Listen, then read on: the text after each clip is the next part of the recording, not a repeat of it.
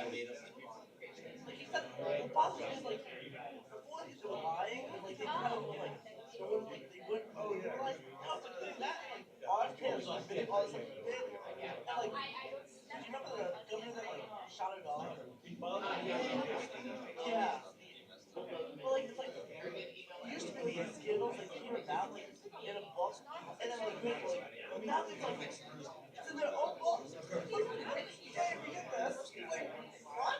What I'm enjoying like between this book and North Carolina governor candidate, it's like it shows that it gives opposite Trump might not once Trump's gone, whatever that may be. Yeah. We'll wait for today. So, okay, you guys want to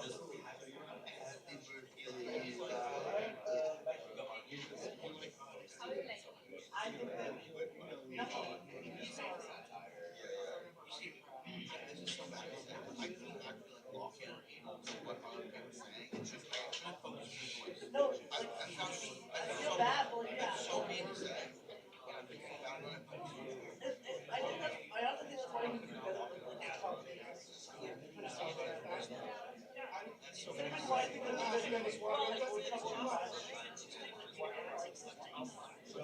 think that's really what it was. But like, I think that, the problem is like, all this, like, after Trump, I would have to think that like all these people that have the exact same handles will less Trump. It's either like you get like really fast excommunicated party. So maybe I have to hope. I don't know. I don't know how I want to do myself. It's like Trump just like he's dancing on a stage for 40 minutes southern in like the sweetest state of the Pennsylvania. And like they're like, oh, he had a fun night. Like, that's how the music's treated. Like, no, he's senile, and he's going to the oh, he's getting pretty he's always been a little nutty, but like now, like, just until it's like more senility rather than just like Trump being stuck. That's a problem though. I feel like because he's always kind of been like this, it doesn't necessarily seem like he's like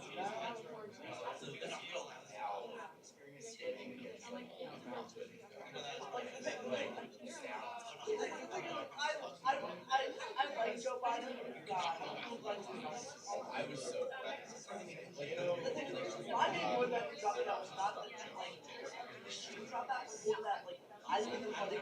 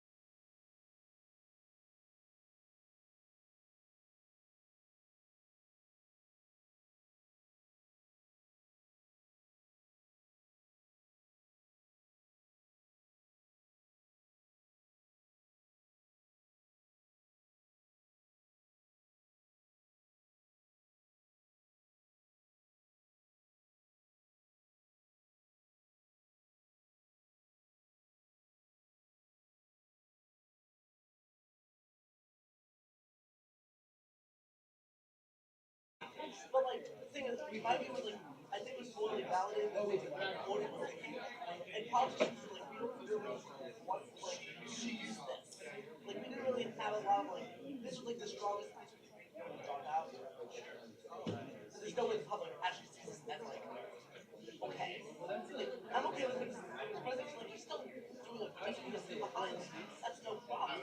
I had no problem with him even being president for another 4 years. I had a problem with him he wouldn't get into that. It was a win. You can't run. This is the one that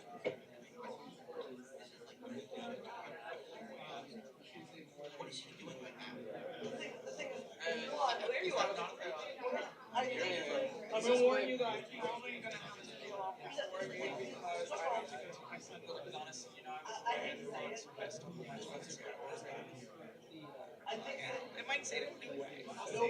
Anyway, but hey, let's see. I'm Dana Fisher. Nice to meet you. I need to start doing more of them. I feel bad that I have like my TikToks stalled. It's very hard. And, well, I'm gonna do it because I'm going to TED, so I'm gonna like the plan is to do a bunch of like here I'm in TED, but it's also just like in process. It's called Countdown. It's gonna be what's her name? Gosh, I can't remember her name now. Patagonia. She's a drag queen who does like yeah, so she does drag queen I met her at Climate Week. She's like a zillion. It's so funny because I was like, wow. And then she had her anyway, yeah, so see, that's evidence that I should be doing. But most of it is going to be just like I should, because I want to do something on the piece that LSU and I did. I don't know if you saw it. It was all about we published a piece that nobody read, which is all about how to be the leader, like to be the climate leader we need. We're tracking, you know. But anyway, so I was gonna do a TikTok about it.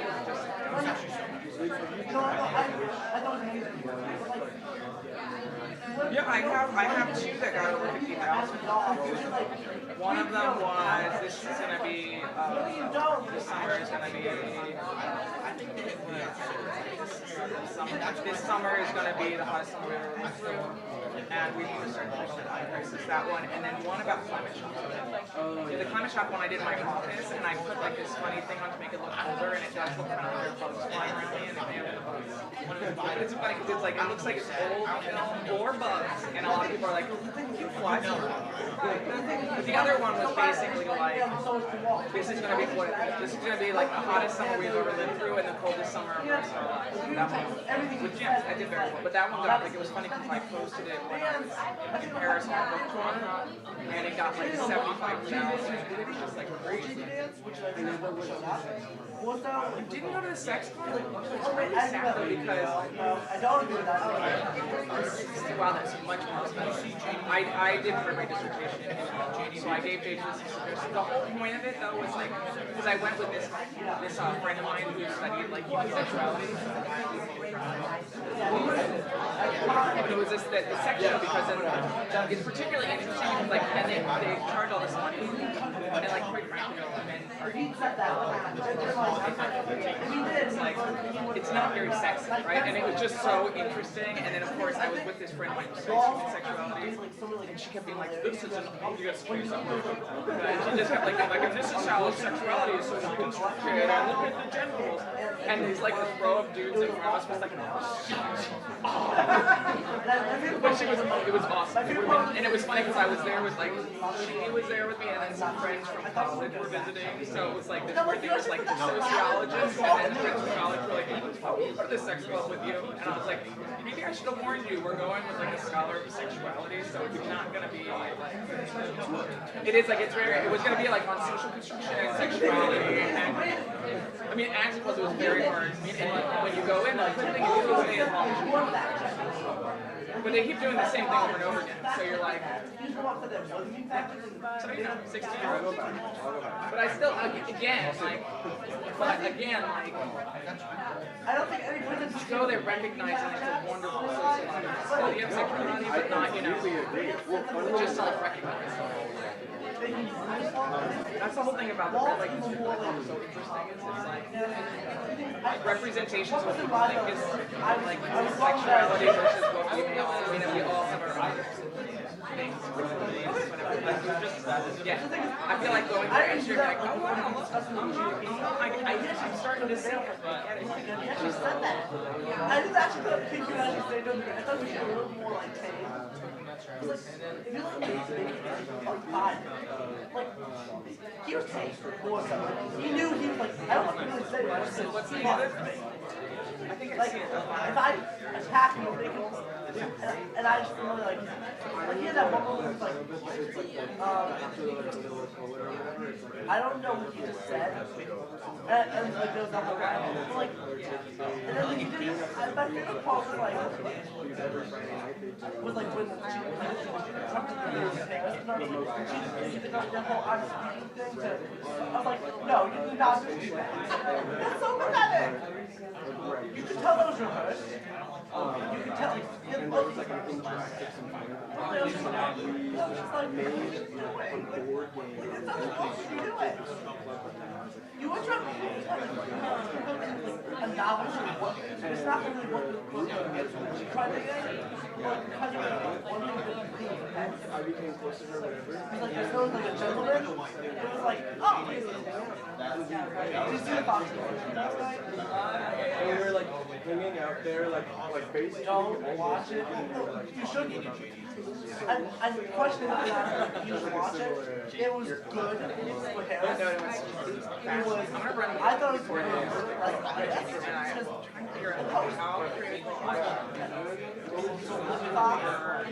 We'll see. He was like, the whole ending with them, he like, every that day. We know that song, right? Like, we know it. She defeated him. Again,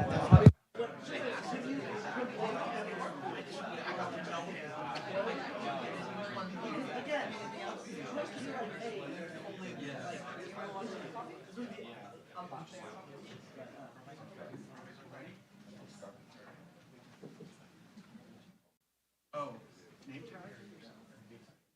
Sorry? No. Sorry. It is a pleasure to welcome you, and we think that this is a very important time to discuss the role of climate change, particularly as it relates to the presidential election in this country. And it's a great pleasure to have two co-organizers of this event. And I think what we're going to do right now is just thank Hannah Perky, who did a lot of the organization, Yanlin Zhang, Lisa Manning of SPA, to thank all of you for coming. Some of you are students in some of our classes. We appreciate your presence here. And I'm speaking on behalf of the Center for Environmental Policy, whose director, Dan Fiorino, is here. And it's also a pleasure to introduce to you Ron Elving, who is the director of the Center for Congressional and Presidential Studies, and also a professor at AU. So just very quickly, if we could have one of you keep introducing. Yeah, well, welcome everybody. The Center for Environmental Policy was established in 2010. So we're about 14 years old now, and our focus is on improving environmental governance in the United States. And this is a great example of an effort to try and understand and improve environmental governance. And thanks to Todd and Ron for organizing this event. They did most of the work. I just offered a few ideas here and there. But welcome to everybody, and we hope to see you at future Center for Environmental Policy events. Thanks, Dan. I'm Ron Elving, and I just want to tell you a little bit about the Center for Congressional and Presidential Studies, CCPS. We are part of the SPA. We are closely related to the Department of Government, and in fact, we're just right down the hall. And we have our own glass enclosed space, and you should all be familiar with some of the things that we have to offer in terms of materials and also events. We'll be having more events. We're having a couple on October 29th to mark the 1 week until Election Day mark. And we'll make sure that you're aware of those events. But they include a presentation by Professor Cynthia Miller-Idris, who is a professor here at SPA at American University. And she is an expert in political violence, particularly about polarization and partisanship that reaches the point of being violent outbursts and government takeovers. We wanted to make sure we got her in before Election Day. So that is going to be, I think, a dramatic event that you might want to put on your calendar as well. It's in Kerwin 301. And that's going to be that afternoon. And some other programming is coming up as well. But today we want to focus on climate change and the issues of this particular campaign and where things stand. Thank you. The other thing I think we should add is that the Helfat Family Foundation is supporting part of today's event. So we thank them. Let's get started. We have several panels. We're going to set the stage on the evolution of politics and policies in the US with a first panel to talk about sort of where we are now and how we got here. After that, we'll talk about climate change and broader US voter enthusiasm. Then we'll get to a panel on climate populism and the problems of bipartisanship with regard to climate change. After that, we'll conclude with a roundtable on how to try and make climate policy more salient for a range of electoral constituencies, such as yourselves, who need to go out and vote if you haven't already. All right, so first, on the first panel, it would be great if we could have the speakers be seated, and I will introduce Raul Garcia, who's the Vice President of Policy and Legislation for Earth Justice, and he's going to introduce the other speakers and keep time and field questions. I want to thank him very much for joining us. He leads a team of advocates working with Congress, federal agencies, and the White House to advance policies on climate, environmental health, and biodiversity. Before this role, Raul served as Legislative Director for Healthy Communities and as Senior Legislative Counsel focusing on protecting federal environmental safeguards and advancing health and safety protections. He's been dedicated to advocating for the rights of underrepresented communities, which informs his partnership-centered approach to environmental advocacy. Thank you. Thank you so much. Thank you, everybody. Everybody awake? Yeah. Ready to go? Yeah? Bright and early. Love it. Love it. Thank you so much. Well, it is truly an honor to introduce our first panel today. Thank you so much for coming, but I feel humbled already just reading the bios and knowing the work that each of you have done. But we want to get to the meat of the substance here today. So I'll introduce Dan Fiorano. Is the founding director of the Center for Environmental Policy and distinguished executive in residence at American University, where he teaches environmental policy, energy, and climate change. He has authored 7 books and over 60 articles, with his work cited more than 5,300 times. He had a distinguished career in the U.S. Environmental Protection Agency, EPA, before joining academia, and has received multiple national and international awards for his contributions to environmental policy and public administration. Thank you for being here.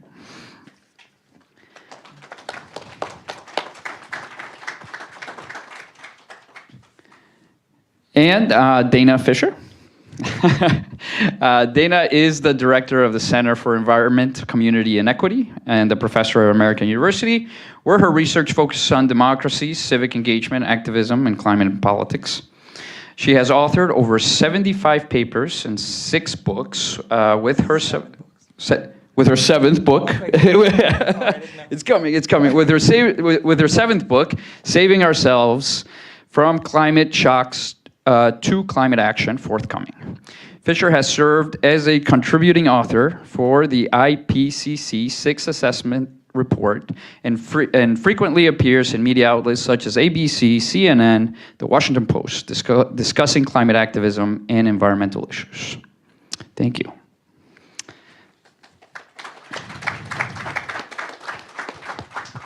So here we are. Dan, we'll turn it over to you. Thank you. It's good to be here. This is on, I assume. So I wanted to set the stage a little bit. I think this is a great question. When Todd first proposed doing this program on why aren't the presidential candidates talking much about climate change, I thought it was an important question, and maybe one that to many of us is not at all obvious. But I'll offer a few thoughts on that, but I thought first I would try and set the stage and give a little bit of context on the role of climate policy in American politics. Of course, in the 1970s, students learned about what Richard Nixon called the environmental decade. So we had the passage of many major laws dealing with environmental issues. The topic was very high on the national policy agenda, and it was something to which political leaders gave a great deal of attention. And although there wasn't complete agreement, there at least was a general consensus that this was a problem that needed to be dealt with, and the political system responded with some very significant legislation, creation of some new agencies, a number of other activities. I don't think any of us would say now that the United States is a leader or a global leader in climate policy, although at times there have been some initiatives and some progress that perhaps could mark that out. But I would call the United States as an inconsistent mitigator in the sense that at times we have progress and at times we have a lack of progress. So what we have right now are 2 competing coalitions, and you see this reflected in the state level as well, so that some states, California, New York, Massachusetts, Maryland, are leaders and would rank with some of the global leaders in terms of climate and energy policy. And other states are much less so. So if we look at the per capita emissions, or we look at the emissions per unit of income, some states have 1/4 or 1/5 or 1/6 of the emissions of some other states. So I think there's substantial variation. At a national level, we have 2 competing coalitions, and we will see this in a few weeks, because whoever wins the election and also majorities in the House and Senate will follow very different, starkly contrasting climate policies. So I think we need to be aware of that. Why has the U.S. not been a leader in climate policy? I think one factor, which we'll learn a lot more about today, is that public opinion is so divided. Concern on climate policy, and this is actually spilled over into some other environmental issues. We have some evidence of that. But public opinion is sharply divided. The widest gaps on public policy issues tend to occur with climate and other environmental issues. So I think that's an important factor. And then, of course, we have leaders of one party encouraging that perception that this is not really an important issue, or it's too difficult to deal with, or human activity is not related, or whatever. I think a second factor is that we have a very substantial fossil fuel industry in this country. And generally, if you look at a state level, states that have made the most progress on climate and energy issues tend to be the states that don't have fossil fuel resources. The exception maybe is California, but California is such a big, complex economy and facing so many threats from climate change that I think we've seen leadership on that front. And it's not just the fossil fuel industry. Everybody drives in this country, pretty much everybody, and everybody is very sensitive to the price of energy. And I think there's a perception that dealing with climate change, at least the mitigation part of it, means higher energy prices. And it means maybe contracting development of our own fossil fuel resources. So I think it's voters as well as major firms. And then I think a third factor is that our system is designed to have lots of veto points. Two chambers, presidential veto, judicial review, and we're seeing how that is really constraining climate policy in some important ways. Even sort of non-constitutional issues like Senate rules on supermajorities. The Inflation Reduction Act, which many people have heralded as one of the most significant, or perhaps the most significant legislative action related to climate change in this country, was passed under the reconciliation process. So it was a simple majority, not a supermajority. One of the veto points, I would say, has been something of an advantage, and that's that we do have a federal system, and many states were able to continue with very progressive climate and energy policies, even during the Trump administration. Had the federal government occupied that policy space, and that had been upheld as a legitimate exercise of federal power, I think we would see much less activity. So let me just set the stage a bit by telling you briefly about what I see as 5 phases in U.S. climate policy. The first phase I would call recognizing the problem, from the mid-1980s to around 2000. And there certainly had been an awareness of climate change, certainly in the scientific community, well before that. And some Presidents Kennedy and Johnson, had actually given a bit of attention, or at least were slightly aware. But I think it was in the 1980s that climate change emerged as an important issue. So I think that was maybe the first phase. 2001 to 2009 is a phase I would call avoiding action.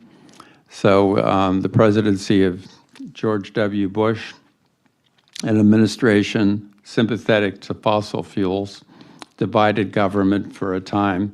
Some legislation related to energy, but there was no real clear or coherent or compelling strategy, and certainly renewables were given some attention, but not a lot. And the Obama years, 2009 to 2017, I would say, was a period of taking the issue seriously.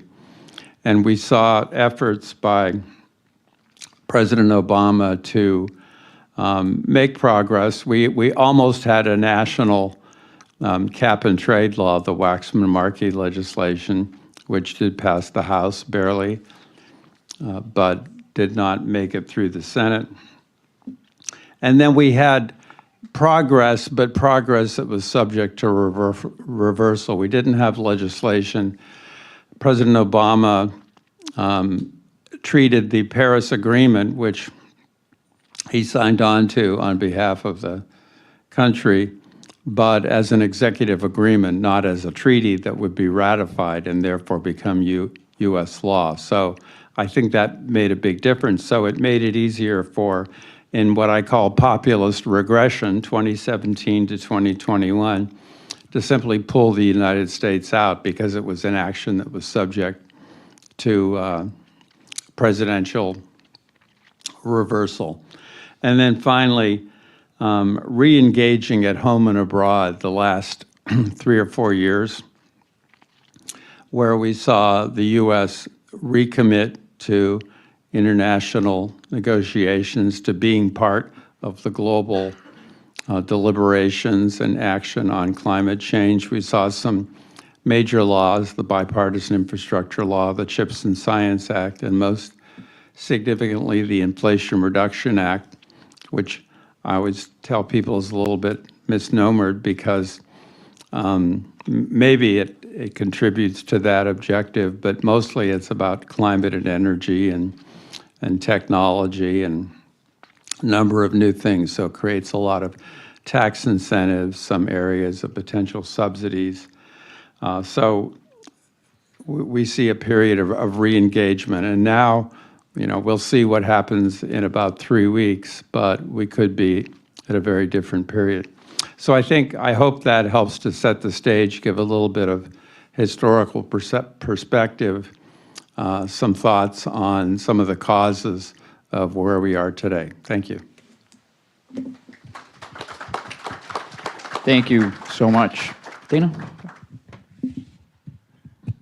Hi, everybody. You can hear me fine, right? Okay, thank you. Okay, great. So I'm Dana Fisher, and it's great to be on a panel here with Dan, because besides the fact that our names are so very similar, we also have been studying kind of different sides of climate policy making for over 25 years. So a lot of my work has been around climate policy making at the US and how it interacts with the international regime. But I study all of the actors involved. I'm a sociologist, and as Raul mentioned, much of my work focuses on civil society and the role that these multiple actors play together, as well as the role that activism can play. So I'm actually I think that the summary that I put together is a nice complement to Dan's, which is much more kind of focused on the policymaking side, but mine is more on the kind of multiple actor perspective. So when I think about the history of climate policy, I think it's a really interesting time. So I do write a lot about climate politics in the United States, and some of the articles that you mentioned are actually articles that I've written about every failed policy that ever tried to make it through the US Congress around climate. So I was delighted to get to finally write a paper about the IRA passing. And actually we published a paper in PLOS One a couple of months ago called Same Tune with a Different Ending, because basically when you look at the decision making around the Inflation Reduction Act, something really interesting comes across when you look at the different actors involved, and that is the fact that the Inflation Reduction Act was supported quite substantially by fossil fuel interests and those who represent fossil fuel interests and states that extract fossil fuels. And that is one of the reasons that we didn't see the blockage like we saw around the companion bill to Waxman-Markey back during the Obama administration in the Senate. So there's some interesting stuff there, but when we think about this moment in time, we do have a climate policy after so many years. But what's really interesting about it is the Inflation Reduction Act, which is a reconciliation package, basically is a carrot, not a stick. So that means it puts money into investing to try to shift the economy by investing in clean energy, but it doesn't stop people from extracting or burning fossil fuels, as you probably know. I mean, today, the United States is the #1 producer of oil and natural gas in the world. And if you look, actually this morning I checked on the Climate Action Tracker, which is a great tool you can use online, which basically works to assess how different nation states are addressing climate change and how they're meeting their requirements under the Paris Agreement. The United States, even with the Inflation Reduction Act, is considered insufficient in terms of meeting its commitments under the under the Paris Agreement. Now, the United States did ramp up its national commitments, its NDC. So its commitments will put us, if it actually was implemented, at around 2 degrees warming Celsius. With the Inflation Reduction Act and with business as usual, as of today, given the policies we have in place, we are over 3 degrees warming if we extrapolate from where the United States is. And we are about to go into a round of climate negotiations where it is being led by a petro-state and nobody should expect anything coming out of it. The negotiations begin 6 days after the election. So those of us who are old enough to have gone to COP6 in 2000, when we did not have a president and nobody knew if hanging chads were going to be counted or not, will know that this is a recipe for disaster at the international level. It's particularly a recipe for disaster given that we may very well be dealing with a challenge from either a Trump campaign or a second Trump administration. So that's kind of the world we're in right now and what we're going into with this election. As I mentioned before, fossil fuel interests play a very big role in our decision making. In fact, I would argue that fossil fuel interests, and there's actually a lot of research that documents how fossil fuel interests are driving the the public opinion polarization that we're seeing today.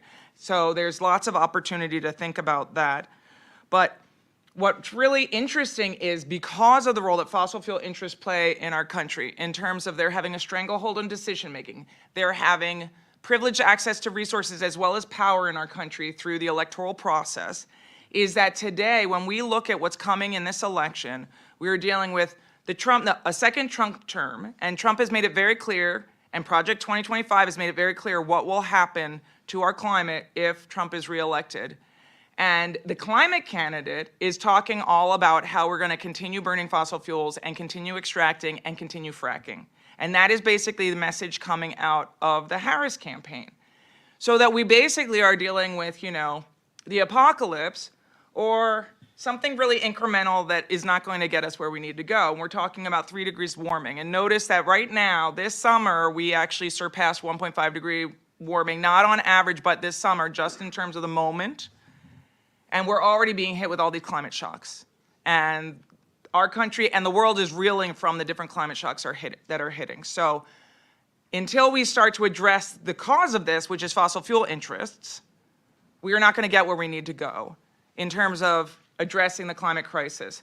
So in terms of election 2024, everybody has to vote. Everybody has to recognize what's on the table here in terms of what we're voting for. And I think that Dan's point about the way that our federated system allows states to vary so substantially means that there are really interesting opportunities to look at climate innovation. But that's not happening at the national level in the United States right now. That's happening at the state level. That's happening at the local level. And that is where the real hope lies, in my opinion, in terms of thinking about climate in the election. So a lot of my work focuses on the role of citizens. I have studied citizens as voters, citizens within the electoral process, citizens as consumers, and citizens as activists. As voters, I think one of the things that's really interesting, and hopefully we can talk about today, is the fact that when we look at public opinion data right now, there are some really interesting findings from the recent State of the Climate Voter report that came out from the Yale and George Mason team. They do this fall thing right before the election. And one of the things that they found is that concern for climate is much lower than it was in 2020 at this time before the election. Which is interesting because the world is warmer, we have more climate shocks, we have higher concentrations of emissions, but what we do have also, and the data show that we have an Inflation Reduction Act, and so there are a lot of voters, including Democrats, who believe that we've taken care of it, and we do not have to worry about climate change anymore. And that is a real problem for thinking through how to really address the problem, even though I said problem twice in that sentence. So in terms of thinking about the way that climate is an issue but not a voting issue for people, is that as long as we have incremental policies in place and there are fossil fuel interests spinning that as being more than enough for climate policies, the idea that we're going to get even more aggressive policies is questionable. When we think about citizens as activists, what we are living through right now is what I would call the climate movement in abeyance, which basically means the climate movement is not particularly strong. which is very common. We usually see movements on the left shrink when we have a Democrat in the White House, and we absolutely saw that. And that was exacerbated by the fact that right when Biden was coming in and starting to take over, we had January 6th, and all of a sudden we saw this very dangerous coup take place, right, that was failed. But because of the insurrection on January 6th, a lot of people who were engaged in activism stepped back from that. And there was this need to push for thinking about following the rules and letting the Democrats lead because they had been elected into office. But as a result, the climate movement, which was quite strong at the end of the 2020 election, really went into abeyance. So what we're seeing now is a movement that's starting to rebuild and is also becoming more confrontational, more disruptive, which is exactly what we would expect. And anybody who studies social movements of any sort, it's exactly what you would expect as the struggle continues. That's how movements proceed, and that's how they grow. So what that means for election 2024, is that we have a movement that's not super engaged, and we have many people on the left who believe that we've done enough for climate, which is, not actually the reality. But there are also many people who care about climate change who are trying to work as activists to push for Democrats to win the election. And I think that's a really important place for people on the left to think about this, and for people on the left to think about their climate activism, but it's not enough. Because even if Democrats win in 2024, if we care about climate change, we know that so much more is needed for us to get us where we need to go in terms of addressing the climate crisis. I'm just going to end, not to scare everybody, but just to kind of think through what it would mean if Donald Trump wins the election in a couple of weeks.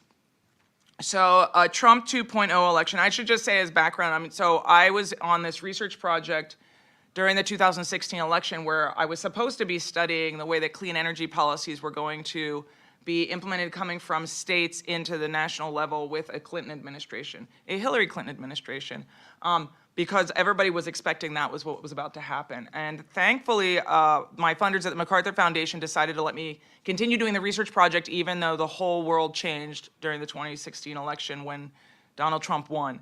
And so instead of being able to study how clean energy policies expanded and the Clean Power Plan actually was implemented, I watched and studied and documented how everything was pulled apart and dismantled as quickly and as effectively as the folks who were brought in with the Trump administration, who were not the most organized people on the planet, were able to do it. This time around, there's a lot more organization behind it, and a lot of people have been talking about this.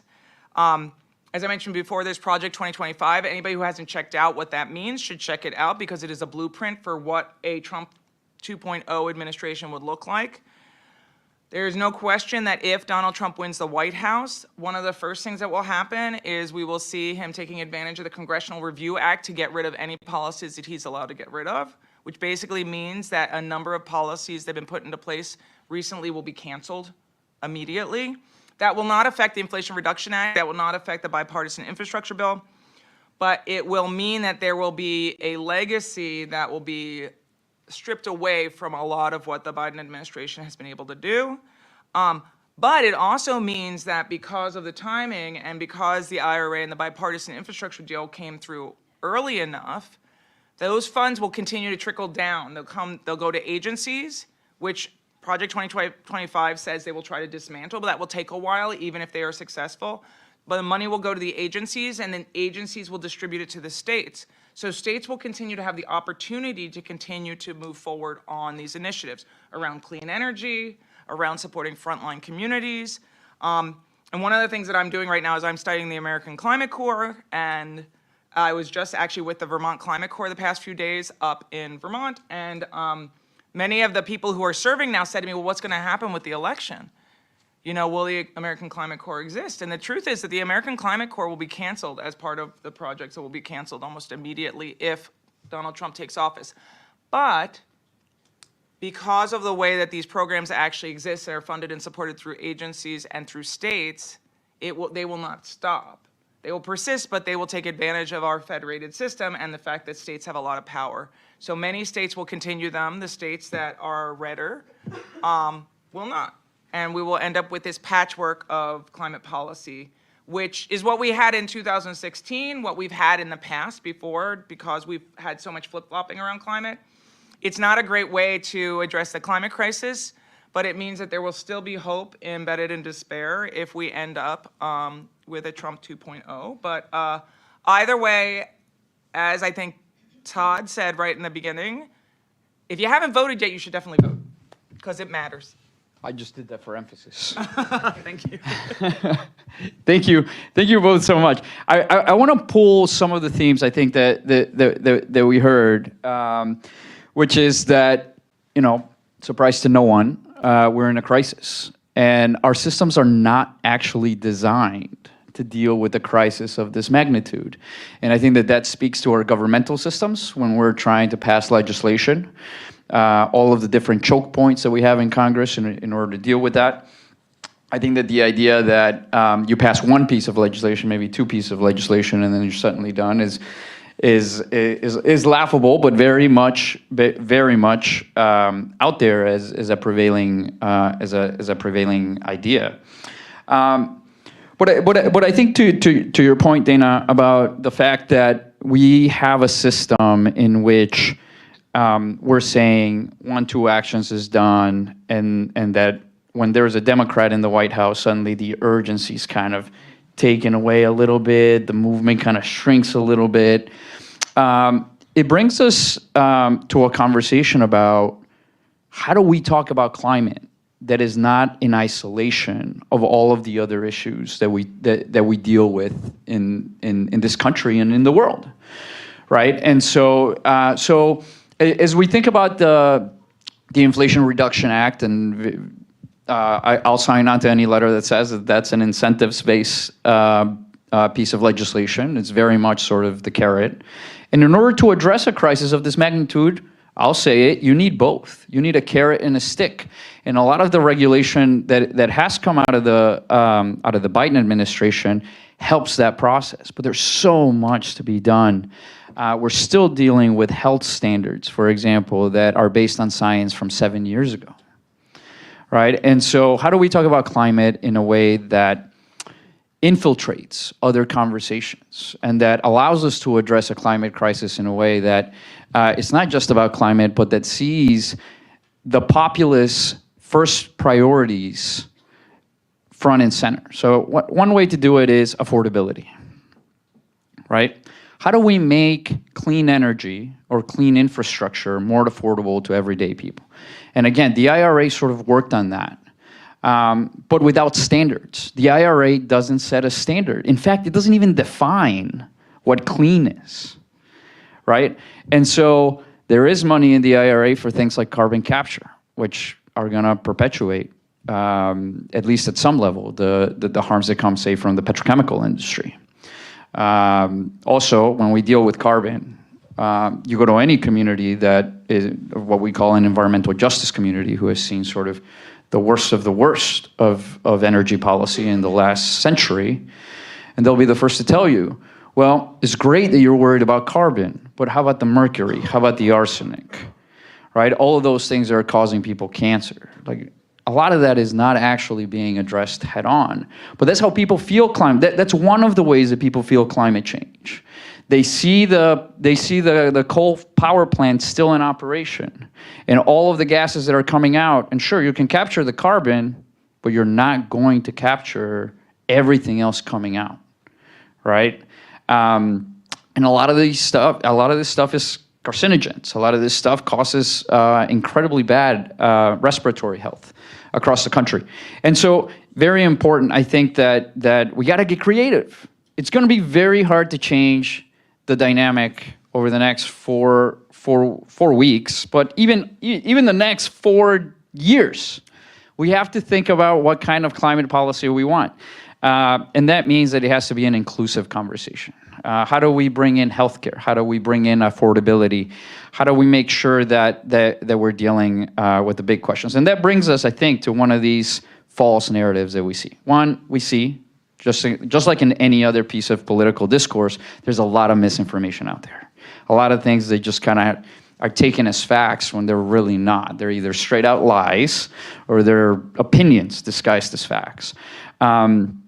And I think one of those is the false choice that we've been given between strong regulation of energy sources, particularly fossil fuel sources, and economic progress, right? That's the discourse on Capitol Hill every time one of these bills comes about. But what is it going to do to the economy? And not only that, but what does the modeling tell you? And look, the economic impacts and the modeling are great tools, and they should definitely be part of the conversation. But the fact that we are only focused on those things doesn't do the job. It doesn't really give you a wholesale view of how communities on the ground are living with climate change. Particularly in a way that's not localized. When you hear about a hurricane, when you hear about a wildfire, I see it all the time. Like, we make some phone calls and it says, well, that's Colorado's problem, or that's Puerto Rico's problem.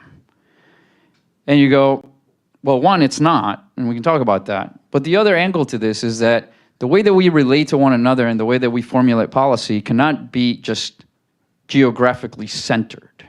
It has to be systematic. And I think that's an important note that I think both of you covered in a very precise way. And I think I'll close here and we'll get into questions, but I think that it's also very important as we think about people on the ground to think about not just whether or not we address climate change, but how do we address climate change? The last energy revolution in this country was built on the backs of people of color and low-income individuals across the board. There are sacrifice communities that you can point to on a map if you look at an ozone mapping tool, at a particulate matter mapping tool. And you can see, and you can look at the demographics of that community, and you can see the level of income, and you can see the racial and ethnic diversity within that population. All the data points to it. And so it's important that we say, yes, we absolutely need progress on climate change. That requires clean energy. That requires standards that are going to drive down fossil fuels, period.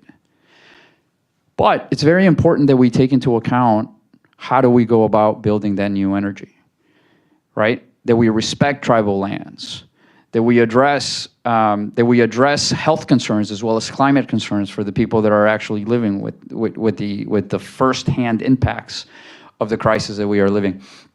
And so that's a puzzle. I mean, that's a puzzle that we haven't quite figured out. And I think it's also one that ensues division, even within those that want to act on climate change.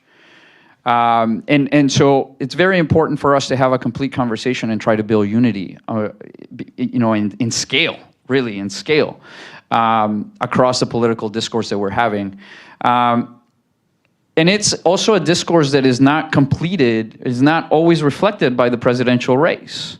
The presidential race, as you mentioned, Dana, is really between someone who's going to go all out for fossil fuels and everybody else be damned, and somebody who's saying, we need small-scale steps. I always at work, I always say I always put it this way. When you're dealing with a crisis, say your house is on fire, right? Small-scale steps don't always do the job. If your house is on fire and you have 3 hoses and 3 fire hydrants near your house, and you go, oh no, we're only going to use one. We're only going to use one. No. Say, bring them all. Get the buckets. Let's go.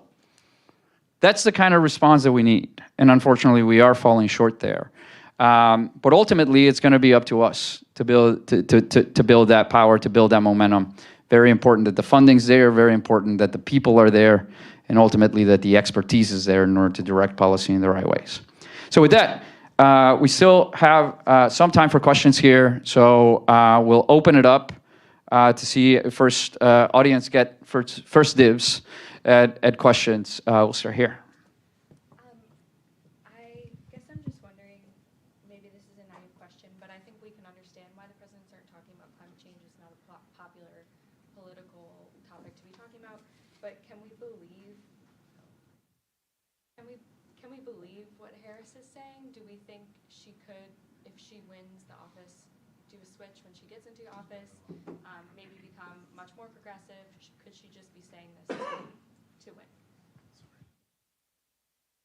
I'll go. I mean, first and foremost, climate is not as popular as it has been. 70% of the population say climate is a substantial issue that should be addressed. It's just when you look at people's priorities for voting behavior, it doesn't go as high.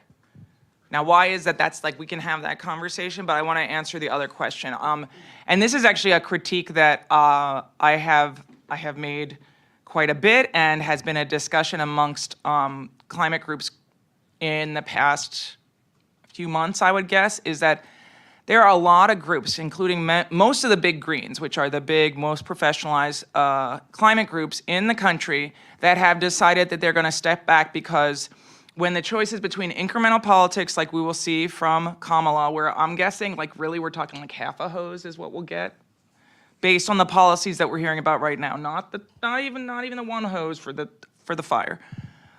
Versus basically just burning everything to the ground as fast as you possibly can. The argument is incremental politics are better. And I actually, in my recent book, Saving Ourselves, which actually came out in February, I don't know where that bio came from, I talk about why that's just insufficient and not gonna get us where we need to go. But the deal is that a lot of green groups say we should just support that because the other option is so terrible. And there are so many reasons why it'll be terrible. It'll be terrible for democracy. It'll be terrible for immigration rights, for LGBTQIA rights, for women's rights, for racial justice. I mean, like, everything.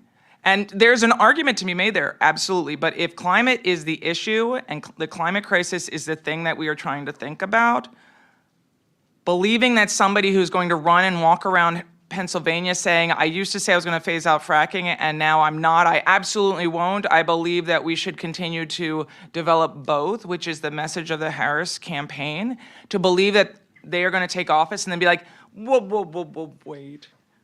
Psych, I actually was going to go back to what I said back in 2016 when I was running for president. There's no reason to believe that. And the thing that I think is very frustrating is, and a lot of green groups are debating this, particularly kind of the more grassroots-oriented groups are pushing this point, is that this is the moment when people have leverage.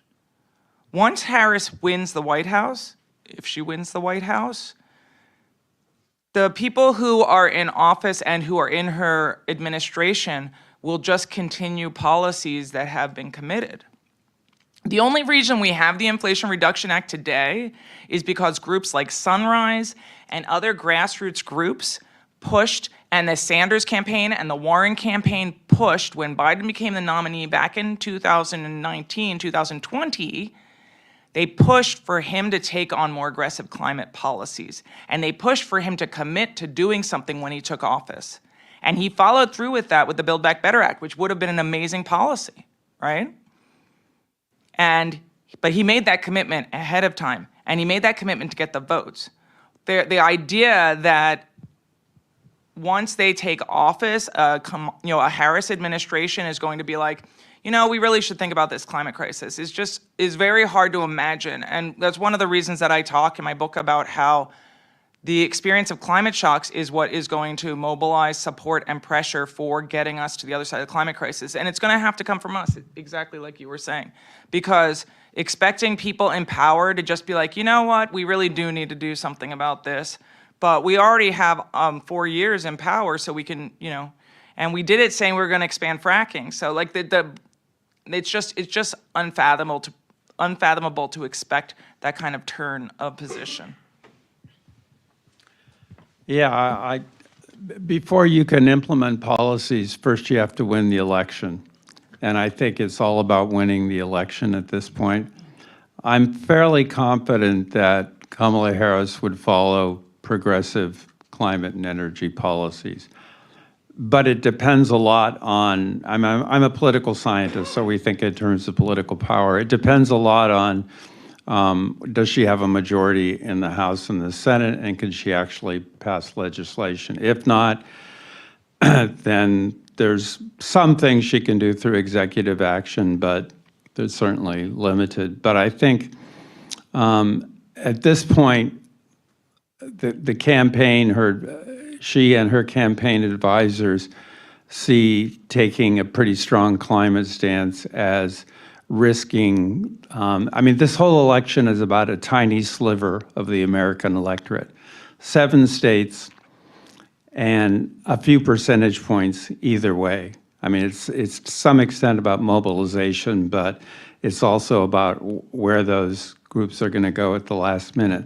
So I think they're being cautious about climate and energy, and I think there is this perception that dealing with climate mitigation means higher energy prices, and I'm not quite sure where that comes from, but in the short term, it could. And I think that the Harris position on fracking, for example, that's all about Pennsylvania and a couple percentage points of the votes in Pennsylvania. And I think they decided it was safer to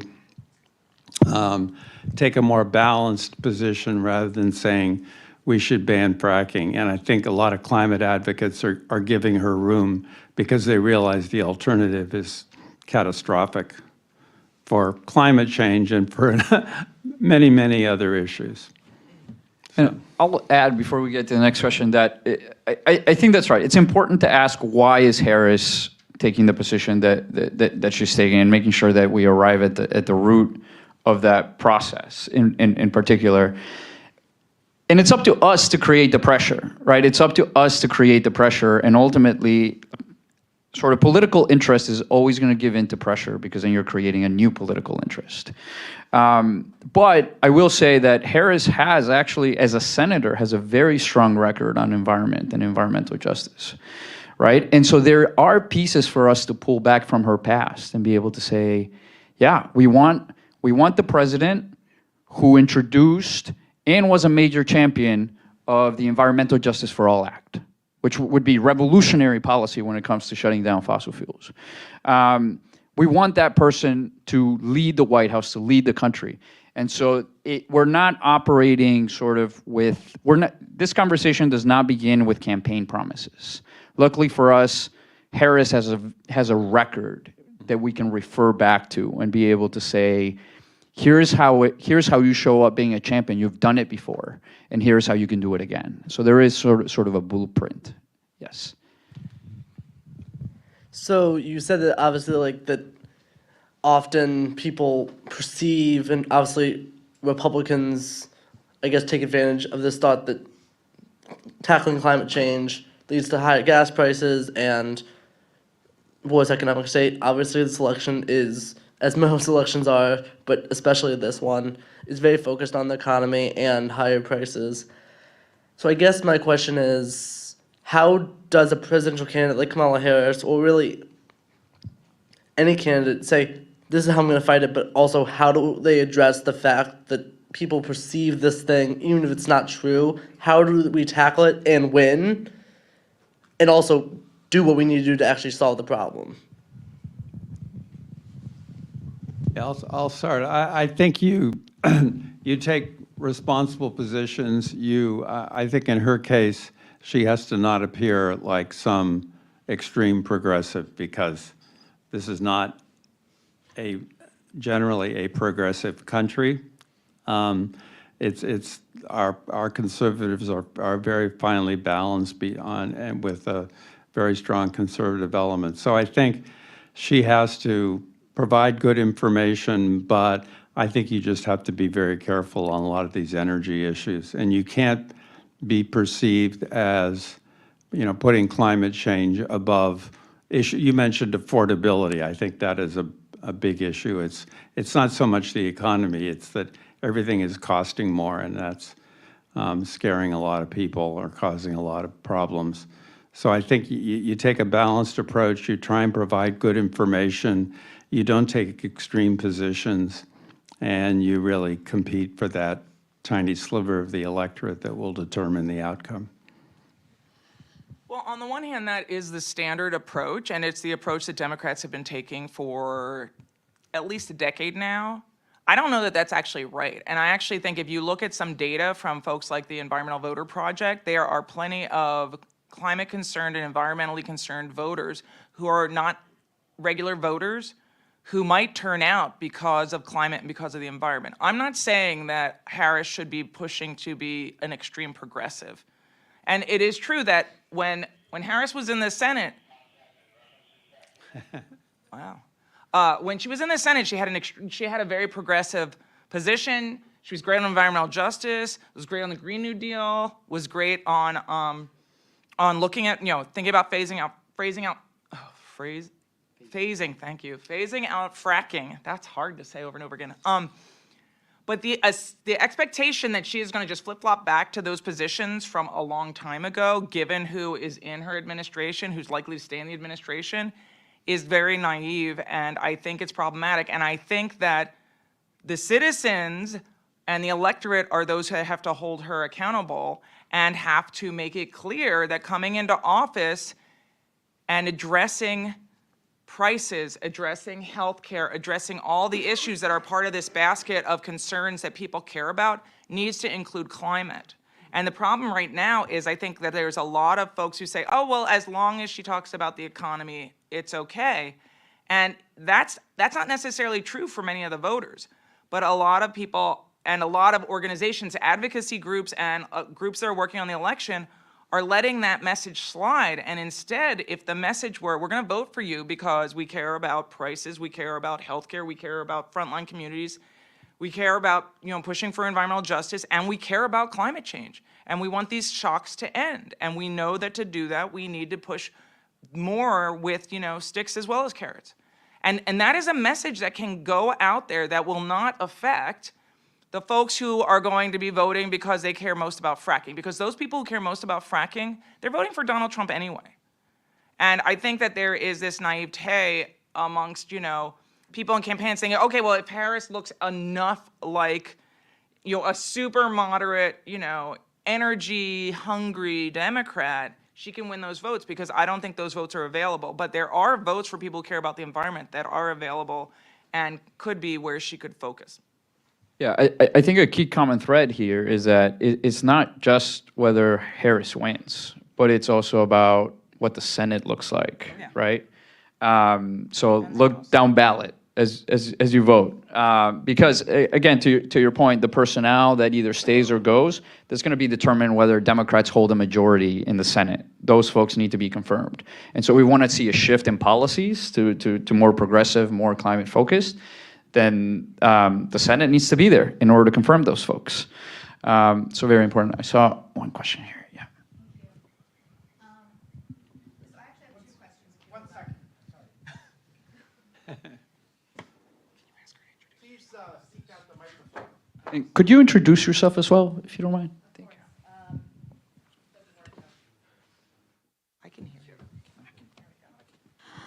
My name is Naman Hato. I'm a professor at Johns Hopkins. I teach energy policy and climate change. And I have actually two questions, if you'll allow me. The first one is in reference to the two candidates that we currently have. And as you clearly mentioned over and over, both are, when it comes to climate, are quite disappointing.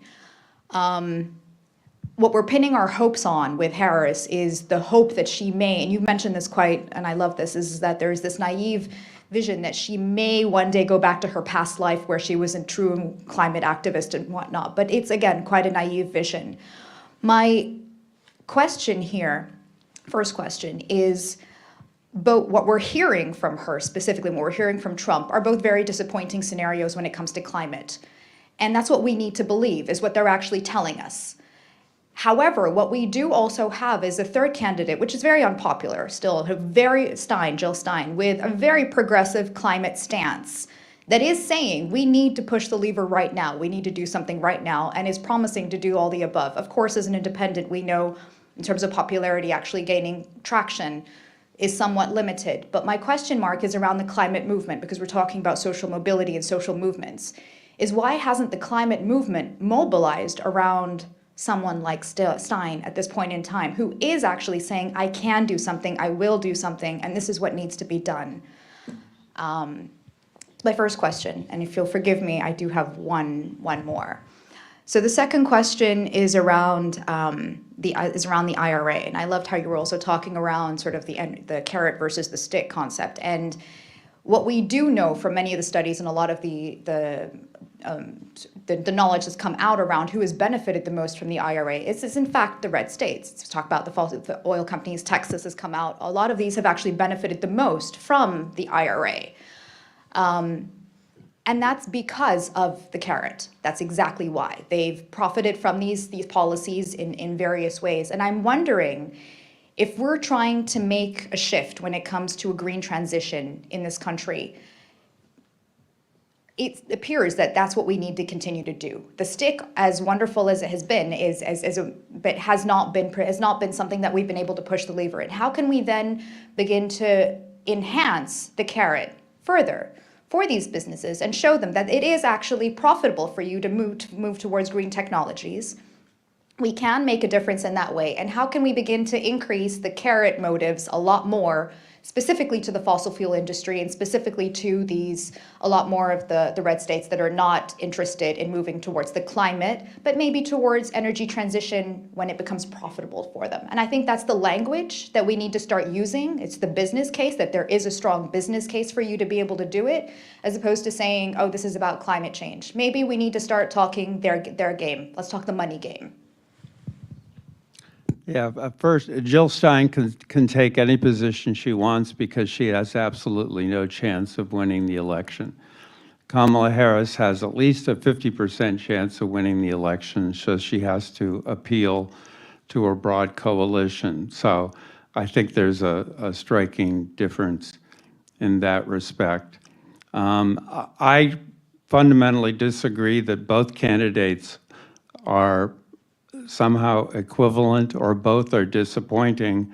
One candidate is far, far more disappointing and certainly destructive to the climate, and the other candidate offers some very good possibilities. Once a Democrat is elected, then you can move back to the left a little bit, and you can try and build up your constituency, and I think we'll see more attention to environmental issues generally under a Harris administration. But I think the scenarios are so starkly different that to put them in the same category is really misleading. Well, I think though that if we look back historically at Democratic wins, I'm not sure that, and I'm a political sociologist, so I've studied environmental policy making since the 1990s. I don't know that I can think of an example of a Democrat who won and then all of a sudden shifted to the left, unless the Congress was more progressive than the administration. And given what we're seeing in terms of modeling, and maybe some of the people later today are going to talk about this a little bit, with regard to the Senate and what we will get out of the House in this election, there is no evidence that we're going to go there. But going back to these questions, I think, I'm going to go backwards on your questions because I think they're really interesting questions. I mean, first of all, there are all these rumors and discussions going on people who have been in the administration during various periods of time in the past 20 years who are talking about what would go into an IRA 2 bill. I mean, and it's funny because I keep thinking about the Kyoto Protocol for some reason today, and I'll tell you why. I mean, the Kyoto Protocol was, this really interesting opportunity to regulate and use a stick at the international level to get nations to address climate change. If it had actually worked, which it didn't, we would be in a completely different world today.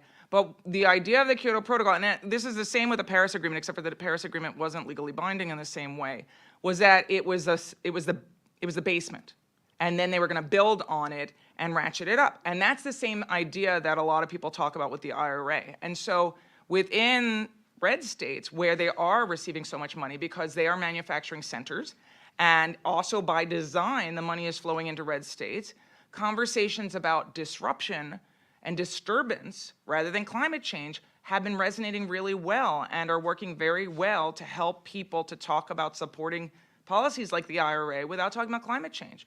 And I think there's a way to think about doing that moving forward and thinking through a more aggressive reconciliation package for IRA 2 that could do a lot more. But that would require a Congress that would pass it, right?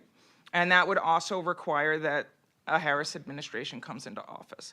Going back to the, and I'll talk quickly because I know you want to move on, but with regard to this question about, okay, agreed Stein doesn't have a chance. Why is the climate movement not even talking about it and not mobilizing around her? And this is why we've been thinking about the Kyoto Protocol. This is like, go read about the 2000 election if you weren't practicing political science at the time. The 2000 election, we had Ralph Nader on the scene. Some of us in the room might remember this, right? Ralph Nader was on the scene, and a bunch of environmental groups got behind Nader. And it was a question about whether or not Gore could win the White House, because there were lots of people who were saying that they were progressive. They wanted to support the policies that Nader was talking about. It was amazing to have a third-party candidate, et cetera, and so forth. So they started this Nader traitor voting process where people were going to switch their votes based on whether they were in a swing state or not, et cetera. This whole thing happened. Then we had that, Florida, the hanging chads, et cetera, so forth. George W. Bush comes in the White House. Kyoto Protocol is destroyed in part because of this, but also our nation is not under a Gore administration that is thinking about climate change, and instead is under a George W. Bush administration. And I think that the climate movement and the environmental movement learned a lesson during that period of time about the unfortunate realities of the two-party system in the United States. And I think that they're continuing to smart from that. We'll go here. It's right here. Hi, I'm JP. So on the two-party system, yes, as an activist myself, it feels hard to spend energy that I have built with a movement and dump it into an unserious political organization. And part of what's also hard about that is that in a two-party system plagued by polarization where you're mostly voting against the other candidate, by design, things get flattened. And a lot of these complexities aren't talked about. And Dana, or Professor Fisher, when you were describing the Green New Deal and the sort of coalition that allowed Biden to build, or the climate movement to build political capital and exercise it under Biden, part of what I get from both of your answers is that political capital comes from somewhere in order for it to be spent. And part of what I think is really confusing right now is that some of the clear coalitions that we might have seen prior to the IRA seem split or being part of that demobilization. So I'm curious as to whether you, one, agree with that they are split and demobilized, and two, do you see any emergent coalitions forming?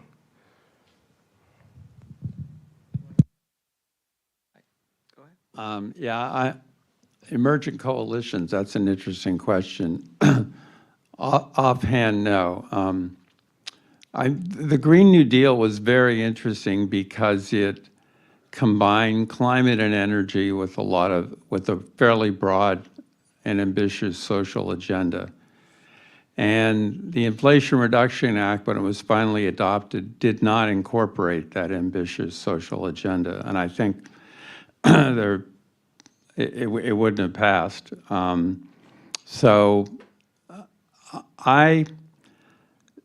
When the Green New Deal came out, I thought that is probably not the best way to present these issues, to link them all together. And it was a resolution. I understand it was more of a statement than proposed legislation. But sometimes you have to, in an incremental policy system, which is what we live in, sometimes you have to break issues up. And I think that is what happened in the IRA. But I'm not sure what emerging coalitions there might be, but maybe Dana has thoughts on that. Sure. I mean, I just want to start by saying that while I completely agree that we are currently living in an incremental political system that basically rewards and only provides opportunities for it, the climate crisis demands audacity. It demands that people start putting more pressure and taking power back from fossil fuel interests, power back from those in power who have taken so much money from fossil fuel interests that they only vote and only do their bidding. And while, I mean, we can talk about the reality of this electoral cycle is exactly as is being said here, but it is going to put us on a path towards destruction. This week, the State of the Climate report just came out in Bioscience for anybody who reads that stuff and who has been involved in the IPCC. And the future is so dire. And the fact that we are not talking about it and talking about the social consequences of what is coming in the next 5 to 10 years is mind-numbing to me. So with regard to answering your question, JP, we know that solidarity is necessary for movements to be successful and effective. And I can just say that I have studied countless movements. I have studied movements across the political spectrum and around all sorts of issues over time, and have written books and articles about all of them. I'm happy to give you references to all of those things. But what we know is that solidarity and combining orientations, identities, social classes, and concerns together in coalitions is how movements work and how they build the kind of pressure that's needed. Right now, you are completely right. We do not see really clearly a coalition in place. And it will depend on what happens in the election in a few weeks, what comes.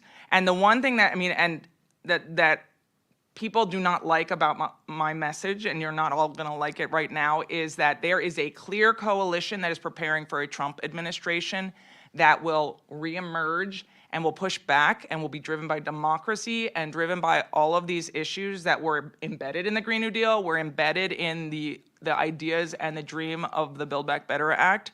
And they're already in place and starting to think about what will come, if necessary.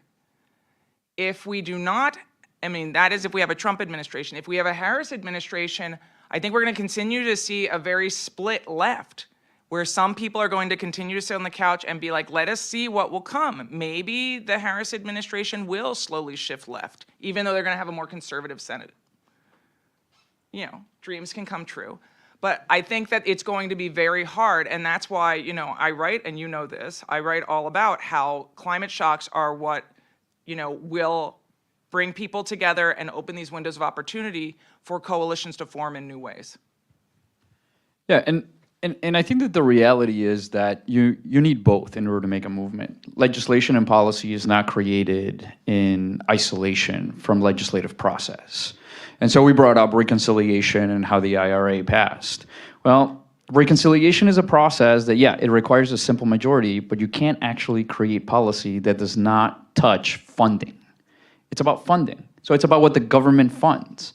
And so you couldn't actually insert regulation into a legislative process like the IRA because the Senate parliamentarian would have blocked it. They tried it with immigration, and they blocked it 2-3 times, different variations of it.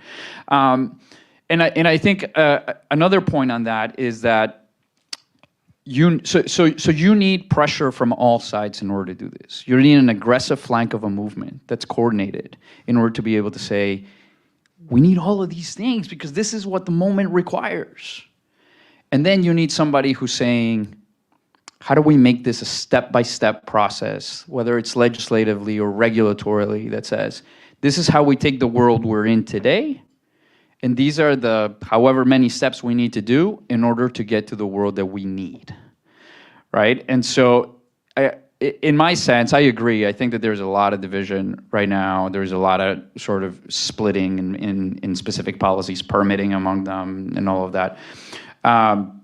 But ultimately, if we're going to do this, we're going to need everybody. And I don't think it's necessarily about someone new coming to the table. I think it's probably time that we get our act together, like the people who have been around for some time now, including Sunrise, including all of these groups that now have a credit now on Capitol Hill and have movement credibility. We're gonna have to have these moments of reckoning, I think, in the not too distant future. I believe we are out of time. I'm sorry for any questions we didn't get to. But I think the panel will stay here, and we can take questions privately. Thank you.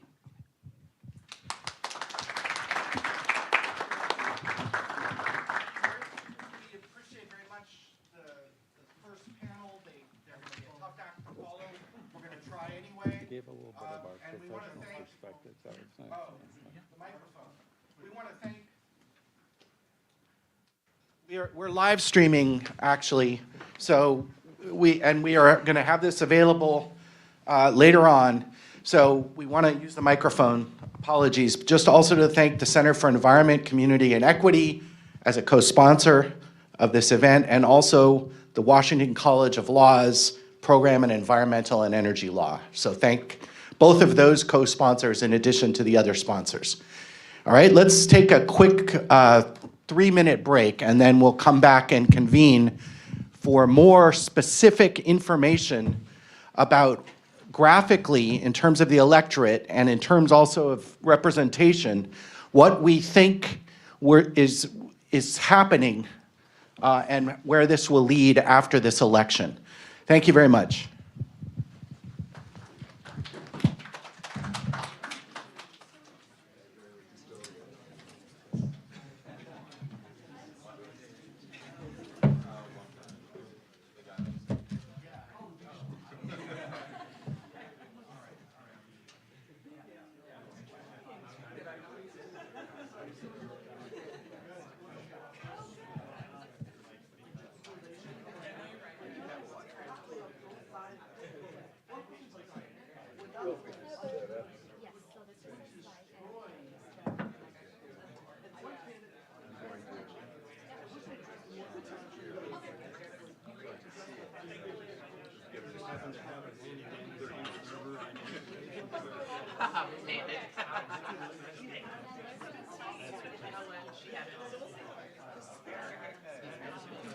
Yeah, the podium sign, Phil.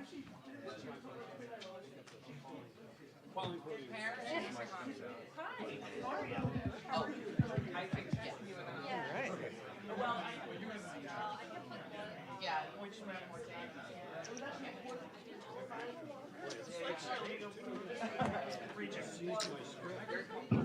well,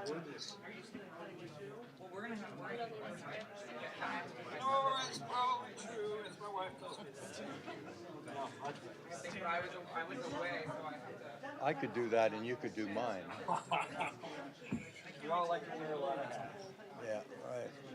Yeah, no, it's crazy. We just not like, we're just being as much fun. material. All over the country. Yes, no, I would love to figure out. Yes, great.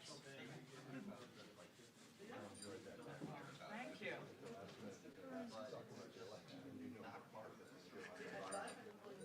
No, I'm so excited for you. Do it. And I hope you're going to talk about Congress. Okay, good. Maybe just need to. Thank you. Keep this here just in case. So for these slides, is there a clicker or should we just come over here? Mr. Silver has a clicker. Oh, great. Okay, cool. I saved it. Here, just in case. Yeah. Jim has it. I got it. I bumped it. Ooh, it went. Yeah, I didn't do that. That's you go. Ellen. She's fixing it. So this is the second. That's what I want, right there. Oh, that's You want it? One we want, yeah.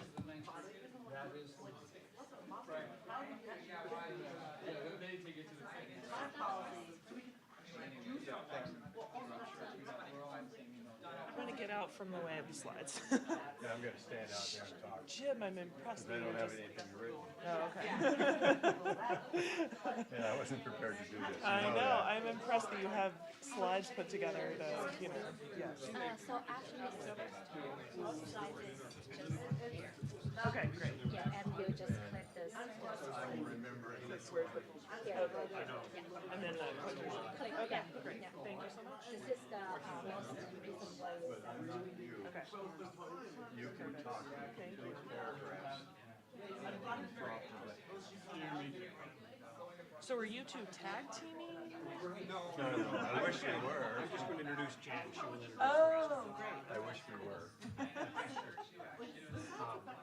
Last night, Jim was presenting to a group of Chinese scholars via Zoom. So it was a perfect 8 p.m., 8 a.m. conference. All the Americans It went to an 8, it went to 10, 10 o'clock at night, 10:15. Meanwhile, The Chinese people are all squeezing in on their bicycles and saying 500 billion dollars in flavor. Oh my God. You know, so it was saying And I came here just to have a nice breakfast and learn a lot. Here you are teaching. Teaching is learning, right? I'm sure this is brand new. But once in China it was. I had, when I was at Georgetown, the first year I was at Georgetown, we were just fully remote. And so we had a bunch of Chinese students, and my class was at 6:30 p.m. Yeah. So those poor kids. You know. There you go. Yeah. That's all it can be. Yeah. My father, who was a man of the cloth, somebody once, when I told them that, said, "Oh, he's a haberdasher or a tailor." You're loaded in. Anyway, he said he always had a sermon in his back pocket. Yeah. He's going to introduce you. I think Jim. It's good advice. Yeah, I'm just going to introduce Jim. But I do want to take our credit for being the guy. Well, I'll just be the one who explains. Okay. Okay? So thank you. Okay. I'm sure that'll be great. Thank you for. Yeah, of course. I think it'll be a good discussion. It'll be nice. I think the Q&A is like the most interesting. I mean, I think I very well may fill 25 minutes. We'll see. But And you'll take all the questions, that's good. I'll try. No, you'll have Did you drive many down valuable things to offer. from Pittsburgh? I did. From Philly. Philly? Yeah. I did. Oh, wait a minute, where are you? I'm at Penn. Penn, oh, I'm Yes. sorry.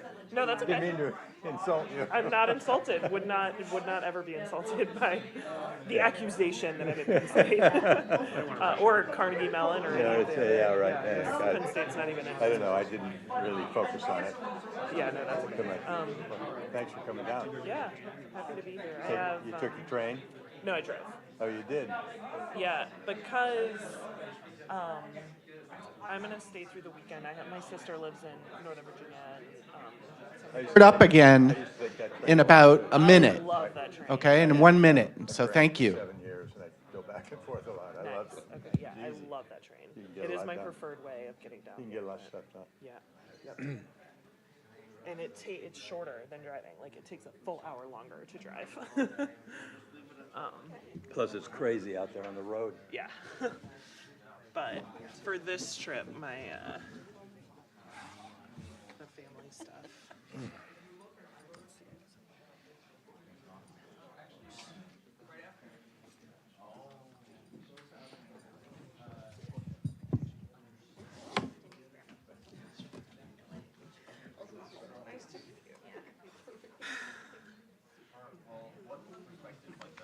I'm not Charlie. I know. I've enjoyed your work over the years. Charlie. I'm Paul Bledsoe. Nice to meet you. I used to work in the Clinton White House on climate and loved your work. Well, I don't know anything about this topic, but I'm going to talk. You know a lot about politics. Yeah, which is crucial information. Was this yours? I think this might be my glass. No, because I had one here and I brought No, that's okay. Thank everyone for being here, and we're going to recommence. We're going to move from the world of climate science to more direct discussion of the world of political science. And we have a distinguished panel of people who are here. I want to be the one who tells you that we have been honored, and it's extraordinary as a stroke of luck, that University Distinguished Professor Emeritus James Thurber was attending the program this morning and has consented to step in and present on a subject that he knows extraordinarily well. In the absence of Mr. Cook, who has been delayed, I'm sure there's a climate angle, but Baton Rouge is not the easiest airport to get in and out of. And Charlie teaches at LSU in addition to all of his media duties. So Charlie Cook will try to join us later on if he can, but right now he is hung up between flights. So, in an extraordinary stroke of luck, I looked up and saw my mentor, James Thurber, present and said, "Jim, could you do what Charlie Wood is going to do?" And as it turns out, there are even slides. That's how well prepared the man is. So I want to tell you that, but I'm also going to introduce you to Jan Lilly, who is my colleague in the Center for Congressional and Presidential Studies. She is the Director of Research for the center and also my co-director. So she is a full professor here at SPA in the School of Government. She has a number of publications, particularly on voter behavior. And Jan is going to introduce you to the other panelists. Jan? Thank you, Ron. Welcome to the panel on broader issues, in some senses, in the current political climate and election. I was quite excited to have the privilege of introducing Charlie Cook, who I had never met before, and of course is well known and respected in DC and here at AU in political science, of course. But when I arrived, found out that instead Jim Thurber was stepping in, and I feel even more privileged. So for the students here, Jim has been a mainstay of the Department of Government and a scholar and expert in the study of Congress, the presidency, and policymaking in the U.S. He is the distinguished University Distinguished Professor of Government Emeritus, and he's founder of the Center for Congressional and Presidential Studies. He, for many years, for the students here, was really what the profile of American University among political scientists and in terms of individuals who were in the news talking about what was happening on the Hill, which he knew directly about by having many close and professional relationships with members on the Hill. So he is one of the pillars of AU's status, both on the Hill and in the discipline. He's written more than 90 books and chapters, most recently, though emeritus, still working hard and with insight. His two recent books were in 22 and 23 on campaigns and elections and on presidential congressional relations.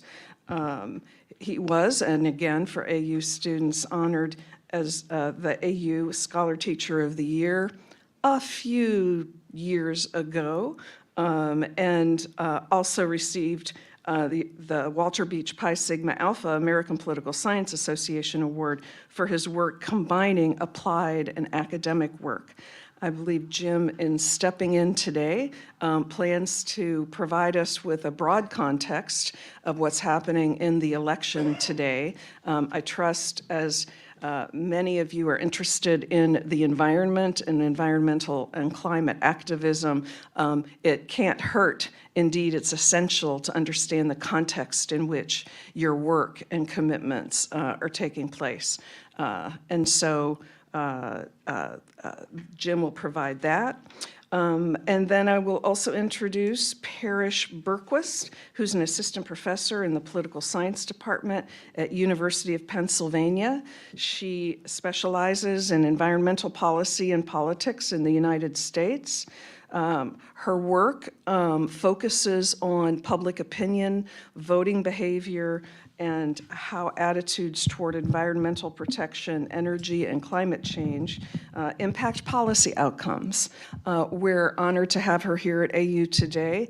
In some senses, work on public policy outcomes is sometimes on the fringes in the discipline of political science, and we're getting better at working what we know is the basic fundamental theoretical and scientific knowledge of political behavior in the United States and elsewhere. We're getting better at combining that scientific, longer-term and data-driven work into understanding influences on public policy and ideally, therefore,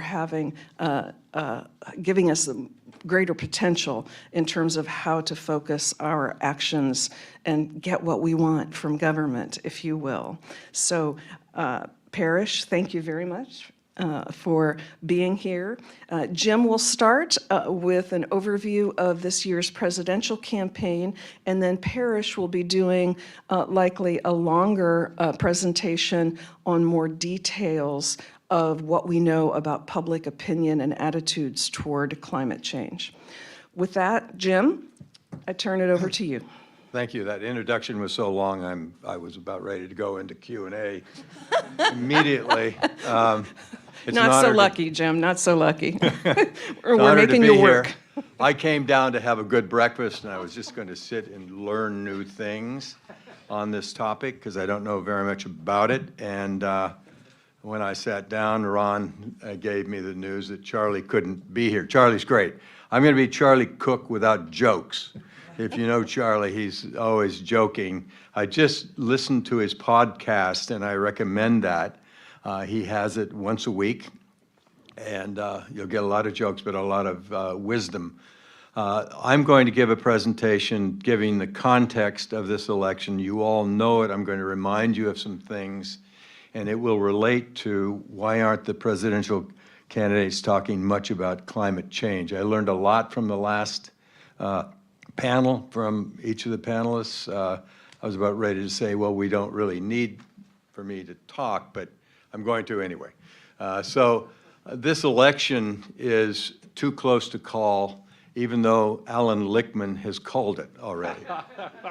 And if Alan was here, we could have a debate about that. But you know, we want to have a parsimonious model, meaning few variables. He has 13. You only need 1 or 2 in this election in the model, and the first and foremost thing is the economy, or perceptions of the economy. The market's up 500 points on the Dow today. For some, it's doing very well. Unemployment's down. All these indicators are showing the economy's doing well, but it's about inflation. It's about the cost of groceries. It's about the cost of gasoline, which is directly related to this day of discussion. It's about housing, and it's about housing for the next generation that's coming out that feels quite left behind. And that is why the one candidate has a clear strategy, theme, and message, Harris.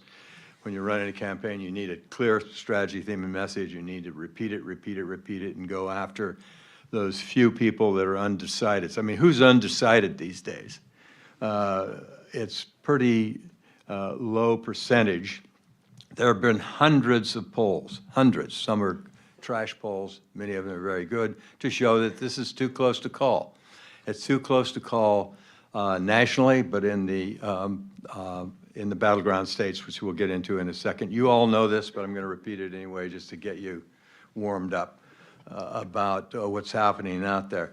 Immigration is the next issue, and Trump is vile in terms of his attack on immigrants, immigration and the border. I won't go on and on. He is random in terms of his campaign, and I think that's the best thing going right now for Harris, maybe, is that he is so disorganized. But what he's doing is he's appealing to the base. He's going after people who've been left behind, who've been shamed, who feel that the elites in Washington, in this room, I kept thinking, gee, what would people in Appalachia think about what you were talking about today, right? I mean, sorry, but they would think this is the deep state planning something that they don't want, even though it's in their behavior. I mean, it's in their what they should want. They don't want it, and he's appealing to those people. Crime is going down, but Trump is saying we have a problem with crime. And of course, freedom for women to select the health care that they want. Abortion, in particular, is very important. Health care. If you look at all the polls, these are not academic polls, but the major quality polls. Climate change and environment is really way down at the bottom of the issues that people are concerned about. Why aren't they talking about it? Because they're going after votes. And why aren't they compromising, and why are they compromising so much? Because they want to get elected. Why is Harris saying that she's not against fracking in Pennsylvania that came up before? Because she wants to get elected. And in order to get elected, you must take Pennsylvania. And that's going to be very difficult.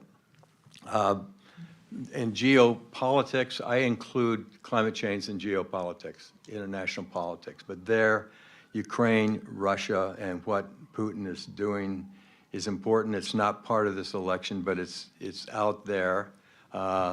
International issues usually are not that relevant unless there's a war, and there's a war going on in the Middle East. And there's a huge split on campuses throughout the United States in terms of Israel, Hamas, and Lebanon spreading to Syria, et cetera. That's part of this campaign also. And trade, Trump has been saying wild things about trade, like 60% tariff on Chinese products coming into the United States. He is also never talking about climate change. I think that Harris has spoken to it on the international dimension maybe a few times, but it's not a key part of her campaign, as you know. We're highly polarized, you know that. Let me just talk about polarization a little bit.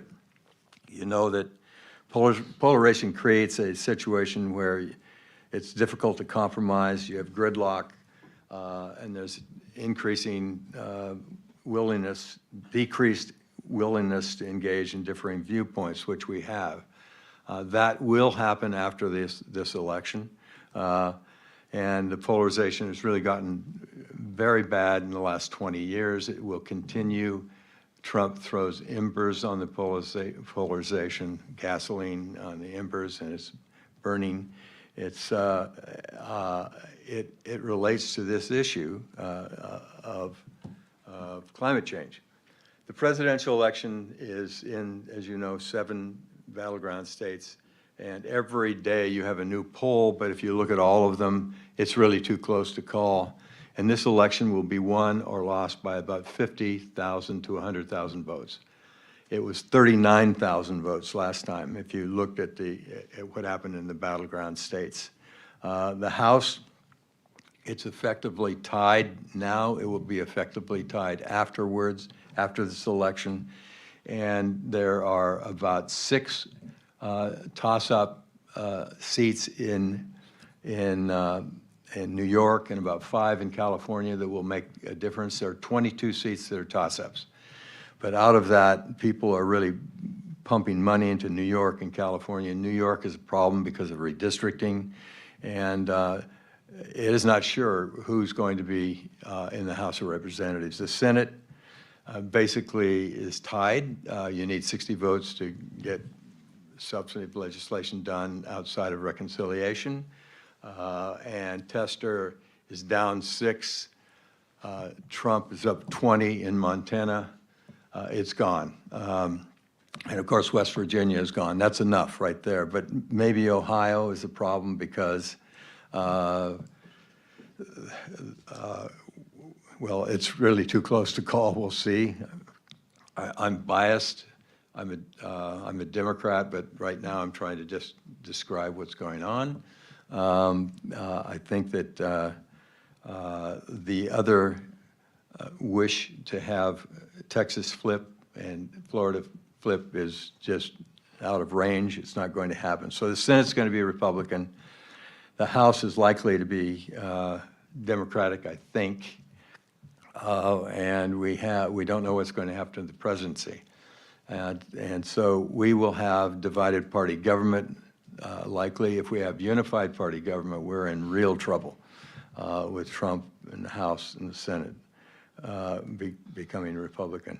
Arizona, Georgia, and North Carolina are probably going to go for Trump, although it's too close to call. The others are really from day to day an issue as to who's going to win.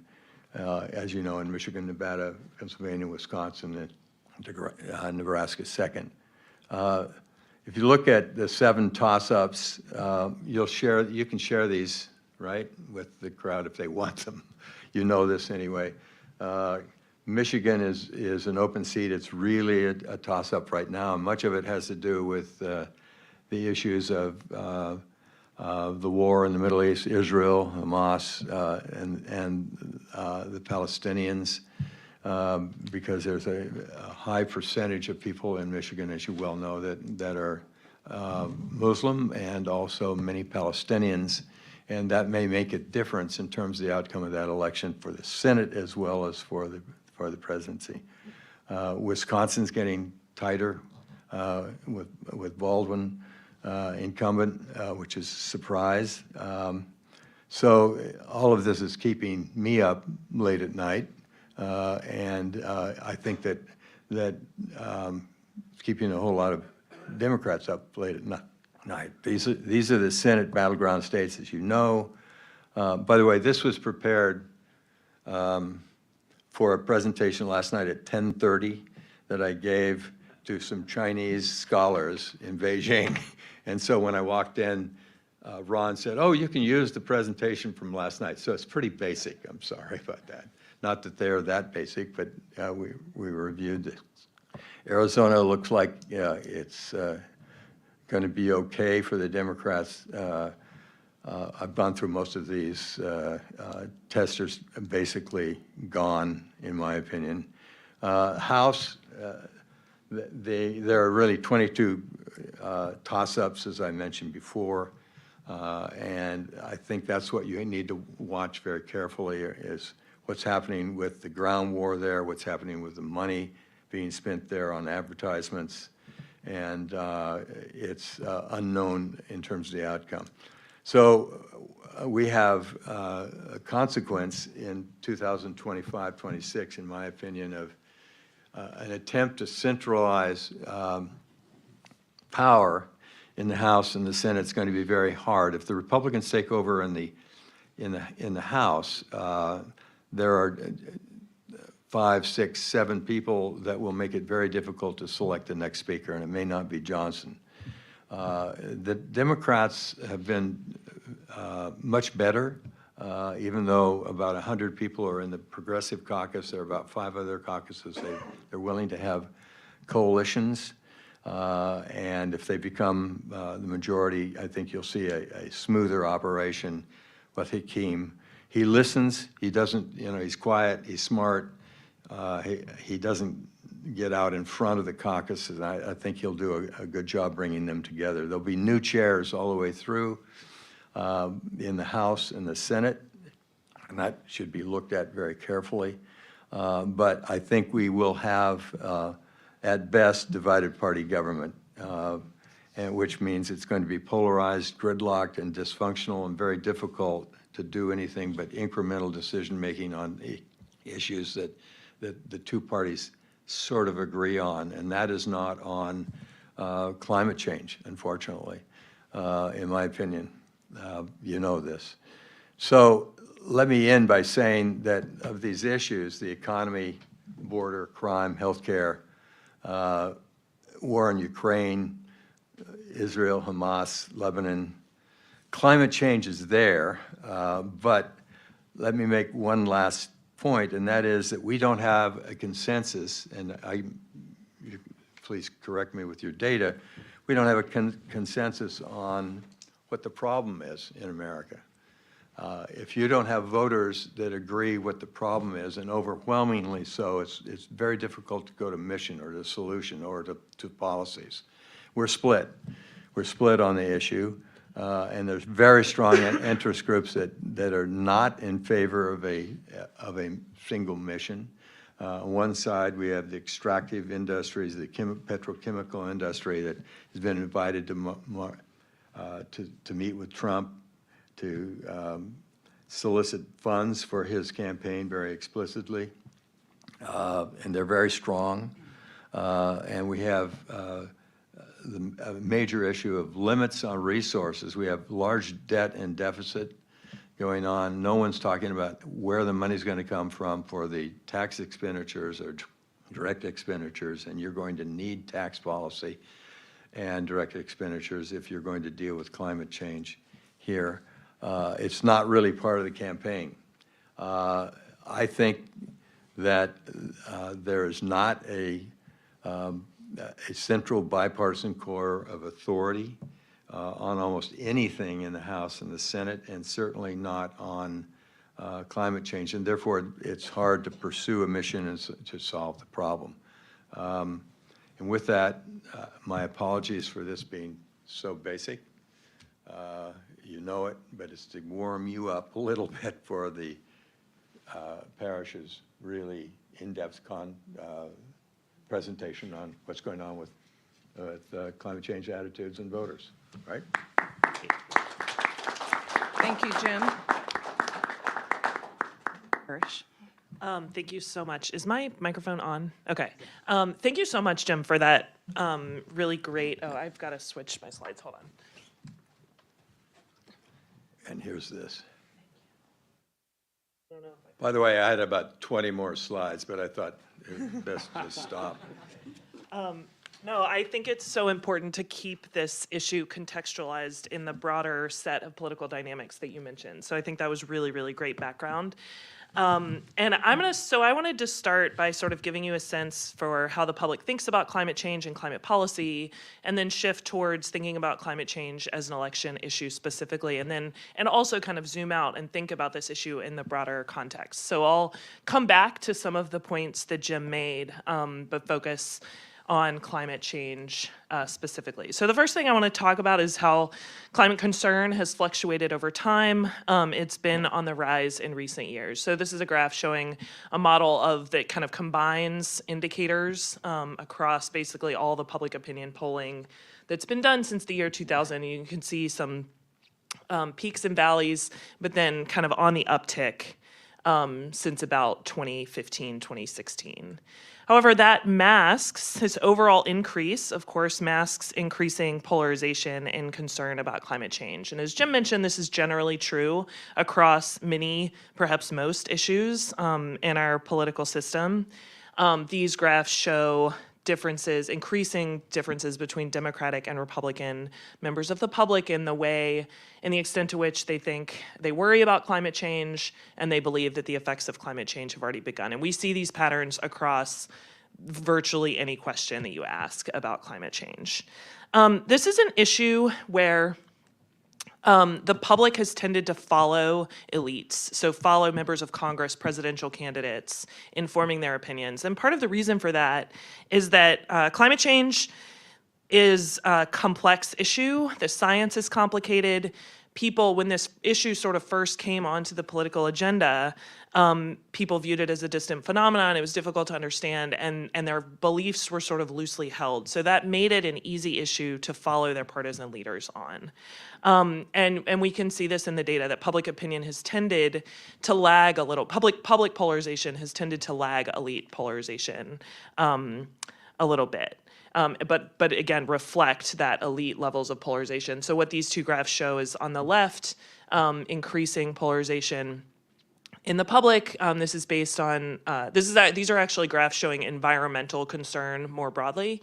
The left graph shows concern or support for spending on environmental priorities, and the right graph shows the ways that members of, I believe, the House of Representatives, this graph looks the same for the Senate and the House, but have tended to vote on environmental bills. We also see individuals changing their minds over time in a way that suggests that people are following partisan cues.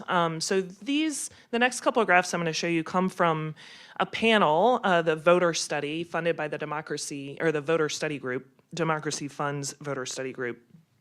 And it was a panel study, so the same people are in this survey over time. And in 2011 and 2019, the Voter Study Group asked a number of questions about climate change.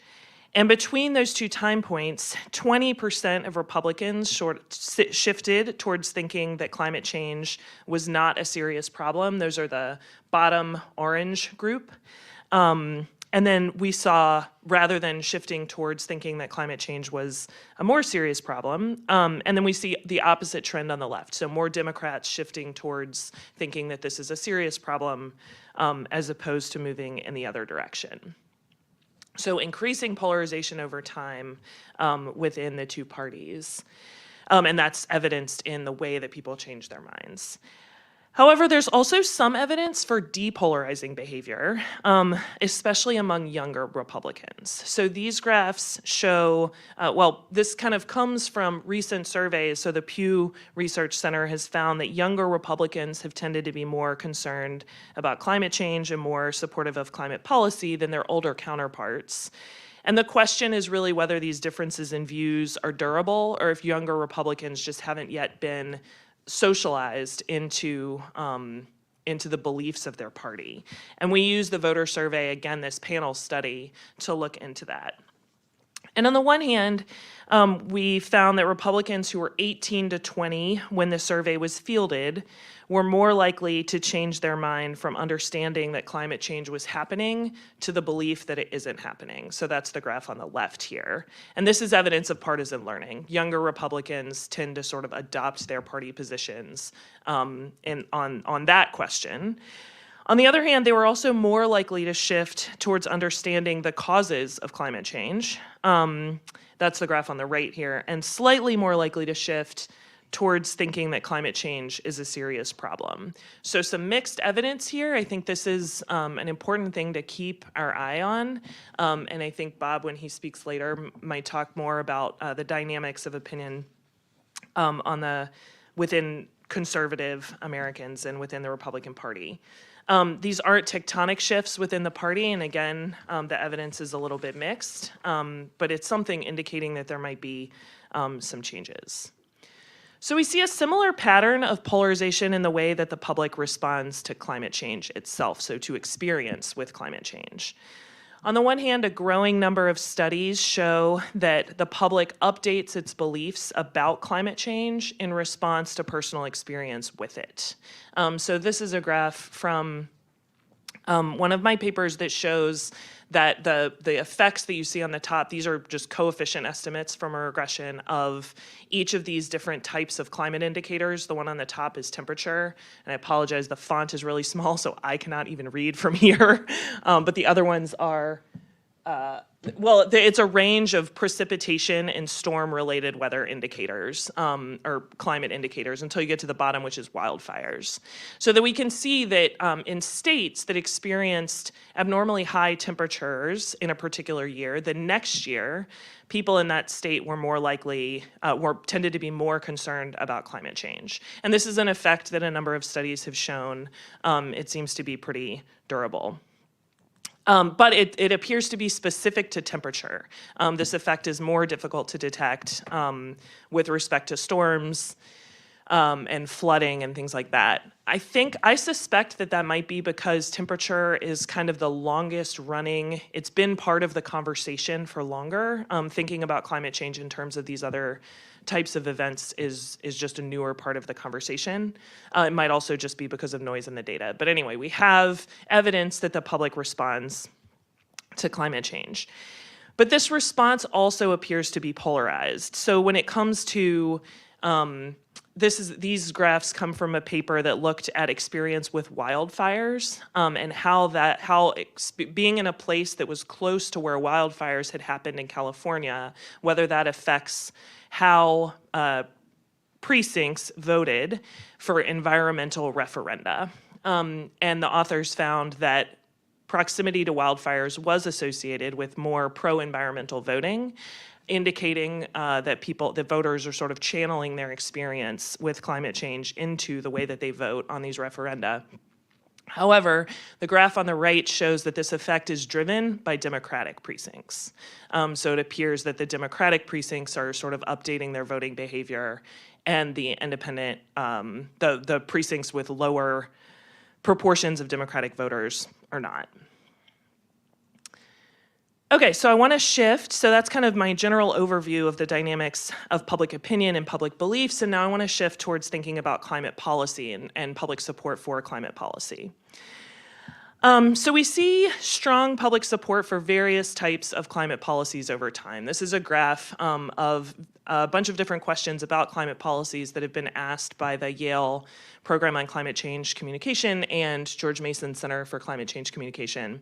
So these are coming from the Climate Change in the American Mind surveys. And we see sort of steady and consistent strong support for various types of policies. However, that dynamic also masks some nuances that are important. One of them is that support is highest for the types of policies that aren't likely to impose costs, or where the costs seem to be distant from consumers. So these are research and development, strong support for something like that, lower support for something like a carbon tax or a carbon price that people see is going to affect them directly. And the second thing to note is that average support masks, again, growing polarization over time in policy support. So this graph is made from indexing all of those different indicators into sort of a single measure of support for a bundle of climate policies, you might think about it. And we see increasing differences between the parties over time.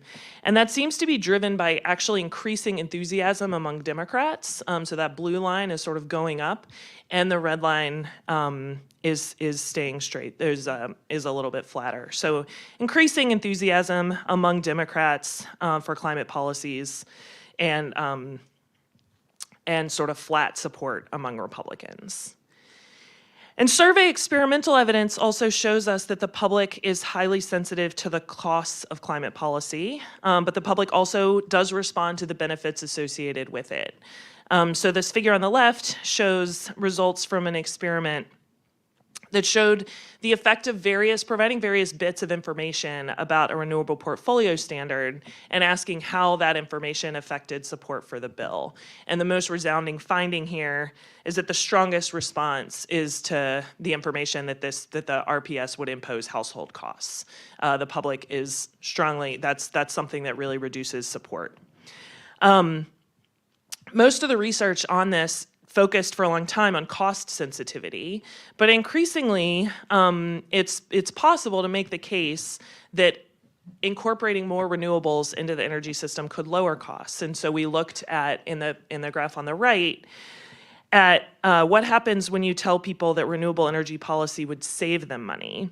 And we found that this is a compelling message, that this increases support for renewables policy. So survey experimental evidence does show a reaction to both costs and benefits. But we know also that from research from social psychology and environmental behavioral economics, that people are more responsive to the threat of losses than to the promise of benefits. And this is one of the things that really complicates efforts to communicate around the carrot types of policies that we're talking about with the Inflation Reduction Act. But it's still important to know that the public does respond to the promise of benefits here. And we also see, I also reorganized my slides a little bit in response to Charlie Cook not being able to make it, so things are a little bit out of order. But I'm going to take this one. So this leads me to broadening out this idea about the importance of costs and benefits in the way that the public thinks about climate policy. Kind of segues into broadening out to think about how climate change fits in with other issues in the election and how it plays as an election issue. So we've seen that the public is highly sensitive to the costs of climate policy and responsive to benefits. And this hints at that prioritization of economic concerns, or this indicates a prioritization of economic concerns when thinking about climate policy specifically. And it's also related to this dynamic that Jim spoke about, which is that the economy is really one of the leading issues in the election. So we see that when people are asked more generally what issues they think the government should prioritize, climate-related concerns fall pretty low down the list. Let me see if I can make the pointer work. Yes. So this is I can't, not going to be able to do this. Okay. Right there, that's improving the energy situation, and the one right below it is environmental protection. And those are way further down the list compared with the policies right at the top.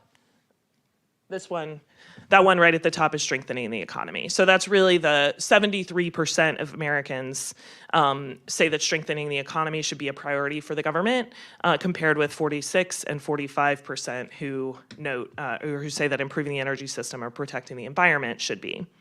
And then similarly, when asked which issues will be important in deciding who they'll vote for, climate change doesn't pop to the top of the list for most people. So this is, again, from the Yale Yale and George Mason Climate Change in the American Mind surveys.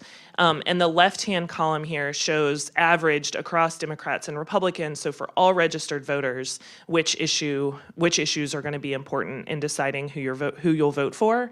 And you can see, it's a little bit hard to see in the gray graph, but all the way sort of 2/3 down is climate change or global warming.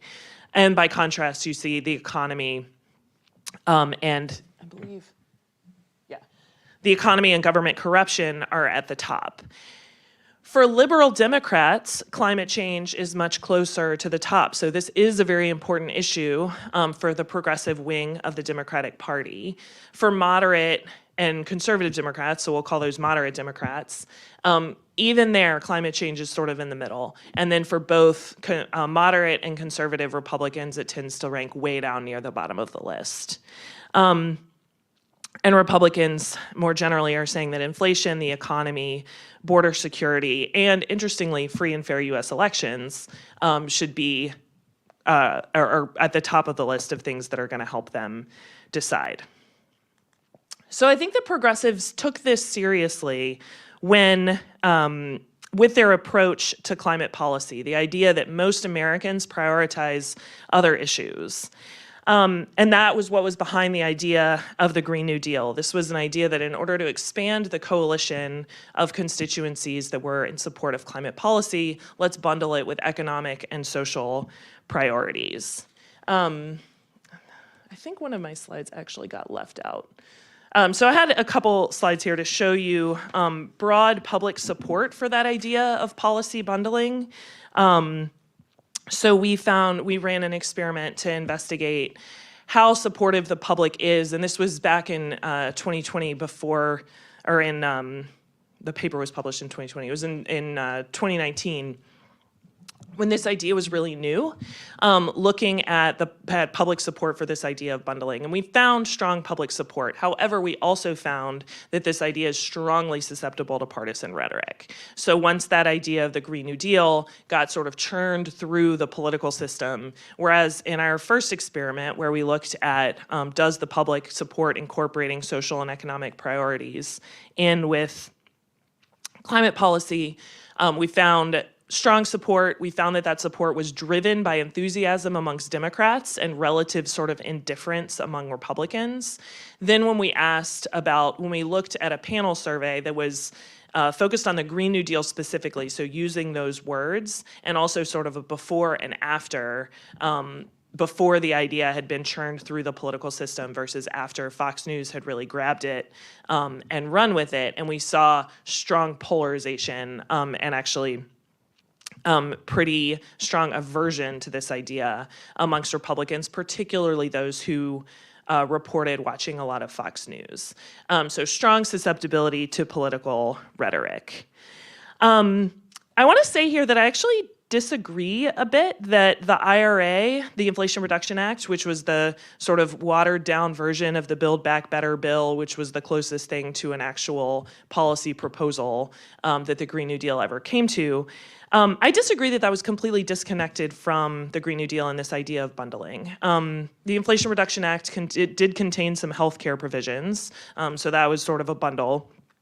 But moreover, the environmental justice provisions, the bonuses that companies can get for hiring union workers and for siting in energy communities and in disadvantaged communities, these are sort of nods to the idea of combining economic and social priorities and job promotion, union job promotion, so priorities that are important to constituencies that aren't typically climate constituencies, those were contained within the IRA. So yes, it was, you know, a watered down version of the grand resolution that progressives started with, but I think some residue of it is still there.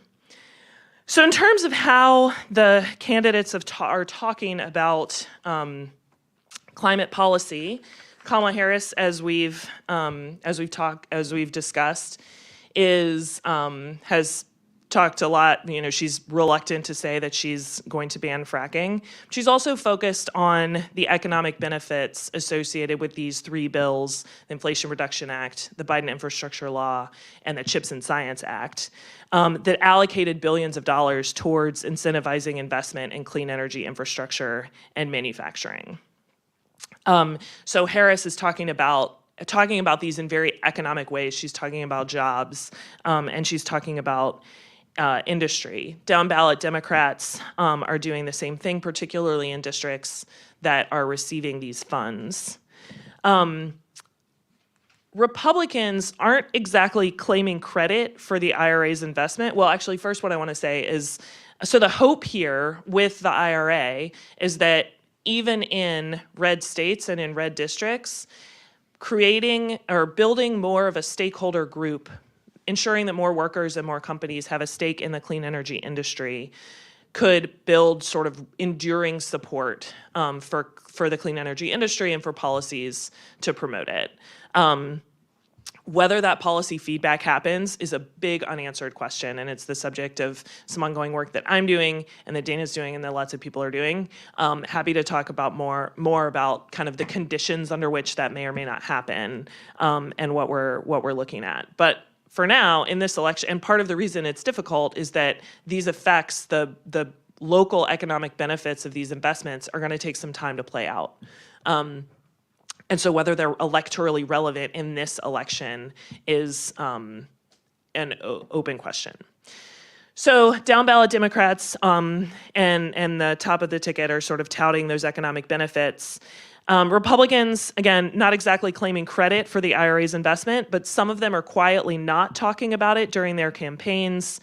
However, in instances where facility siting debates have churned up local opposition, they're sort of fueling the fire of that opposition. So this is Mike Rogers, who's running against Alyssa Slotkin for Debbie Stabenow's seat in Michigan, which Jim mentioned. There is a Chinese-owned EV battery facility that's cited to be, that has announced that it's going to open in one of the districts in Michigan, and it has become sort of a flashpoint in this race. So this Rogers talking about the government forcing, he's really appealing to ideology here, the government forcing electric vehicles on us. In this quote, he's not using such nativistic language, but there has been a lot of opposition to the fact that this company is a Chinese company. And we see that from President Trump as well, really talking about tying this issue back to sort of his anti-China rhetoric. And then more broadly, Trump is focusing on energy security from fossil fuels, talking about bringing back fossil fuels, repealing the Inflation Reduction Act, or generally avoiding the topic because it's not as much of a priority for Republican voters. I would be happy for us to take questions. Thank you so much. Very good. Thank you, Parrish.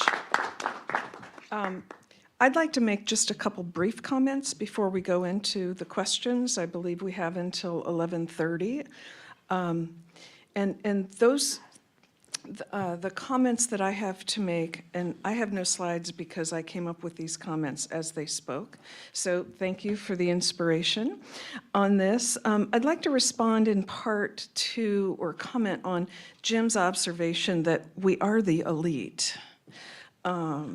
And as well as talking about objective experience with climate change.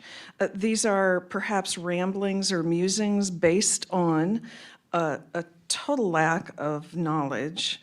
Oh, and Dana just walked out, I guess. A total lack of knowledge of the activist community currently, the community around climate change, but also a longstanding interest in public attitudes and political behavior. And so in putting my reactions to their excellent presentations, I'm drawn to make just a few comments or maybe even suggestions or things to chew on. The first is, I was glad to see that there was some evidence that the public shifts after having experience. Of course, the discouraging part of this is that it's with temperature. It's not for, other more dramatic events that we seem to be having a lot of. The most recent dramatic event I was a part of was I have a 90-year-old mother who lives on the west coast of Florida. I was down for Helene, which didn't do much damage in that area of Sarasota. And I missed Milton. And while I was down there after the first one, we had a question about the roof that my mom had to have replaced after the last one, the last big one. I forget which that was. And so the roof guy, who was an absolutely wonderful in helping our family figure out these logistics of insurance and roofing decisions and limited budgets, I spoke to Andrew. He had just returned from North Carolina. He had been in Asheville. He has a roofing business and a roofing nonprofit to help people in need, where he had driven from Florida up to North Carolina and provided assistance, the assistance they could do with the equipment they have. And Andrew went on to a bit of a diatribe on the fact that FEMA was doing nothing, the fact that the people were in such great need, the fact that it's not even really the president who makes these decisions. It's, all those other people that are out there who actually move policy. And as he said that, I started thinking about, the deep state and conspiracy. But I wanted to have a conversation with him, and so in part, I didn't challenge that. He was going on about this to some degree. What I did instead was I said, well, Andrew, you're doing sort of exactly what maybe this country is about. Your nonprofit is going up and helping neighbors, helping people in the community to connect. And I think that's a really wonderful thing, right? Wanting to have a bit of a conversation. And I had inserted a few points. And it made me realize the importance of being in the field and talking to people. We got the broad view here. And it's ironic that all of my research is based very much on the kind of data and arguments that my two colleagues here presented.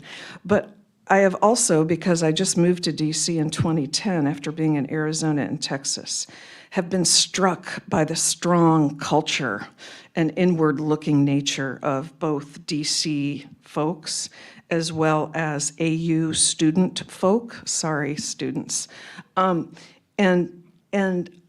I have, in talking to Andrew, I realized it's just really good. We do the public opinion surveys, but it's just really good to have face-to-face conversations to understand people. I had often said, after a lot of drives from St. Louis to Springfield, Mo, to see family, that's about a 4-hour drive.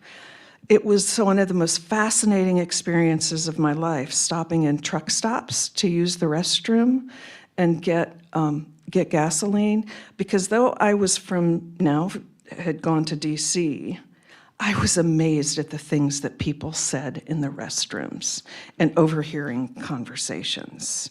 And I think in today's world, we, the elite, we're talking to each other today, right? But our goal is to reach out and reach beyond and get out of our bubbles about climate change, as well as partisanship and information and the campaign. And so I wanted to share that experience, that I also, in going through these hurricanes, now understand why some people choose not to evacuate, because a decision to evacuate is not as simple as it seems. We can talk about that on the side. And so being there and being a part of those lives really gave me some insight as to not, into some of these high-level indicators, that maybe things aren't as bad as what we might think, and maybe we need to think about how we talk about climate policy, how we talk about climate change, and make sure that we're speaking in language that other individuals don't understand, again, to get out of our bubbles. I'll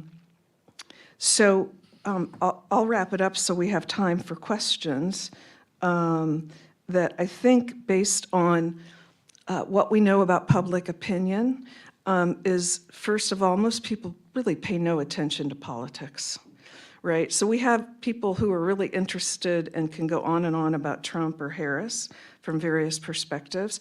But in daily life, a lot of people have other concerns and lives they want to live. So never overestimate.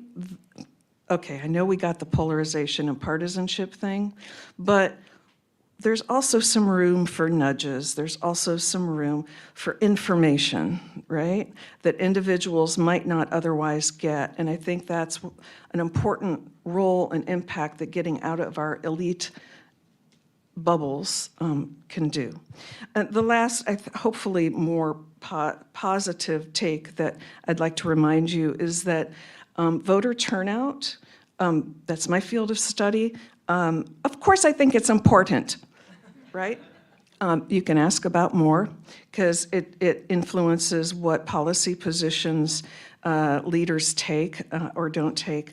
But another point that I think younger individuals are much more aware of is that turnout isn't the only way to influence public policies, right? And again, this is driving this to this local engaged networking. And I know when you talk about networks, you're usually talking about social media networks, right? And how you get to know people and such.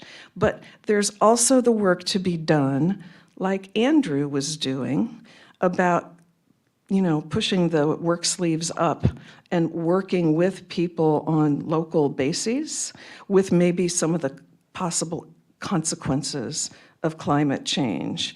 And that could make a difference in some of these districts that are maybe a little purple, right? To see an active presence of letter writing, of visits to offices, of holding community meetings, and having it not just be the elite, right, who attend climate change workshops and such, but by taking it out of our circles and taking it more broadly at the ground level.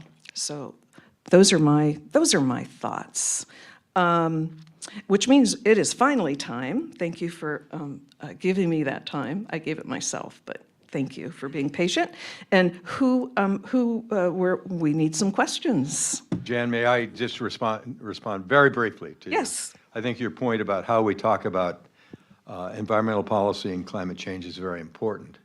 And I was going to say that earlier, but if we talk about adaptation policy, adapting to what's happening, especially for those that are the proximity to wildfires, temperature, hurricanes, weather events, you're going to find a higher probability, my hypothesis, that you'll have some bipartisan movement on the Hill for adaptation policy.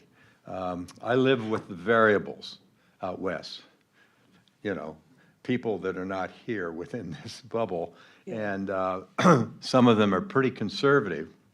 But if you talk about adaptation policy, like dealing with cost of insurance, dealing with what's happening in a particular area. Happens to be in the People's Republic of the state of Washington, at least on the west side of the mountains. They are willing to talk about this very differently than the language of those that are pushing for environmental policy and climate change policy. So, question for Parrish.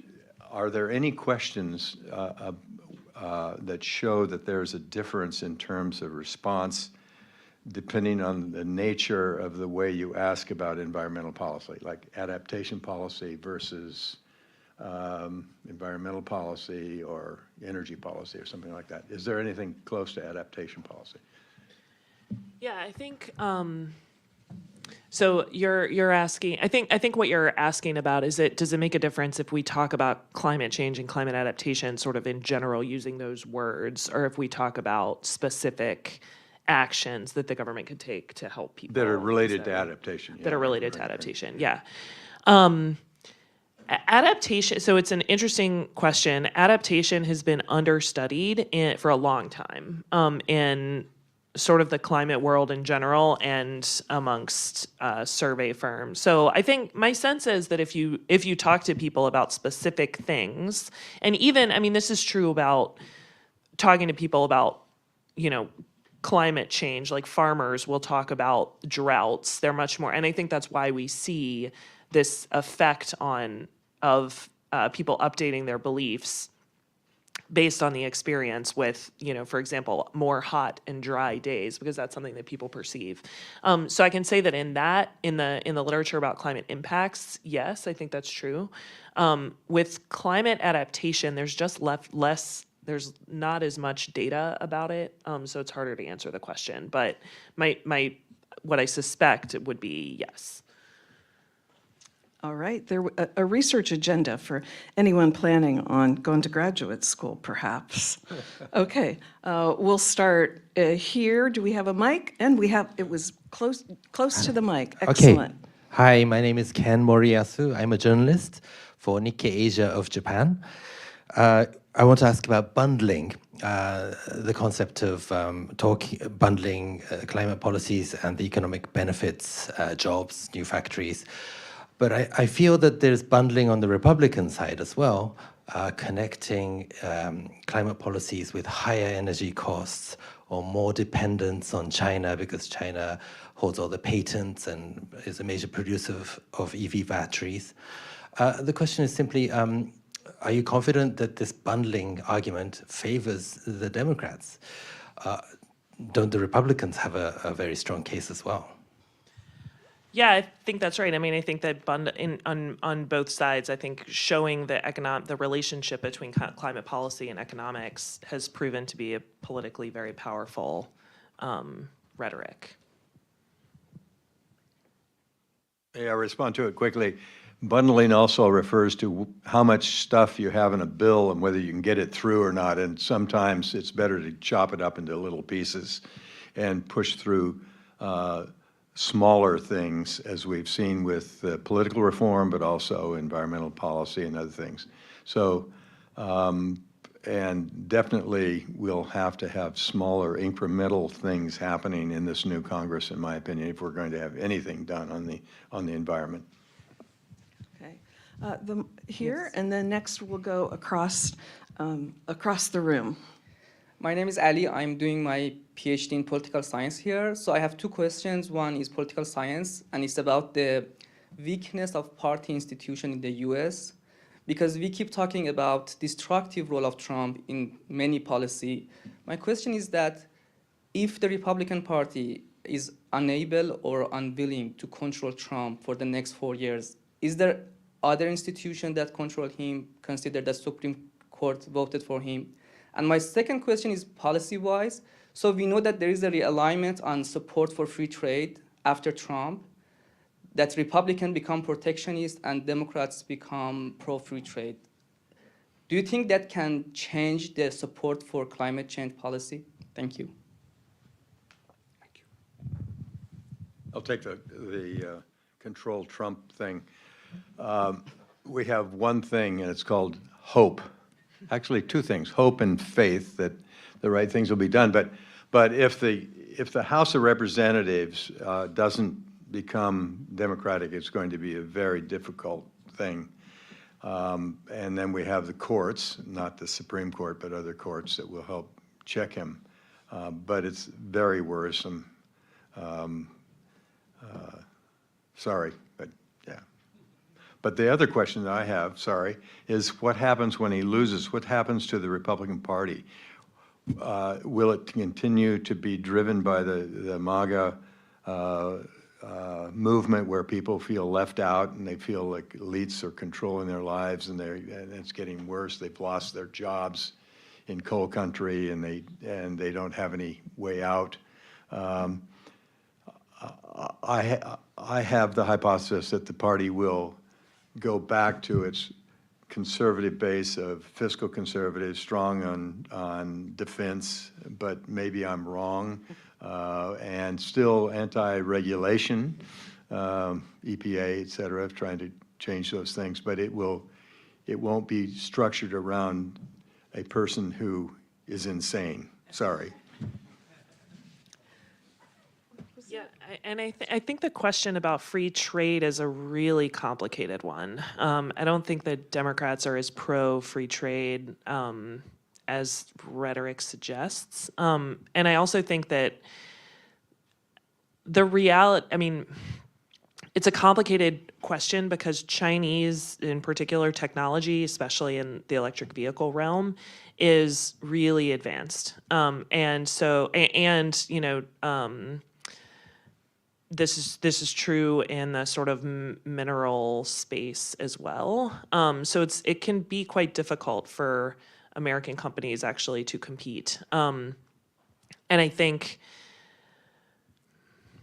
the idea of using industrial policy to promote American, you know, U.S. manufacturing it's not tariffs, but it is a sort of, you know, it's also not exactly free trade.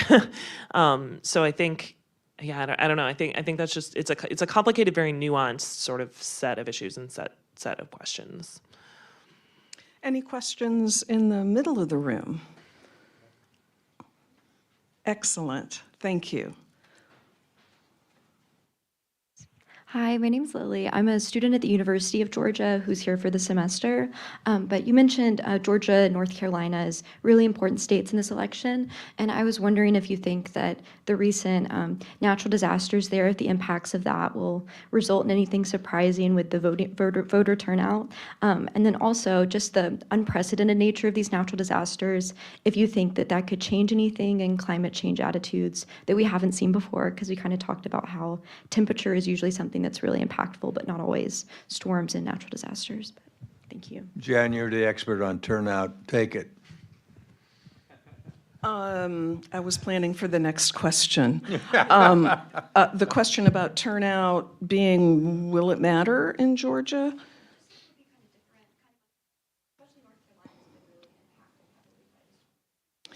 Yeah, I know that I have a lot of colleagues doing election administration and trying to sort out how these devoted local election officials can pull off an election that is as free and open and legally appropriate, right? So legitimate in following the laws for mail-in voting when you have to rely, you know, the postal box probably just went down a river, right? And the flooding occurred right after, like a day or two after, I believe they put all of the mail-in ballots in the mail.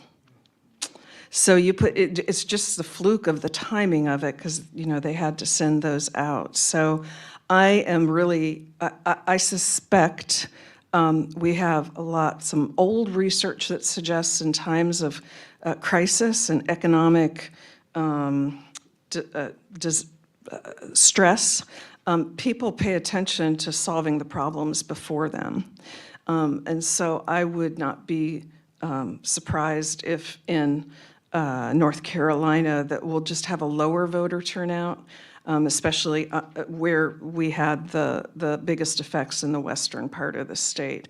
And I think there's probably very little that individuals can do, to have the time and the information about how to adapt and how to put a ballot in. So that's disappointing. I think we had record-setting early voting in Georgia on the first and maybe second day. I didn't see that final report. I think there, you're seeing what politics is like when people start to think that their vote could matter, because the candidates are dramatically different, because they view the stakes as being high, and because campaigns have put a lot of both, not just the money that they spend on ads, but they're on the ground organizing, and that's probably complements a lot of Stacey Abrams. So I suspect turnout there will continue to be high in early voting. The question always is, are people just using early voting because they're really excited, but they also don't want to hassle with getting to a polling place on election day? So will the early voting, because it's easier for people, bring new, previously non-voters in and increase the level of overall turnout and change the composition of the electorate? Or is it merely a convenience for people who would have voted anyways? So that will be the question. It's a harder question to answer than you might guess, but that's kind of the question of the availability of that. So if we could take, I hope that responds. I promised a question way over on the side of the room, and I think we have 2 minutes, so I got the mic to you, but if short and quick, we might get one more in, but you're there. Okay. Recently, the Attorney General in California started a lawsuit against ExxonMobil for lying to the public about the effects, the legitimacy of plastics recycling. Of course, plastics is another one of the, plastic pollution is one of the problems also coming from fossil fuels. And of course, Exxon was also sued for lying to the public about climate change, the impacts of it on climate change. And they've been a big, put in a lot of funding and support. The fossil fuel industry puts all kinds of funding into supporting candidates. So my question is about, in terms of polling, not so much specifically about climate change, but about the fossil fuel industry itself, people's attitude towards fossil fuels and its influence on the economy, its role in the economy, and also its influence on politics and elections. And if that could be an approach after, it's a little late now, but in terms of organizing and building coalitions such as the social movement around plastic pollution that's going on.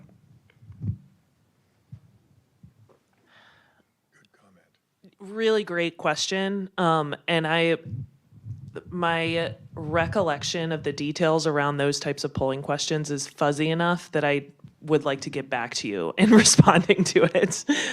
Because I know that there is polling on that, but the sort of details of the results there, I would just kind of need to check my references before I answer that, if that's okay. Dana, maybe you have more detailed recollections on this question. I actually would just say that there's some great research.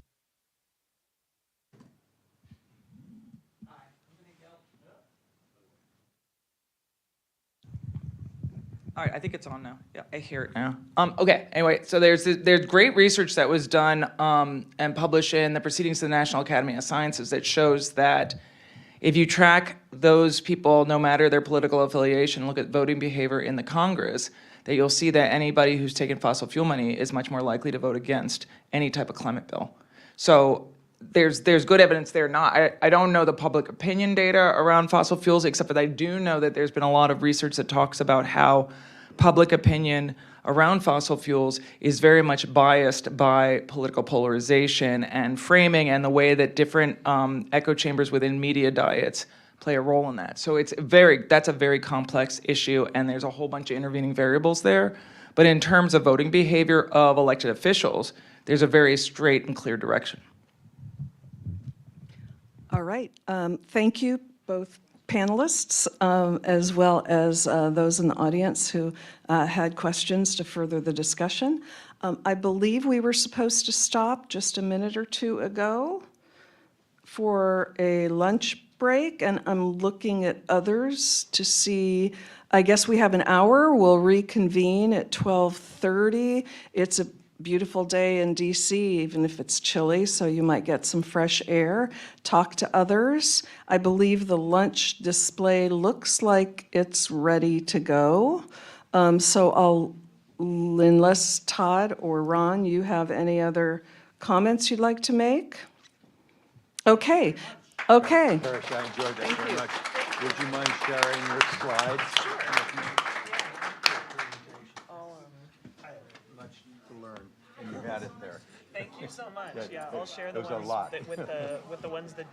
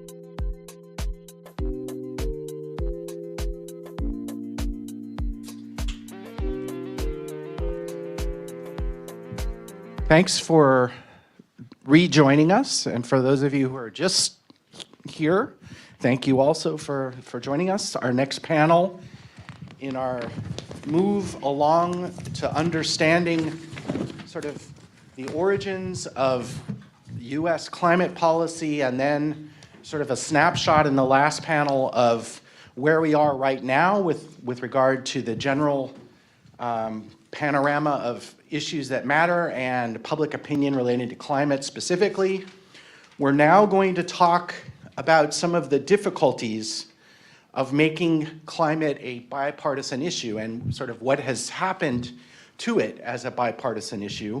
We have a very good panel of people to speak to this, and I'm going to introduce my colleague Liz Suhay, who's the associate professor in the Department of Government here in SPA,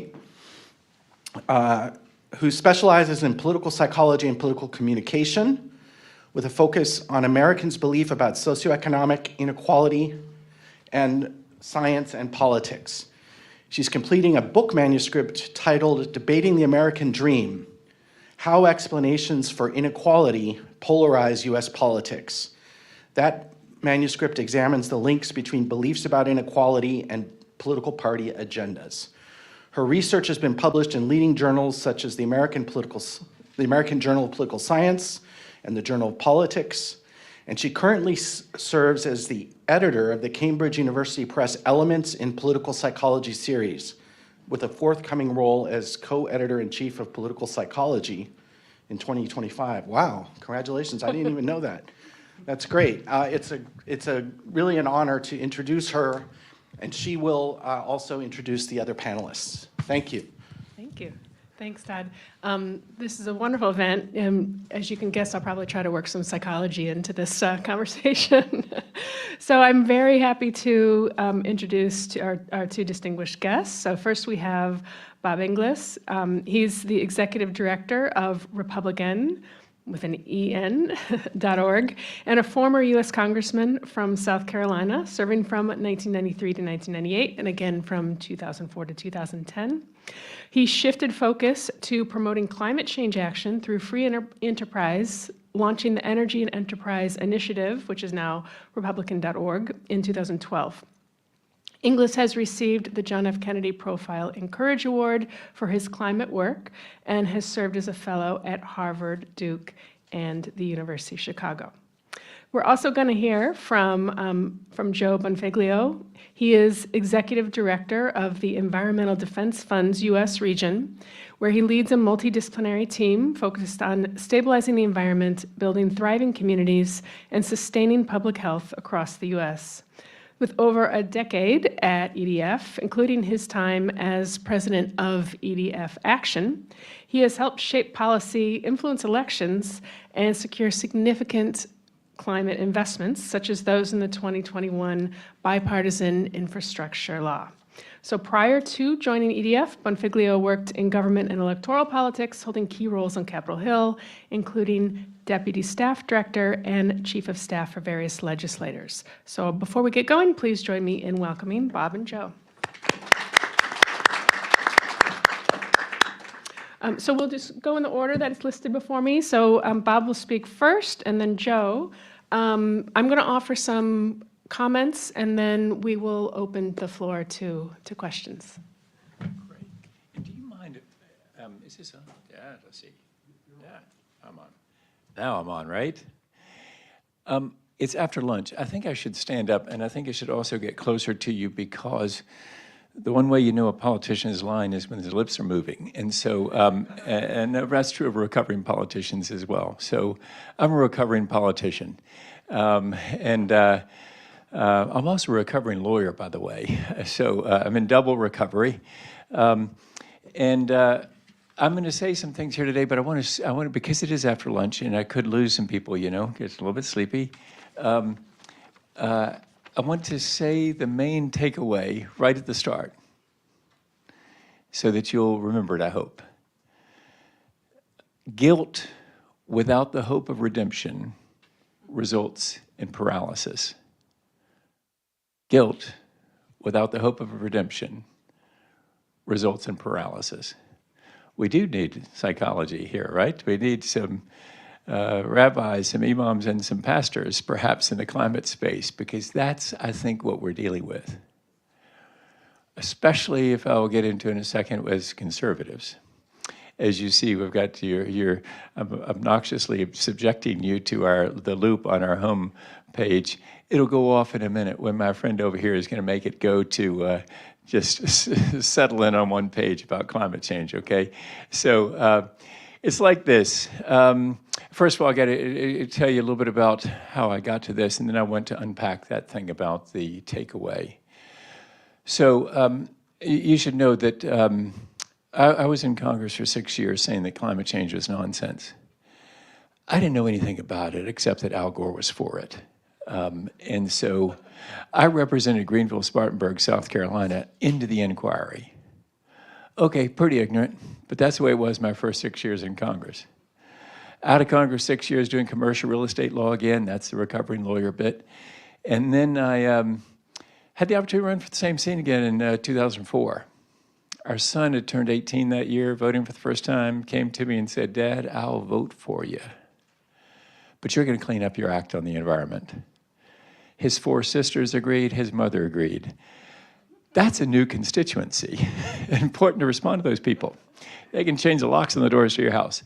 And so, so that was step 1 of a 3-step metamorphosis. Step 2 is going to Antarctica with the science committee and seeing the evidence in the ice core drillings. Step 3 was another science committee trip and something of a spiritual awakening, which seems improbable, right, on a godless science committee trip, because you all know that all scientists are godless. Apparently not, because this Aussie climate scientist who I was snorkeling with, showing me the glories of the Great Barrier Reef and the challenge of coral bleaching, was clearly worshiping God in what he was showing me. St. Francis of Assisi supposedly said, "Preach the gospel at all times. If necessary, use words." And so Scott Heron, this Aussie climate scientist who's now a very dear friend, was doing just that. I could see that he was worshiping God in what he was showing me. So I knew we shared a worldview. No words having been spoken on the topic. So later he told me about conservation changes he was making in his life to love God and love people.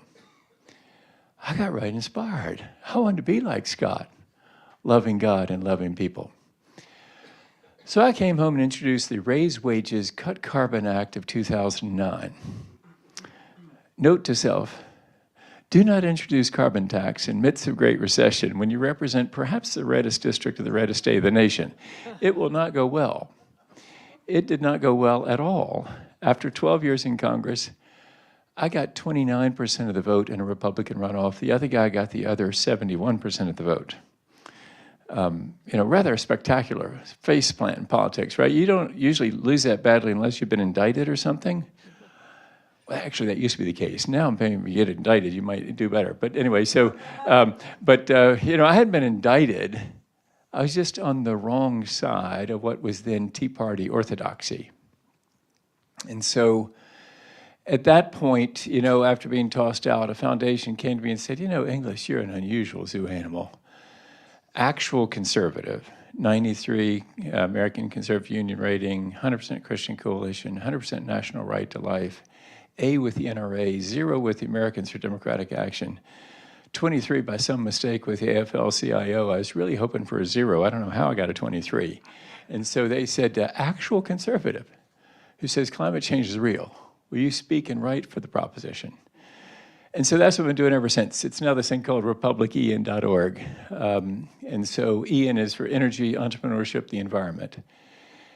And we're out to get hierarchical individualist. Sort of a Dan Kahan's terminology. I don't know if you all know if Dan Kahan has a joint appointment in psychology and law at Yale. And Dan says his research shows 2 personality types between conservatives and progressives. Okay, some people in the room are thinking, well, that seems a little bit strange to just narrow it down to just 2 personalities. You think there might be more than 2, but anyway, generally speaking, so it's like this. You have the hierarchical individualist. Those are conservatives. They believe in hierarchies. in working through a chain of command, and they really prize individual effort and reward. And then you have progressives who are communitarian egalitarians. They believe in the whole community doing well, and they focus on fairness. Most of the climate conversation has been conducted in the language of the left, communitarian, egalitarian language. And we wonder why it doesn't scratch with conservatives. You know, if you're maybe thinking about forming a Hispanic outreach church, you probably want to speak Spanish from the pulpit. And so if you want to find a way to get bipartisan, durable policy made on climate, you probably want to speak to conservatives in the language of hierarchical individualism, and especially because of this thing about guilt. Because, you know, since the language of the left has been the dominant language of the climate conversation, it's basically a lot of, you know, let's repent of the ills of the capitalistic system. Ooh, that doesn't work too well with my folks. They don't feel a need to repent of the ills of the capitalistic system. And you know, Reagan used to say government like it was a cuss word. Progressives can say corporation like it's a cuss word. We think corporations are people too. That's what, no, just kidding, that was a joke. But I mean, we conservatives are not, you know, opposed to corporations. We like corporations. They make money. They create wealth and jobs. We like that. And so you have this language of the left that's just totally off-putting, but it goes deeper than that. It's not just off-putting. It actually brings a load of guilt onto the hierarchical individualist. Because the hierarchical individualist hears, you know, remember, they're people that believe in work through a chain of command, and, you know, that's why we go to county council to rail against the Agenda 21 and how the UN is taking over the world. It's appropriate, right, to go to the county council. That was another joke. It's not appropriate to go to the county council maybe about Agenda 21, but, or the school board about whatever, but, you know, that's what we do. We're hierarchical. And then we're individualistic. We want to get the gold star, Dan Kahan says. That's what conservatives want to do. They want to get that pat on the back that says, you did it, by golly. And so along come the liberals, the progressives, and they tell us that we got to repent of the capitalistic system. They tell us that we got to, these fossil fuels are killing us. And they tell us that we got to give up our gas stove. Oh my, I'm not into gas stoves, to tell you the truth. I'm trying to get one of my sons to say, you know, get rid of that thing, because you got 2 daughters in that house. Probably a good idea to get an induction stove, because those things are pretty awesome. Anyway, but, oh, and now I should have given you full disclosure, by the way. You know, I've got a little bit of a problem here. Not only am I a conservative who says climate change is real, but let's fair disclosure, I'm also a never Trumper from 2016. They were making a list of who would never vote for Donald Trump, and I said, get me on that list. I want to be at the top of that list. I want to be in the top 25 of that list, because I want my kids and my yet no grandchildren, but now I got 6 of those, to know I was on that list. And so, anyway, a little bit of a problem there, right, with messaging here to our people. But I think it's because they have now, they feel attacked, and they got a protector, as nasty as he is. You know, and so if you feel attacked and you're under stress, you will take a protector, and even a nasty one. And so that's where we are. And we got to figure out some way to deliver this message of redemption.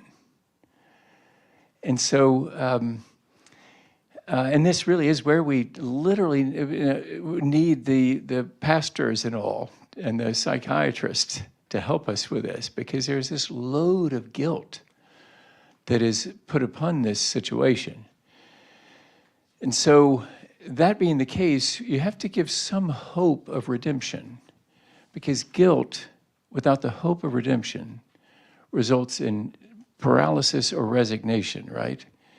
If you tell me I can do something about it, then I can engage. And Ed Maybach's research that Parrish was citing this morning, shows that over all 6 Americas, you increase the sense of efficacy and you get more engagement because people feel like they can do something.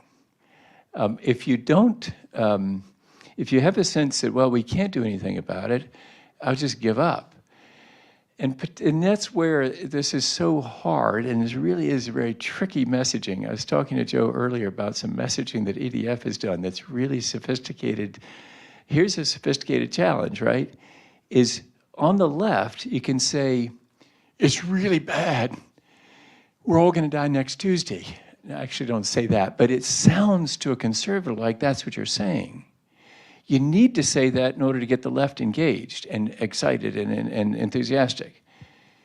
But that's destroying the efficacy right of center. So we're in a really difficult spot. Here's my hope. Liz asked if I'm optimistic about this. I am certain that America is going to act on climate change and going to lead the world to solutions. There's no doubt about that. The only question is whether we act soon enough to avoid the worst of the consequences. And I'm talking as a guy who has 2 daughters in Nashville, North Carolina. They're now decamped to our house in upstate South Carolina. We had some damage, but not anything like in Nashville. And so we're already experiencing the damage. But the question is, will we act soon enough to avoid the worst of it? And so it's all about figuring out how to get this message across that there is something you can get the gold star for if you're right of center. And so we happen to believe at republican.org that what we have among the people, our target audience, is an undeserved inferiority complex. They just think they're no good when it comes to energy and climate. And so when the topic comes up, they shrink in science denial. Look at Joe over there. He looks like he's running a marathon. He says to me, let's go run a marathon. I don't want to run a marathon. Have you ever seen what happens to people at the end of a marathon? I mean, they look like they're dying, right? I mean, so I'm no good at running a marathon. And I don't know, Joe, whether you've run marathons or not. But anyway, so I change the subject, right, if I don't think I'm any good at something. And so conservatives don't think they're any good at energy and climate. And so what we live to do is tell them, no, you're very good. You're the kid in class with the answer. Raise your hand and tell them, just internalize negative externalities. My ad guy tells me, Bob, don't ever use those lines. He says, nobody knows what you're talking about, but everybody in this room knows what I'm talking about. All we got to do is internalize the negative externalities associated with the burning of fossil fuels. Fix the economics and the environment will take care of itself.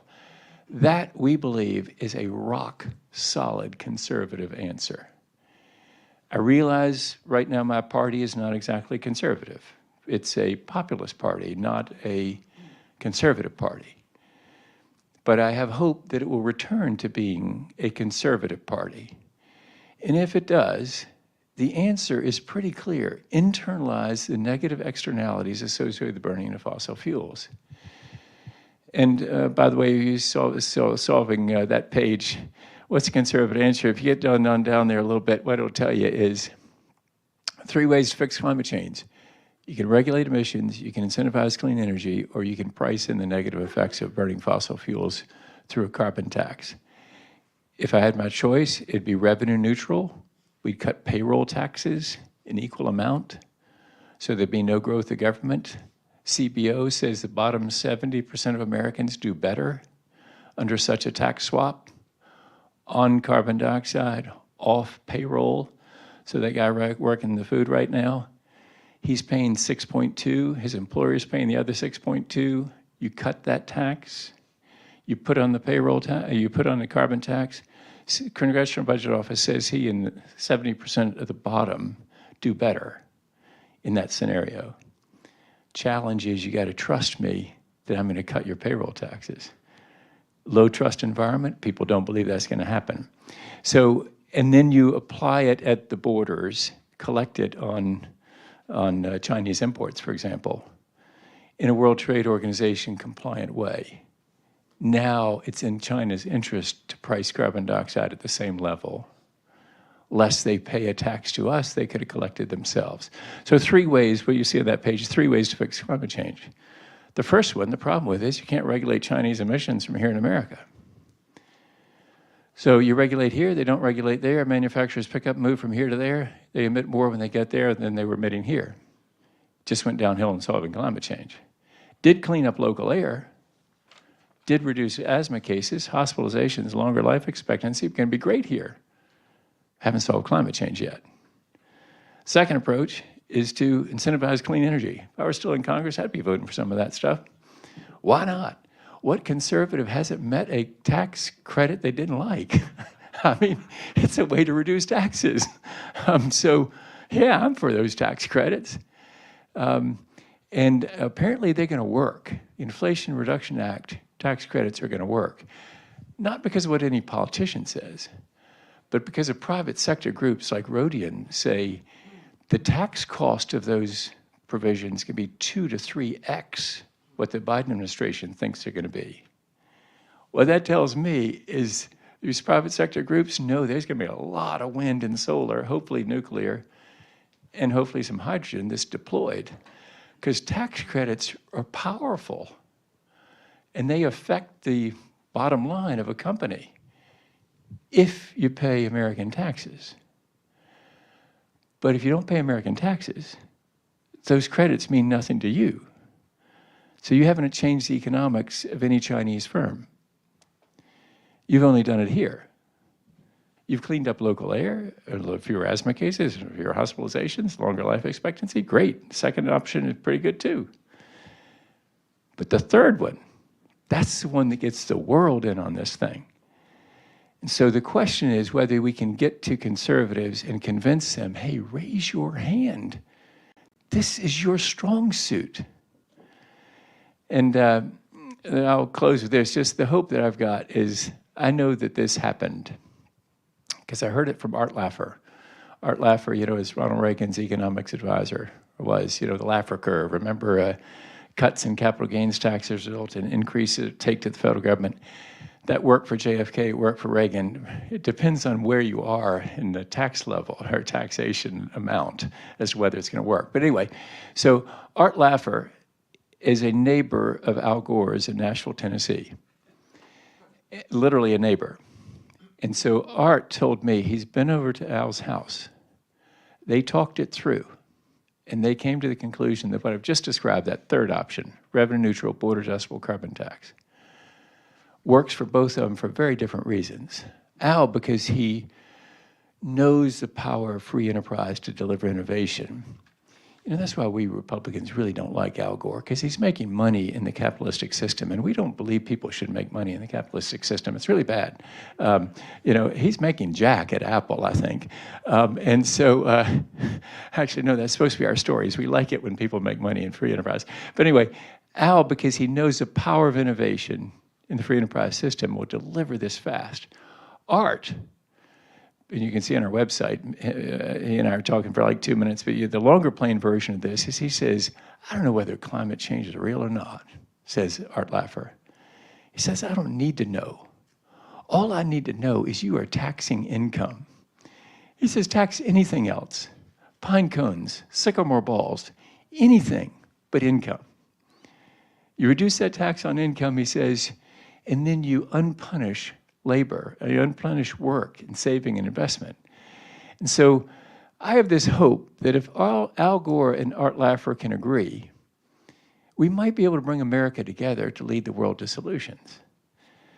But it starts with overcoming this guilt and giving this hope of redemption to a hierarchical individualist who needs to win the gold star and who may be disproportionately a person of faith, so they need to know that there is redemption for their complicity in this thing. All that's not so important to a communitarian egalitarian, but it's vitally important to a hierarchical individualist. So it's a huge challenge, isn't it, on communication? So, but Joe's going to figure it out. He'll tell us how to do it. Right?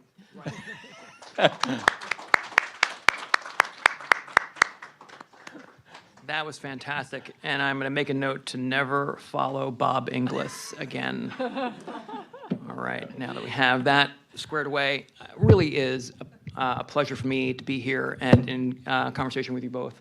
I'm excited about getting to Q&A. I think there's so much happening, so much moving. We can uncover a lot, but before we do, I'm going to walk through, at least from my perspective, of why I think we are where we are, with a little bit of a history lesson back, and maybe sort of spend a little bit more time of sort of the current day, where I think our politics are and how they're shaping how the parties are coming together on climate. So a little bit about Environmental Defense Fund. It is, if you don't know it, about 60-year-old environmental nonprofit, born in Long Island, New York, under the original motto called "Sue the Bastards." That's true. It has really morphed over the course of the last 60 years. We're now more than 1,000 people strong in about 30 different countries. It is an organization that is guided by science, economics, and the policy chops of many of my colleagues. It is also one that prides itself on being deeply bipartisan. The organization has been led for years and years by a board that wears that value on its sleeve. It is one of the few environmental nonprofits that still has real Republicans that help guide its direction, and I think it shows up in a variety of different ways. The one that matters most to me is that it's an organization that is willing to have a conversation with anyone, no matter their political party, that wants to talk about climate change solution. That's our ethos, and it gets us in trouble often. A little bit about me. I came to EDF from politics. I'm a weird bird at EDF, one of the few sort of political hacks that wears that proudly in a sea of economists and lawyers and scientists.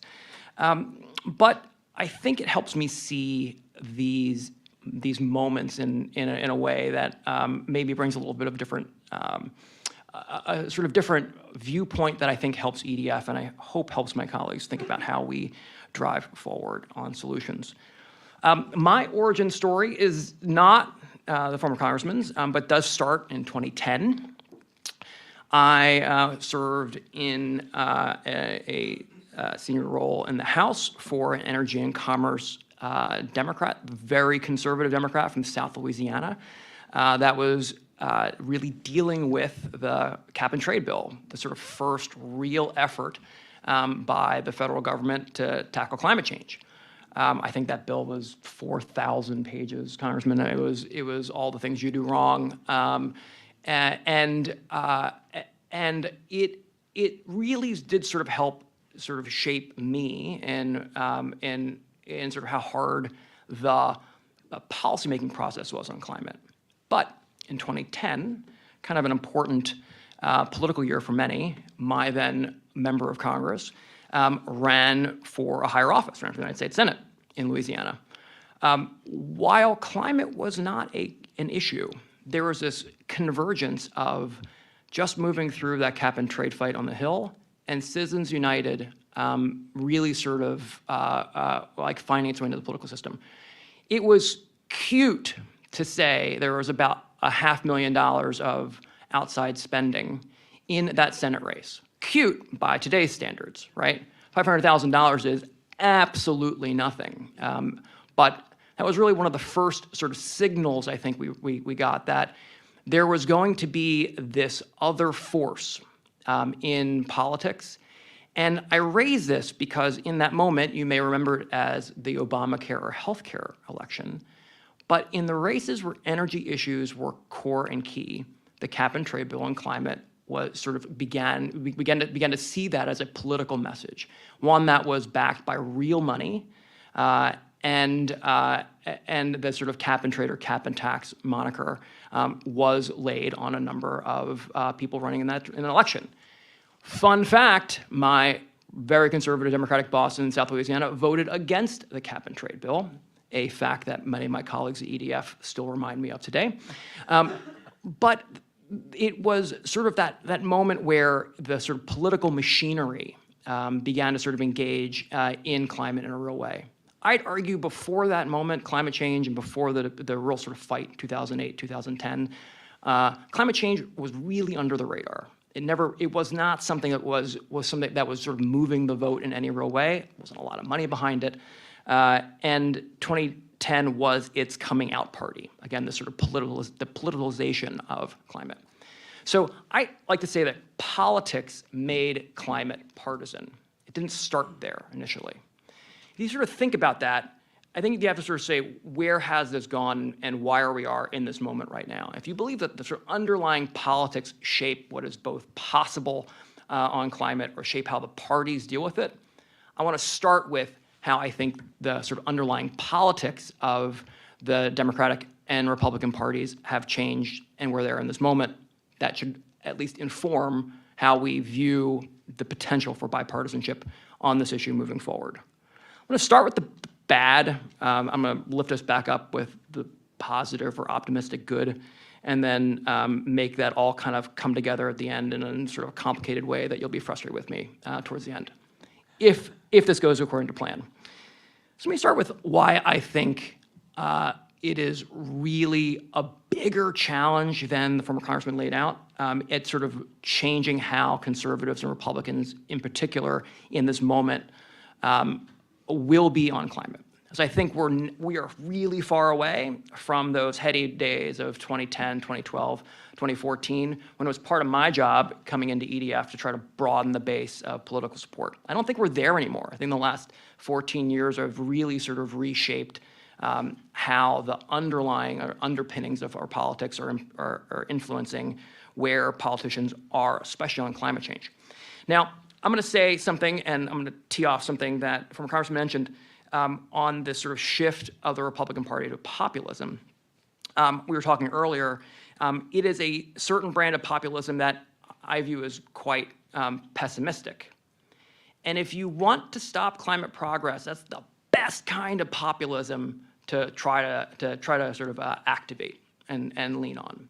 And by that I mean, let's sort of kind of remember back to the first time Trump came down the escalator and began to sort of take at least advantage of this political moment. I don't believe Trump made the Republican Party more populist. I think he saw this sort of shift of voters away from the Democratic Party to the Republican Party and saw a real way to connect with them with this populist message. And you'll remember, and I Googled this before and prepped for this, the hard hat moments in 2016 where Trump was flanked by coal miners. Arguably not super important sort of politically to move the vote, but was one of the first times we really saw a major political party candidate begin to sort of pick this fight about what a transition would be.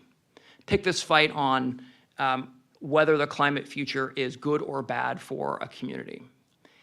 And that has really sort of changed over these last 8 years, but it still is really core to what I think is one of the biggest challenges moving forward. How do you deal with this realignment in the political parties and try to make this issue more bipartisan, or really invest in the Republican Party in a way that it can come to the table with climate solutions too.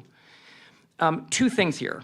That realignment removed a lot of the core base of the party.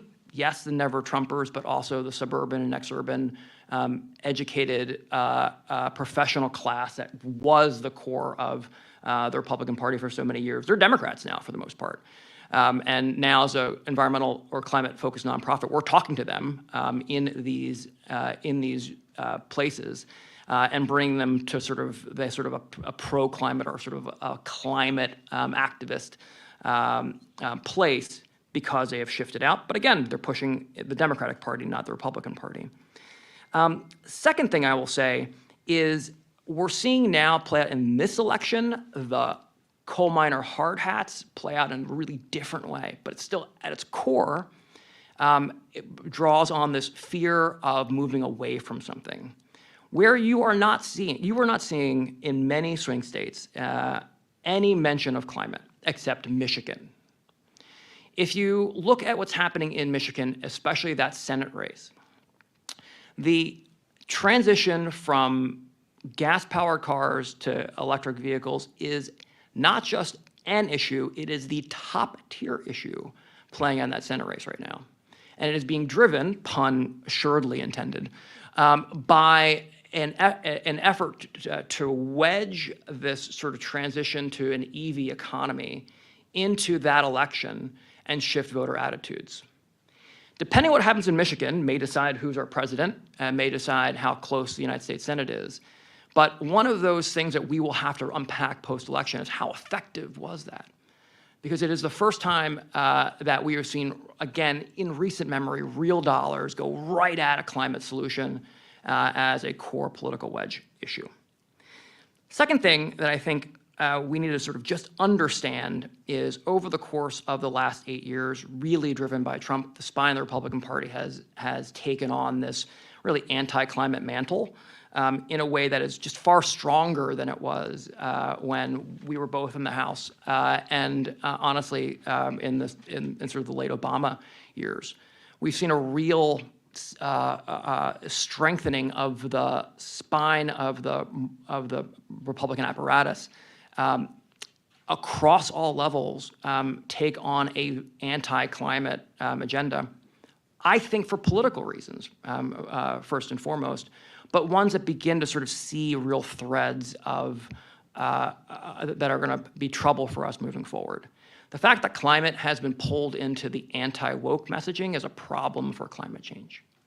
The fact that climate and in certainly some states that there is a proactive agenda to wedge companies away from their own climate commitments in order to do work in those states is a real problem for climate moving forward. Again, if you look under the hood, it's easy to sort of pick out how the same funders, the same sort of interest groups are seeding, S-E-E-D, this in these places, and it's creating, unfortunately, a calcifying base that we're going to have to deal with if we're going to move broadly in a bipartisan way forward. Lastly, it's very hard to figure out who is paying for misinformation online, except on a few occasions when people mess up. And it is clear that there is a thread of the political money that is usually tracking to Republicans that is pushing a lot of the climate misinformation online, specifically to slow or stop renewable energy projects. It's something that EDF has been working with others to really understand. And again, is one of those things that, again, sort of lies a little under the radar, but then factors in. I'm worried about the calcification of the party partisanship broadly, but also the fact that there seems to be at least this real growing strength within the current Republican Party that we're going to have to figure out ways to deal with moving forward. All right, the good. I've depressed you all. I'm sorry about that. Let's come back. Let's come back. Boy, if there was a moment for the political parties to sort of see what a potential clean future looks like, it's starting to play out right now, and it's pretty exciting. I'm going to start with the fact that, as we mentioned earlier, the infrastructure law and IRA has now supercharged certain industries. And yes, there's a lot of government money flowing there, but there's a ton of private sector money that is investing in businesses, especially in states that are going to be core to the supply chain of the clean energy economy.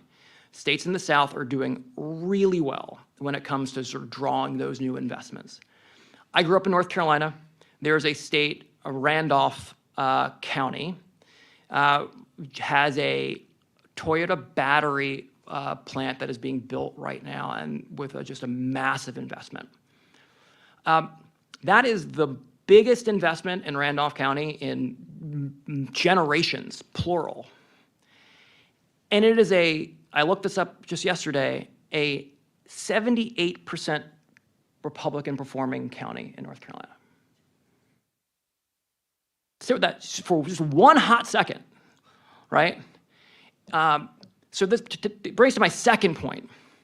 If we are serious about a clean transition, sort of an economic transition that is clean, we are going to crush this, right? America has a huge head start across a range of things if it gets serious about driving a change across the economy.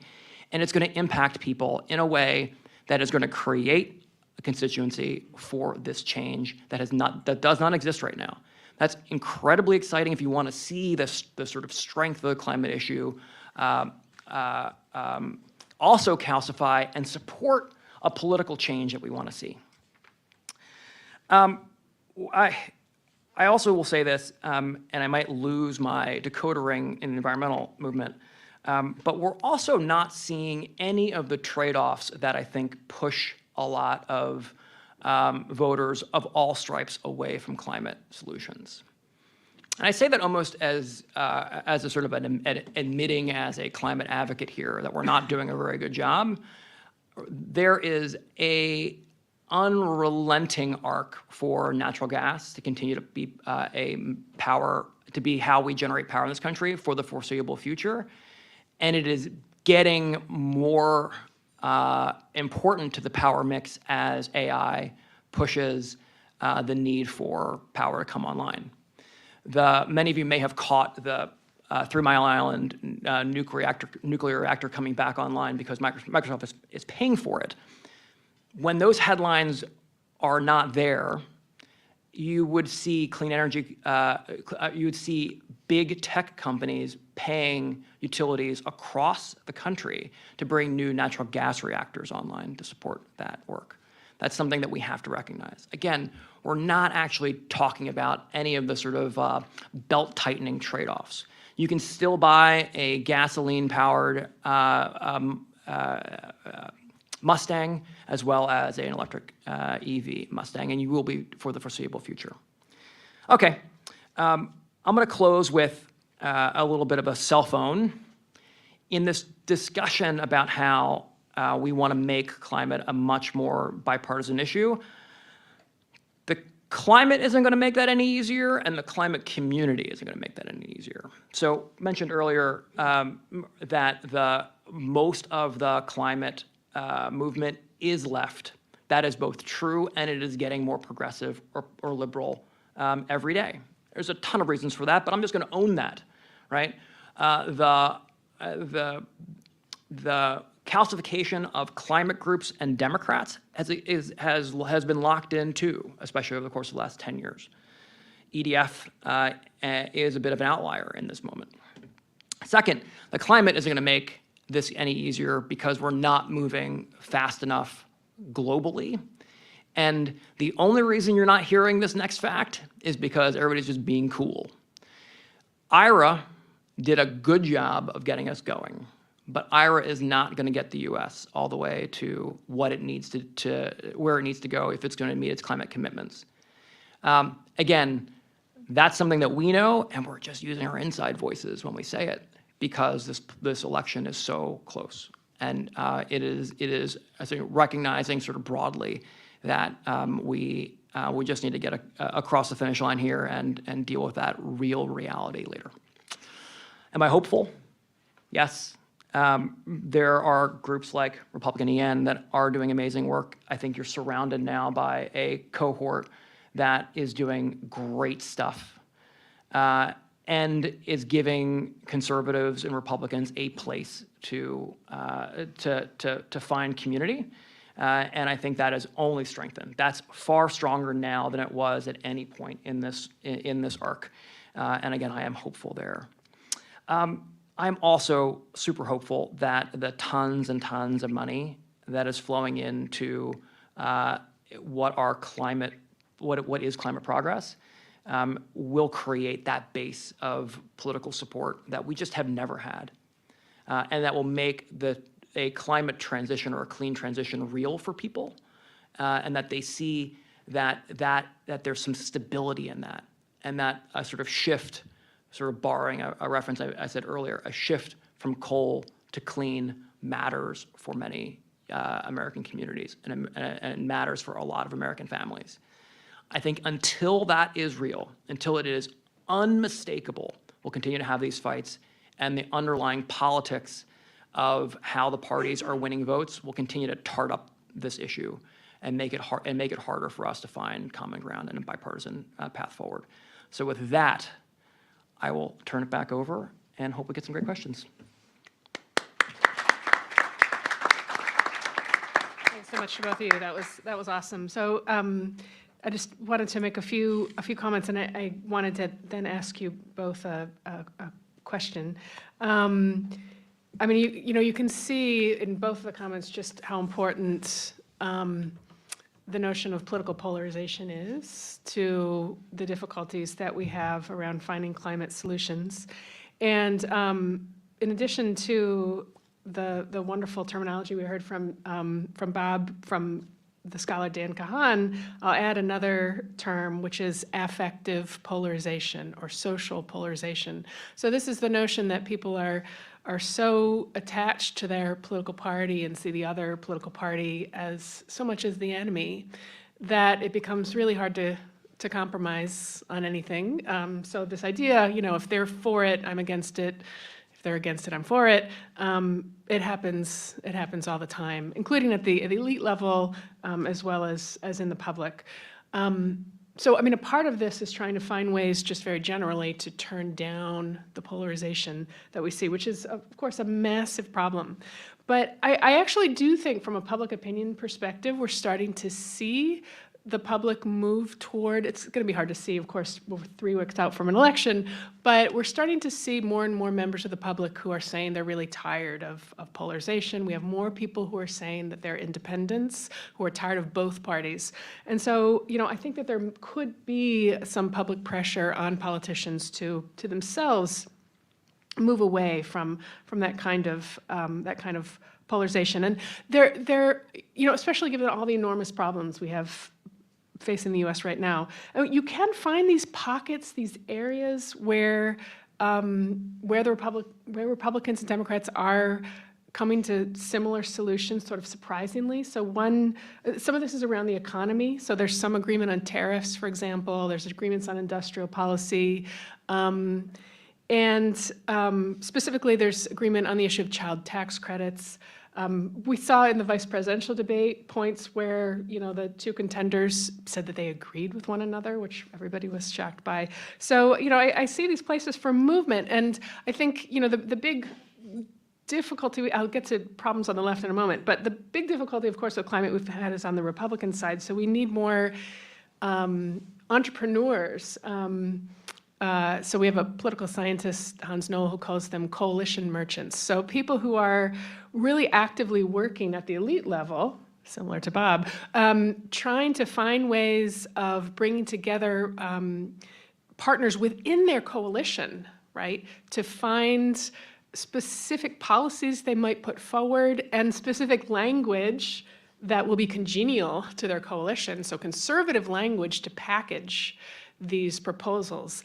And so that, when they do kind of begin to work on putting these proposals out there, it brings people on board. It sounds like I'm just describing what Bob is doing, so just, keep doing that. So, it does make me somewhat hopeful. And thinking about the left, one problem that we've seen on the left is, especially activists becoming intolerant of maybe people on the right who might kind of show some interest, but are moderate, maybe not as on board as people on the left would like.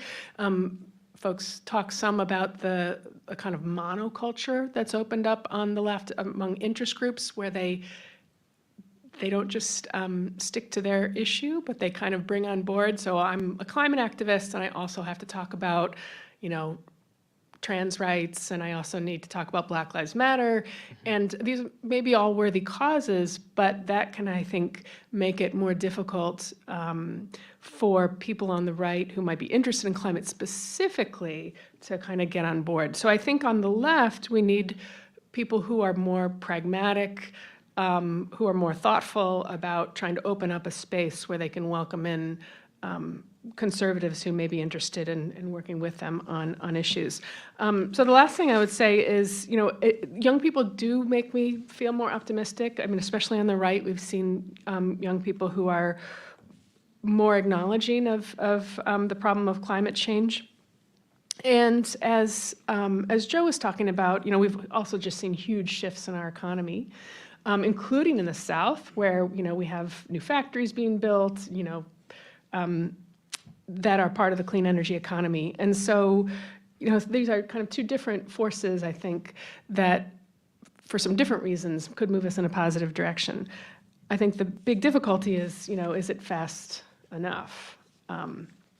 This is not a point when we should be moving slowly. So the one question I had for you both that I'm interested in knowing, I think the room would be interested in knowing, what are the stakes of the coming election? So how optimistic or pessimistic are you, depending on if Harris wins versus Trump wins? I mean, oh boy, I know I'd rather follow you, actually. I'll give it a go. I'll start with Harris first. I think our expectation of a Harris presidency is that it is a continuation of a Biden domestic and foreign posture on climate. But that climate is not a number one, day one priority for the incoming president. I think there are issues like inflation, like the care economy, like housing, like immigration, that I would expect a Harris administration to tackle first. There has been a signal from both the House and Senate Democratic leadership and what would likely be Harris core, that the effort to find ways to drive climate progress through some of these issues and through some of the things that will move will be part of how they are wired to make change. But you're not going to see an IRA 2.0. And I know that may sound very obvious to many, but that's, I think, what you are starting to hear within climate circles, that an IRA 2.0 is necessary, and we should be moving in that direction right now. Politically, it's very hard to imagine there's a political will for IRA 2.0, even in the unlikely scenario where Democrats have aligned government. Trump scenario. This is a welcome departure from my day job, which has actually been planning at EDF for both scenarios. Those plans are turning out to be different. In a Trump scenario, we expect a Trump administration to really learn from its past mistakes, especially in and around energy issues, and be better than they were in the 2017-2018 window. That's bad. There is a clear roadmap for them to follow to really sort of challenge what an executive branch power is, especially in deploying dollars that were allocated through either the Inflation Reduction Act or the infrastructure law. We expect that that action to be destabilizing in some cases, in some industries. We would expect a Trump treasury, say, to go and change the rules or begin to move to change the rules of how some of the tax credits under IRA are being implemented, even before, say, then trying to either get rid of them or change them legislatively, which will happen in 2025 anyway. So I sort of take it as this, like glass half full, a Trump administration slows climate progress in the U.S. And sort of weakens this sort of forming foundation we have in clean industry and in clean energy and transportation companies, but doesn't break the foundation. Glass half empty, the swirl is so extreme that the private investment that you've seen, the commitments of private investment you've seen pull back. And you have a lot of press releases that never come to be. You have communities like in rural North Carolina that don't see the investment that was promised. And we're really at square one in a 2028 scenario where so much of the time that we had to get that foundation right between these next 4 years is wasted.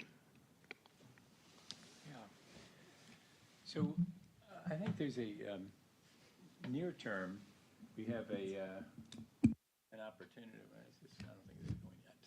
Hold on. Now it's going. Maybe it's going. No, it's not going. I don't know. And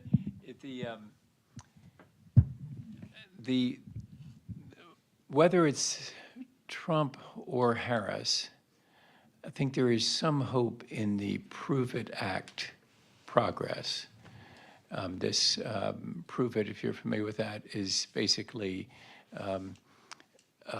preparation for the European application of our exporters to Europe buying European carbon credits starting in 2026. So, in last October, if you were exporting to Europe, you had to start reporting your emissions. In 2026, you have to take that data and buy credits from them. And so I think some light bulbs are going to be going on in the Capitol because members of Congress are going to be getting calls. Like Nancy Mace of South Carolina 1 may get a call from Nucor Steel. Hey, Nancy, you realize that we're going to be paying essentially a carbon tariff to Europe. We're going to be buying credits. Any other name, it's a tariff essentially, or some sort of tax. And you could collect that here. It makes no difference to us, makes no difference to our customers. Do you want us to fork it over to the Europeans or do you want the money here? And I think that Nancy's going to say, oh yeah, I think we'd rather have it here. And then the big light, the one on top of the Capitol, is going to go on that says, oh, we could do that to China. And then there's going to be some movement. So whether it's, and that sort of fits with the Trump messaging and the Biden messaging and the Harris messaging about China. And so there may, the momentum maker may be the European carbon credit being applied in 2026. So that gives me hope that something can be moving. And then, of course, the safest way to do that is to have your domestic carbon tax in place. Then you can clearly do that under existing World Trade Organization, or more clearly do that under World Trade Organization rules. And so that will be part of the mix as well. So I think either way, that's something that's positive. And speaking to people from Louisiana, Senator Cassidy has a bill that is a Foreign Pollution Fee Act that would apply the fee to polluting stuff and other stuff, high carbon intensity stuff coming in.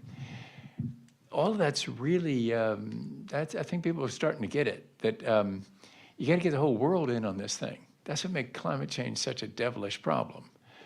But if you have the economy that everybody wants to sell into, well then, let's talk to Senator Cassidy about that Pollution Fee Act, and let's talk about the Prove It Act that gathers the data, and then let's meet the Europeans where they are and say, hey, we can do that. We can do that too.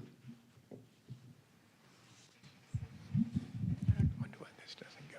Why don't you all? Maybe it's, this just doesn't go. Okay, so, It's very tricky, as you've seen. Everybody's having trouble with it. okay. So, you mentioned how, there's a lot of, we need to bring Republicans into because clearly they're not currently in, obviously we do have some, but it's not as much as maybe the liberal backers. But we've seen Harris on many issues kind of be able to talk to Republicans in a much different and more effective way than even Biden could do, which I think surprised many, given her even as recently as 2019 presidential campaign. I guess my question is, how effective in the Harris administration, or even just in the next, I guess, 3 weeks we now have, do you think she can be to like specifically address climate change, especially since we are currently dealing with the political issues in several swing states of Hurricane Milton and Hurricane Helene and whatever other natural disasters might happen between now and November 5th? Well, if I were giving her advice, I actually have endorsed her. I hadn't called for advice, but anyway, you know, Republicans for Harris. That's what I am. But I would be happy with her not talking about climate change between now and the election. And I've just got to grow up and know that that's just the way it's got to be. She doesn't need to talk about it.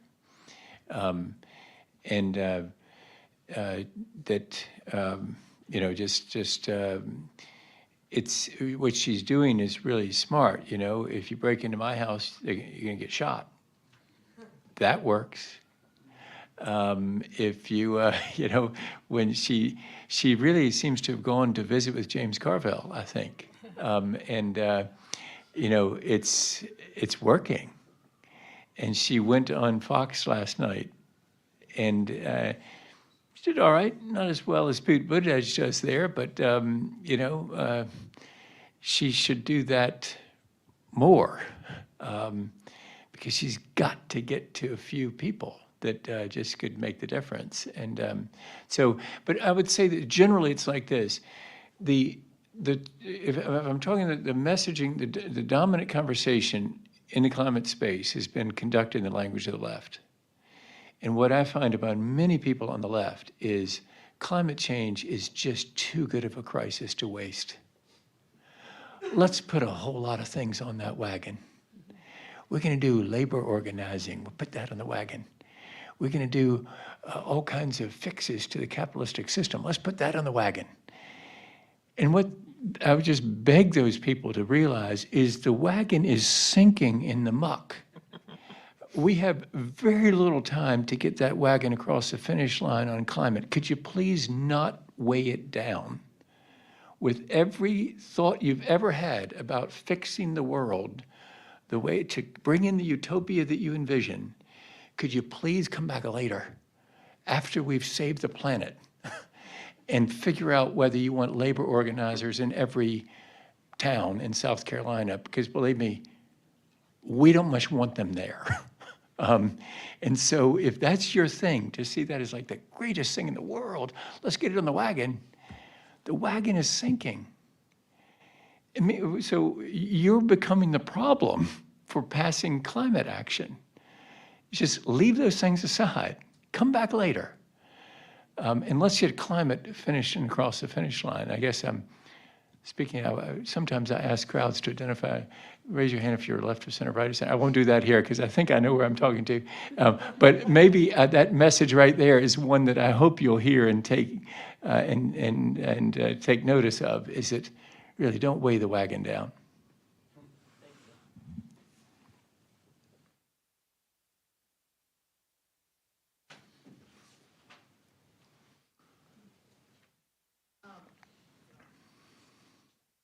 Now is it on? Yes, okay. Bob, I want to go back to what you were talking about with the European carbon credit being a momentum maker here, and relate that to this idea that a bunch of, 75% of IRA money or IRA investments are going to red districts, and a lot is made of this letter that the group of 18 members of Congress wrote asking for it not to be repealed. And I wonder if within the conservative political circles that you're engaged, there's any linking between we want these tax credits to stick around and a potential carbon credit system, something similar to what the EU has, could be a funding mechanism for them. Is that link being made, or do you see that as a potential next step? Oh, interesting. So you're talking about covering the tax cost with collecting money for carbon credits. Is that the idea? Interesting. I don't know whether that's being made, that connection's being made. For example, Joe mentioned some of these, in North Carolina. And for example, one of the districts that we are keenly interested in is Georgia 1, Buddy Carter's district. Hyundai is building a $7 billion battery plant in, I think it's Effingham County, or maybe it's Scriven County, Georgia. He's one of the 18. And he's, signed that letter saying, wait a minute, let's not get rid of all these things. In the district that I represented, South Carolina 4, BMW is building about a $700 million, they'll probably grow to $1 billion battery plant in Woodruff, South Carolina. And it's like what Joe described. Woodruff, that's the biggest thing that's ever happened in Woodruff. And so I don't, in answer to your question, I don't know whether that, I can see like somebody like Buddy Carter making the case that you're just making, but he would make the case that, hey, listen, let's not kill the goose that's laying the golden eggs here in the 1st District of Georgia, because $7 billion is a nice investment. And so, you remember Steve King from Iowa, remember him? Very opposed to, for example, government intervention and things. But he didn't mind voting for extension of the wind production tax credit, did he? Because you know what? In politics, where you sit determines where you stand. And so he was sitting in Iowa, and Iowa has a lot of wind. And so you will do what the district wants you to do in that case. So yeah, that's gonna be a big factor going forward. Back to the previous question, the thing that scares me about a Trump administration is you got a bully on the schoolyard who will say and do anything to a Buddy Carter or to if Steve King were still there. That's a tough scenario. But here's my hope. Even if we get that situation, if he wins on November the 5th, 78 plus 2 is 80. And you let that orange Jesus shuffle to a podium with that orange hair looking stranger than it looks now, and you see whether people really think he was a second coming or not. And I think at that point, there may be real movement in the Republican Party about how, gee, Monet, what would we do? Well, we followed this orange Jesus. And he's not the second coming, because those tariffs he's talking about, they're inflationary. The impact on the economy, not good. And so what if your savior turns out to be a real fraud? And so now that's looking for a silver lining in a very dark cloud. But may you live in interesting times, right? And so that may be where we are. If it's Kamala Harris, answering the question earlier, that I hope she returns to her carbon tax roots and realizes, hey, this is the opportunity. This is the thing that will really do this, particularly with what we've just been talking about the European following that, not following that example, leading that, because we're the ones that can do it better than they can do it, because we're the market that everybody wants access to. Use the power of that.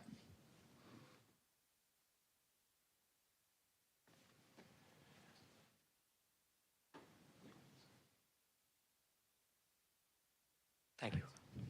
Hi, thank you. So I was wondering how you balance not weighing the wagon down, as you were talking about, with some of the ideas that minority people will, in fact, face the brunt of, or a disproportionate amount of, climate change impacts.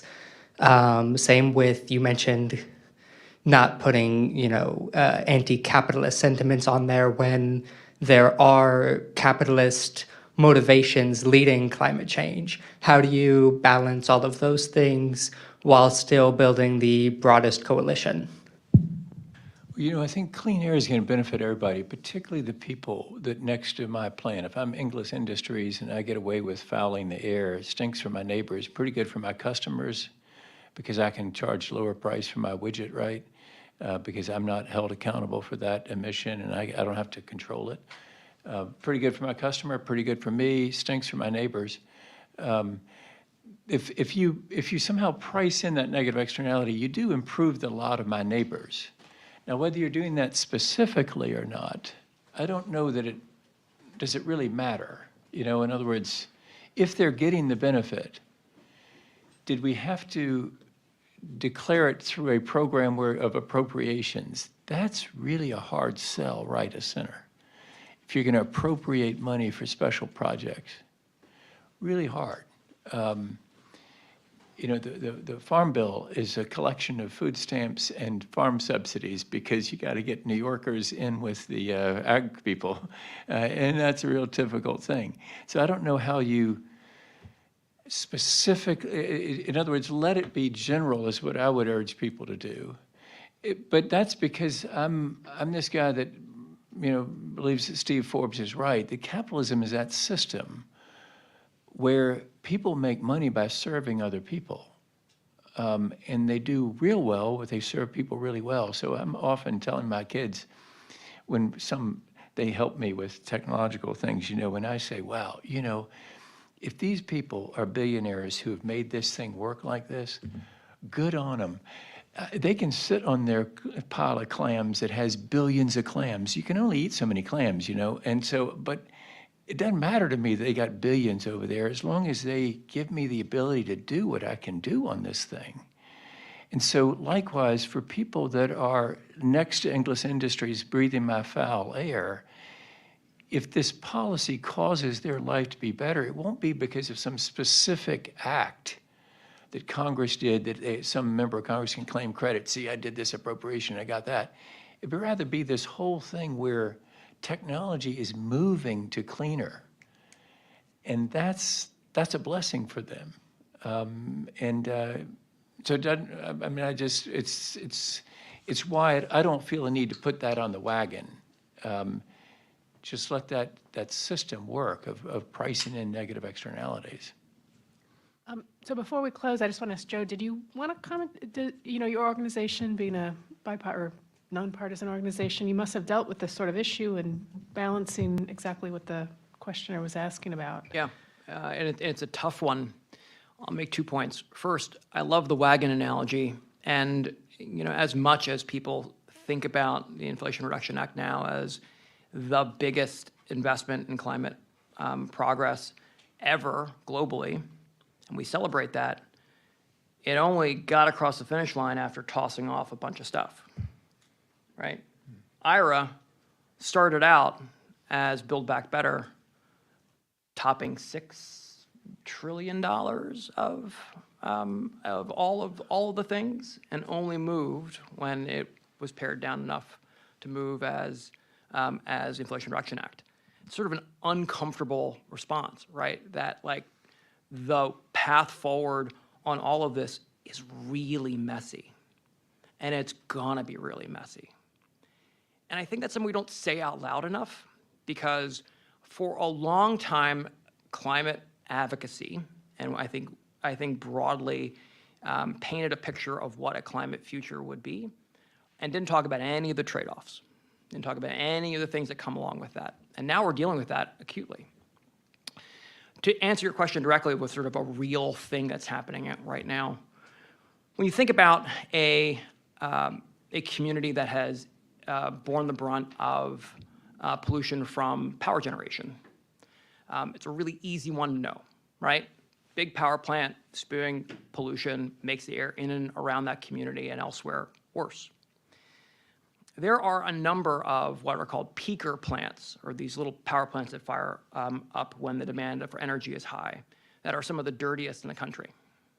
They only run every once in a while, so they get under all of the EPA requirements by sort of only emitting so much pollution. But when they go, they're super bad.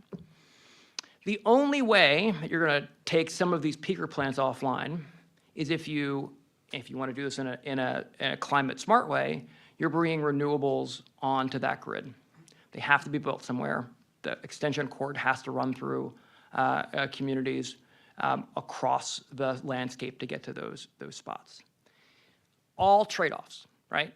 But in order to fix that problem for that fence line community, which is really important to that community, there are trade-offs along the way that we have to sort of understand, and that a climate future means that we are seeing real changes that impact people from the base of from the landscape fundamentally changing in the Midwest, from cornfields to solar farms, to how, again, someone flips their lights on outside Brooklyn, New York, when the temperature's hot and the AC's rocking, right?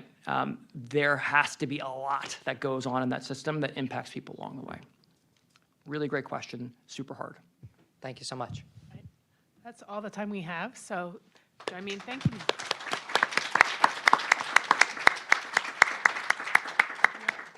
Thanks for all of you running the marathons today. And for those of you who just joined us, we're coming back for our final panel in about 5 minutes, okay, which will be on ways forward and how to find greater salience for climate policy and politics in U.S. elections. So stay tuned for that. Thanks. I really enjoyed the conversation, and I just wish I'd mentioned about the satellite PDF. That satellite, man. I'm very excited about that. I hope it's working. You feel like it's working, right? It's up there. It's sending data. I mean, it's really important because, you know, the economist, I don't know what the number is now, but the economist said, like, what, last year sometime, that it was economic to fix every leak. Oh, for sure.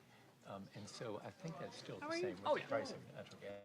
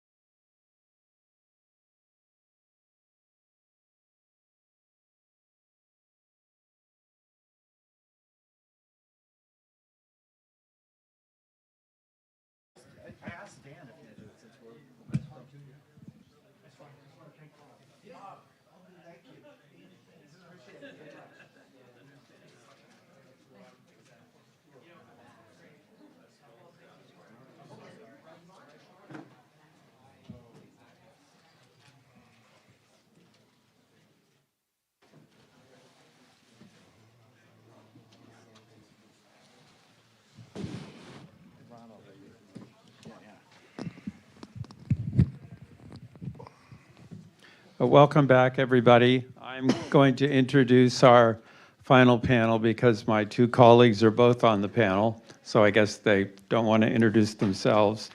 But I'll make this very brief so that we can get to the discussion. I've learned a lot today, and I think there were some terrific presentations and discussion. So this final panel is John Paul Mejia, National Spokesman for the Sunrise Movement at American University. John is currently a student at AU and serves as Chief National Spokesperson for the Sunrise Movement, a youth-led organization focused on combating the climate crisis and promoting social justice.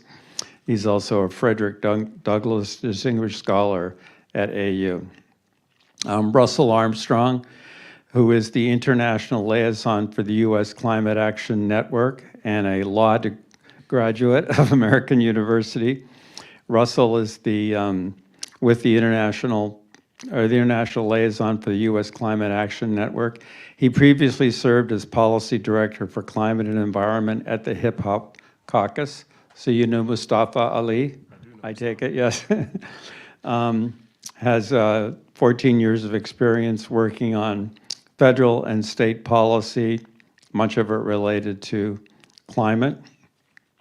My friend Todd Eisenstadt is Research Director at the Center for Environmental Policy at this university. He's also a professor of government.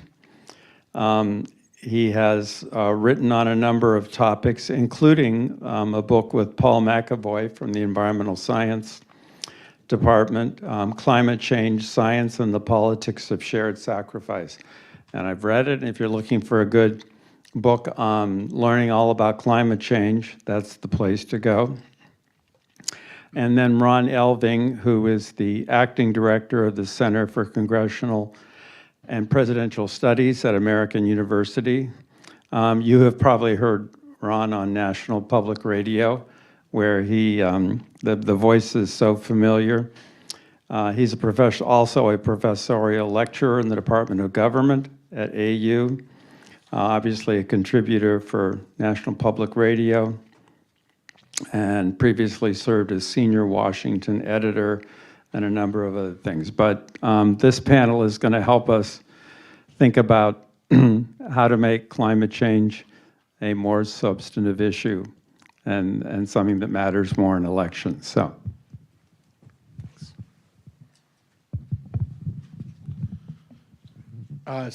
shall we go in the order on the schedule, if that's okay? And that would lead us to start with JP. Great. Can you all hear me? Is this okay? Great. Well, yeah. Thanks for having me here. It's awesome to welcome a student to an event like this. I think I receive this with a lot of honor, but also think that it is responsible when we're talking about climate politics to be able to include young people in those conversations. And so I commend that. Thank you. We've had a series of really amazing discussions today with a variety of scholars, organizational professionals, and so on that have honestly challenged a lot of my thinking. And how I want to sort of begin this is just by offering one, I think, a sort of orientation to y'all about the approach that the people that I have rolled in movement with over the past 4 years have had towards climate politics, our conception of how to move the movement itself from a movement into a governing coalition, right? And how that connects to some of the policies that we see today. And secondly, want to offer, humbly speaking, an analysis of what's in front of us in this moment as a climate movement that I think in some ways is a little bit confused, and definitely want to bring in some of the things that Dr. Berquist and Dan Fiorino said earlier today. So firstly, Sunrise started as, also to give you some ideological orientation, I am one of the people that Bob Inglis was begging to come back later when the election is over. But he's not here right now. Perhaps he'll come back later. First thing is that Sunrise started in around 2017 at a really hard moment in the climate movement. It was the height of the Obama administration. We had just seen sort of Waxman-Markey fail, and people were like, what is going on? There is broad political support for climate action, but we can't get it across the finish line. And part of the assessment was that there was just like broad public support for climate action was just not gonna be enough to take on the infrastructure and capital of the fossil fuel industry and its political arms in the US government. And part of what we had to do was develop a new theory of how we would solve the climate crisis. And at the core of that was this belief that what we call the dominant political alignment, or the political common sense, this set of ideas that are so uncontested that they kind of become the common sense of society, right? That those ideas, in the moment that we were currently organizing in, which some people call the sort of like Reagan alignment, or the sort of Reagan common sense, we thought, man, if the only way we can conceptualize our economy is one that just chugs along, makes profit for a few, discounts a whole bunch of people, and has no real remedy for inequality, if we don't have any ability as a country to conceptualize that inequality should matter, that everyone should matter, there's no way that we will actually have the logic amongst the public and the government to make climate change matter, nonetheless to solve it, right? Because ultimately it's a question of power. Who will be okay in the world that we're facing? And we were like, okay, if we want to change the dominant political alignment, if we want to get rid of the Reagan alignment entirely, that's a really hard thing to do, and we're going to have to come up with a plan to do it. So we spent a year sort of cooking up a plan, speaking up to different scholars, among them Daniel Schlossman, Sam Rosenfeld, Gary Gerstle, and we're like, all right, let's draw up a plan. There's 5 stages of politics that we have to get through in order to be successful. The first one being that we have to build a social movement. Let's recruit a bunch of young people, train them on really important skills like knocking on doors and talking to their neighbors, and having them ask folks, do you believe that Democrats should fight for clean air, clean water, a good job, and a livable future for anyone in this country? We started building the movement. At the same time, what we wanted to do was build what we called a faction. In our two-party system, we don't particularly have a parliamentary system, but a lot of the direction that a political party may take occurs within the party itself. And part of what we thought was necessary in order to prioritize climate change and also break through on the particular way that we thought it should be solved was by essentially developing a faction within the Democratic Party that would take the ideas of the movement to the national scale. And part of that orientation as well comes from an understanding based on what we saw earlier in some of the research that elites can actually drive public opinion, right? We tend to think in the grassroots like, we lead and then they will follow. True, but it's more bidirectional than that. So we wanted to do that. Lastly, we were able to do what we were able to get to those 2 steps, right? Some of us split up into a group that we called Justice Dems and recruited a nurse from Ferguson, a bartender from the Bronx, a school principal somewhere in New York, and we built what was then coined the Squad, right? And these folks were able to champion a piece of legislation known as the Green New Deal, which essentially said we need to solve the climate crisis at the speed, scope, and scale necessary, and also make sure that people aren't left behind in the process. That was at the core of that. Now, before I wrap up with how we were thinking about this then, I'll just say that what follows this, what follows building the movement and building the faction, are 3 more steps that you have to go through in order to be successful. After you've built the faction, you don't actually wage power unless the ideas of the faction become the dominant ideas of the party, what some may call party realignment, right? And so our struggle once the faction was elected was essentially to, as a movement, be pragmatic and understand ourselves as a junior partner in a governing coalition.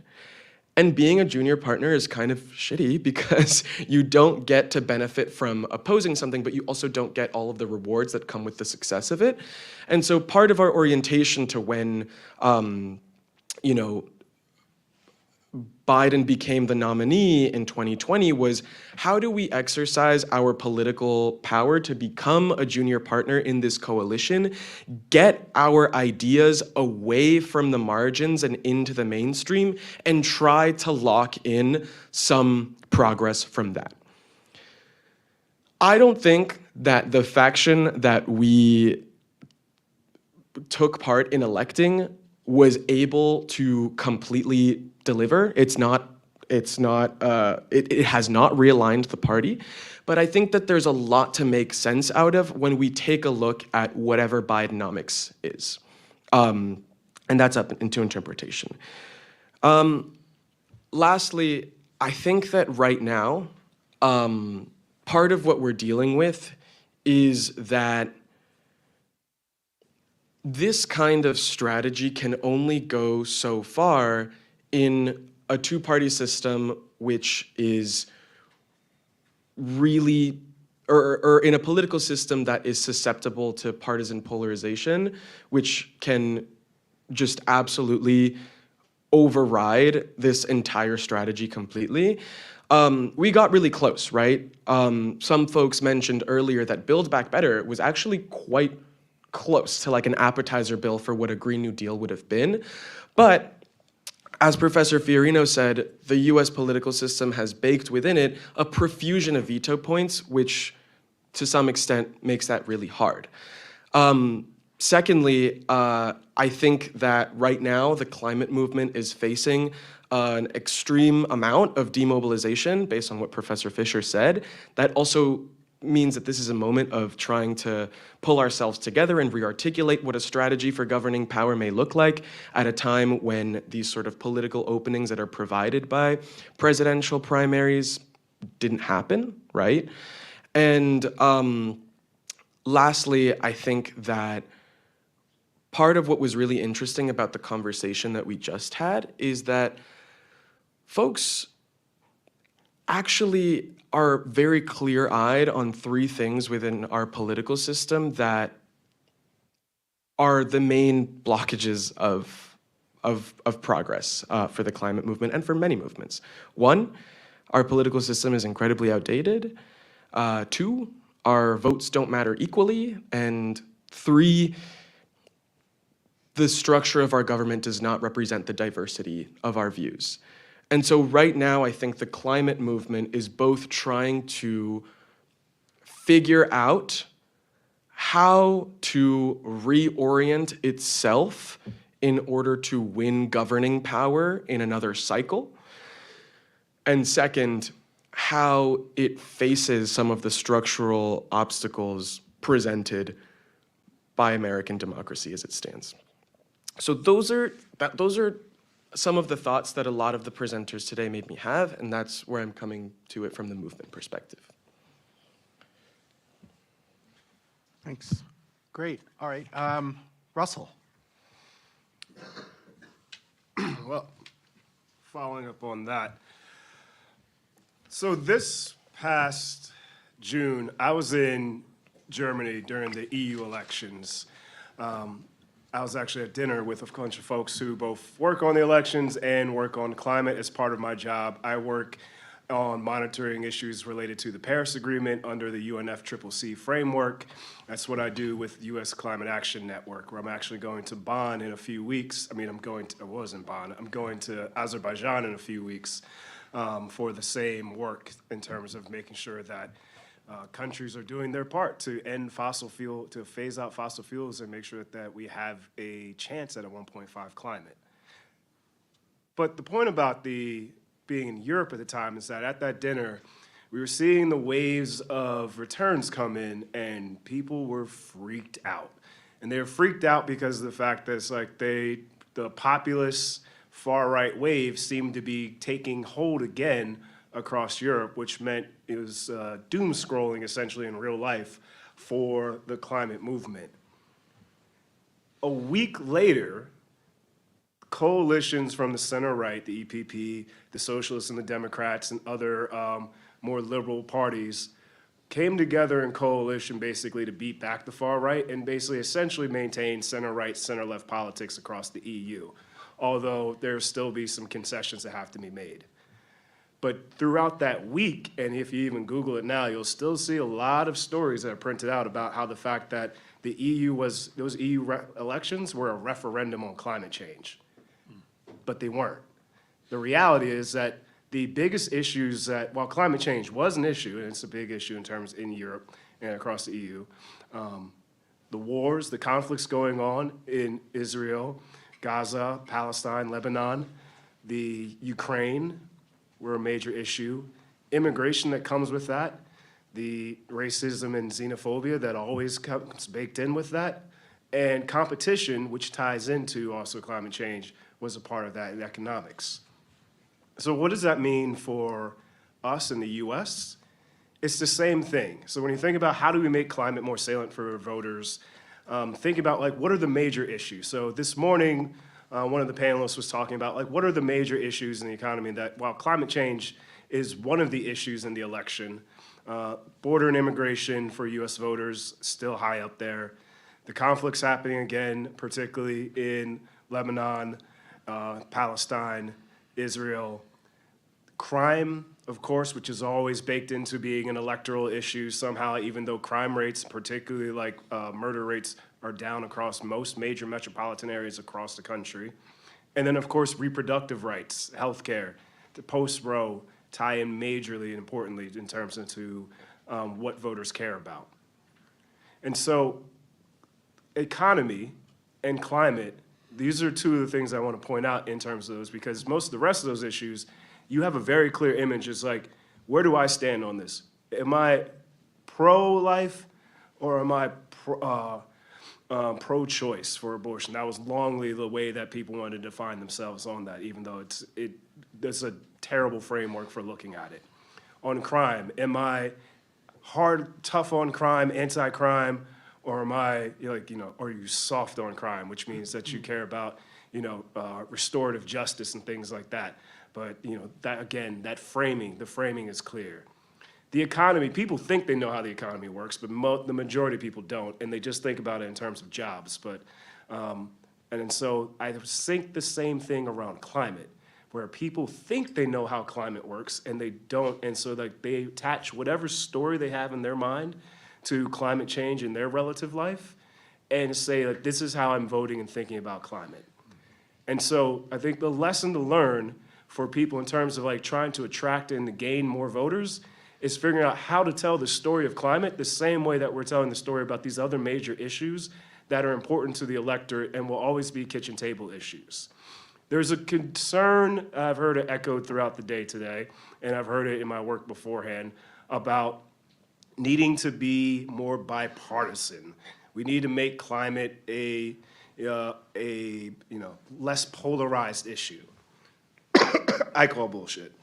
I think we need to make climate as polarizing as possible Because each of those issues that I just mentioned that actually get the attention of the news, that get on CNN, that get people caring about it. And by the way, every time you see someone elected official go on CNN, the reason they're going on these networks is because it provides a bump in their fundraising, it provides a bump in the people who are contacting them. That's why they keep going on these networks and things. It's the same thing that every time that these issues are mentioned, it provides a bump in terms of polling and things that people care about on these issues. You're basically feeding back to people in a feedback loop, what are the things that they care about? And so the way to get there for more people to care about climate is to make it a polarizing issue at first in terms of this natural progression of how issues get done. It's polarizing, oh, what side am I on the climate change issue? And then it caresses into, it's like, becomes so polarizing, and then you come down on the bell curve, and then finally people are like, oh yeah, I agree, electric cars do make sense because you see them everywhere now. It's not just a Tesla anymore. And so figuring out how to tell that story is the most important strategy in terms of figuring out how do we make climate change into something that is salient, easily identifiable, and recognizable for the larger voting public. Now, how to do that? Well, we've had, again, and so I would say that the climate change, stepping back from that, has already been a bipartisan issue in many respects. Things like the IRA, the business case.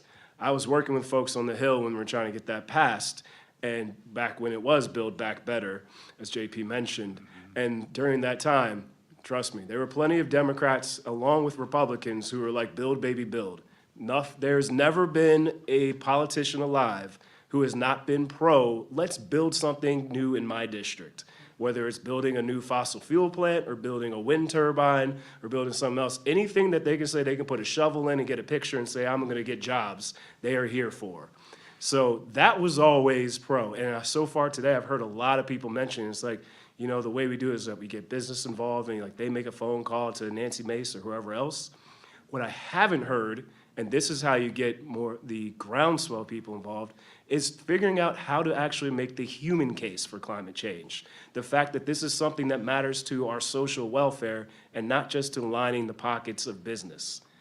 And so that's how, when you think about that, that's how you create movements. Similar to the civil rights movement in the 1940s, 50s, and then 60s, as you're reading your books, that was a movement that came about because you had scholars, religion, and labor coming together to think about like, what are the things that we need to do to push forward and push our country and economy forward? Because things that are good for frontline communities, things that are good for labor, are actually good for the economy as well. Same thing, things that are good for frontline communities, things that are good for labor, are good for our future for climate change. So it's important that when we think about how are we creating this transition, and this transition around climate change, that's not just the same old, same old. And that's why I'm not excited about an IRA 2.0, because if an IRA 2.0 is simply just another giveaway to large corporations who already had done the polluting and refuse to pay into taxes for these things, then you're gonna get the same amount of apathy from the baseline of voters who are like, it's basically just more of the same. While elites will tell you that this is a change for the masses and something we should all be celebrating, people in their day-to-day lives will be able to sniff it out and say, it feels kind of the same to me. It's kind of like when people tell you that flying is different now than it was back in the 70s. I don't know, we're all still queuing in lines and getting in little small plastic planes with barely any seats where it hurts your knees. Y'all are a little younger, so you may not realize that like your knees hurt, but they will, trust me, in those little planes. So we need to be clear about who is the voter that we're trying to attract and that we're trying to go after and trying to tell and convince that climate change is an issue. If we're just going after the top, the grass tops, in terms of trying to pick off whether it's, Republicans who, for the most part, many of them behind closed doors, they know climate change is a thing because elected officials, at least at like this higher level in the federal government, I used to run a fellowship and I would tell all the fellows that none of these people are dummies. They all got elected here somehow. Like they are sophisticated enough to know how to talk and chew gum at the same time. They may say crazy things out loud, but behind closed doors, they know who breads their butter. So if they have someone in their district who cares about this, say like a line or electric bus company, they care about that because they know they care about money. But in terms of appealing to your baseline voters, that's what matters. And so I could say more, but I'll close with this. One of the things that I don't agree with Mitch McConnell much, but like when he was talking about term limits and someone was challenging about it, he was like, we have term limits. They're called elections. And so the way that we get people to care about climate change is by making them pay for it in elections. I don't want to hear more about how we need to be appealing to the sensibilities of Republicans who know behind closed doors that climate change is good for business, but vote against the IRA, which was already a watered-down climate bill, every single time in Congress. I want them to come to me and say that I want them to come and need my vote, because otherwise we're going to vote them out of office. And so I'm gonna come back around when we have more comments to talk about some of the places where we should be focusing that sort of efforts on. But I'll stop there in terms of identifying where I think the mind shift should be in terms of thinking about like where we find the electorate in terms of climate voters. Thank you. Great, thanks. I would add to these, we've had a couple of passionate and strong statements about needing to realign the electorate, needing to consider how we communicate and how we make the issue of climate change a polarizing one instead of trying to tiptoe around it, right? I think I'm gonna add a little bit about institutions and what we can do about institutions. The last couple of weeks, we've seen Hurricane Helene and Hurricane Milton.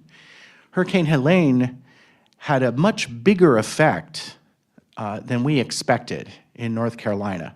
People who were supposed to be out of harm's way were, there were scores of fatalities.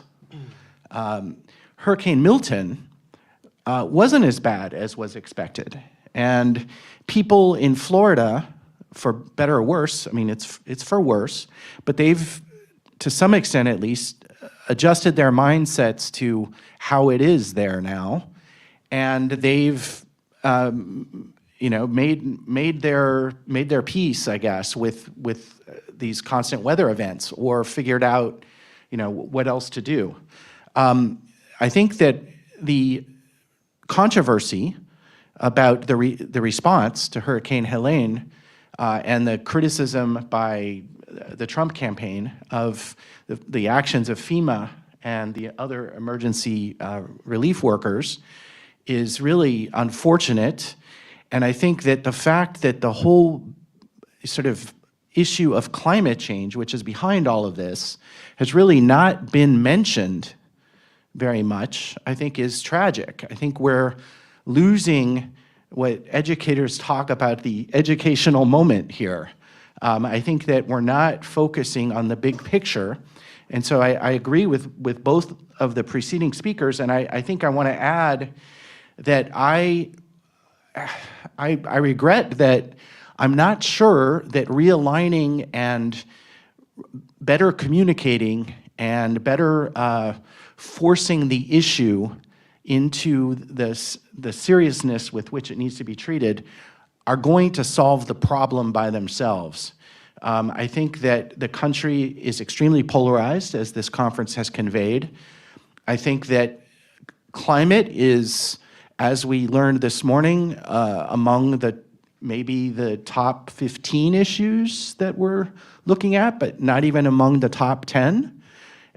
We've heard about how, while weather events and especially temperature changes impact people's views about climate change, actually other weather events really don't have a strong effect, and that effect is not so strong among conservative voters, if it exists at all, that the realignment that happens after weather events is on the side of the Democrats. And so we have a problem with this polarization. And I wish we could have, maybe you've almost hinted at sort of a parliamentary system as a possibility, or some other way of representing such important issues more prominently in the political system with guaranteed stakeholders and advocacy, we're not going to have that in the United States.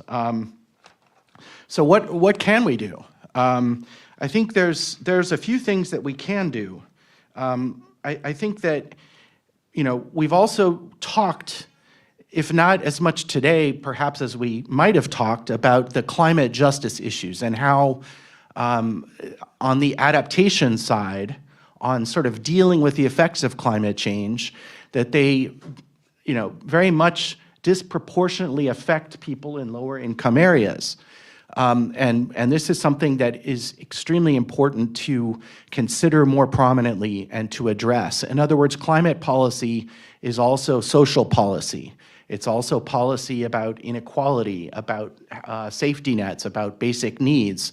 So it doesn't, it is becoming such a big issue that it is spilling over into most other areas of life in this country and most countries. So we need to address that, but I think the other area of inequality and injustice that we need to address is the intergenerational one. We haven't talked much about the problem that, in fact, my generation, or if I can blame others, I'll blame the generations before me, have put into the young people's laps and actually your grandchildren's laps. And so we need to figure out ways to address this with policy. I don't think we have. We're barely starting to address this in terms of recognition and assignment of blame. There's a few lawsuits that are working their way through the legal system slowly, but which address these issues. But I think this is of particular importance for young people to think about, and I regret to have to raise that. I think also, as was mentioned in the last panel, the Carbon Border Adjustment Mechanism, the CBAM, that is being put in place in Europe in order to force goods traded into the European Union to have to meet the standards with regard to emissions that they set or pay additional tariffs is a good system. And I hadn't really heard of it referenced with regard to a U.S. imposition of that system for goods brought to the U.S. from China, but it makes good sense. Ideally, we could have stronger institutions even than those in the trading system. For example, if you could imagine that the, around the world, that environmental ministries were insulated from day-to-day politics. Imagine, for example, if the environment ministry was named for a longer period of time, a longer term, and was not responsive directly to the whims of the sitting president in this country or the prime ministers in other countries. If it were more independent like the Federal Reserve presumably is, or like the Supreme Court used to be, okay? If we had institutions like that, and if we could bind our own hands as a nation and construct some sort of institution along those lines, we may be able to have longer-term climate policy. It's a pipe dream at this point. It was even more of a pipe dream 5 years ago, but I'll bet you in 10 years, as these events continue to happen, unfortunately, and our need to find solutions finally reaches the point where we recognize this problem for what it is, then I think those kinds of possibilities are going to be a lot more reasonable and may become part of the day-to-day debate. I mean, I wish that would happen sooner, but as we also considered this morning, it may be, as Professor Fisher called them, external shocks or climate shocks. I think what she was referring to was these external weather events. And if that's the case, as they become more frequent and more damaging, we will find a way to deal with this. And I think that some of these institutional solutions may be a pathway.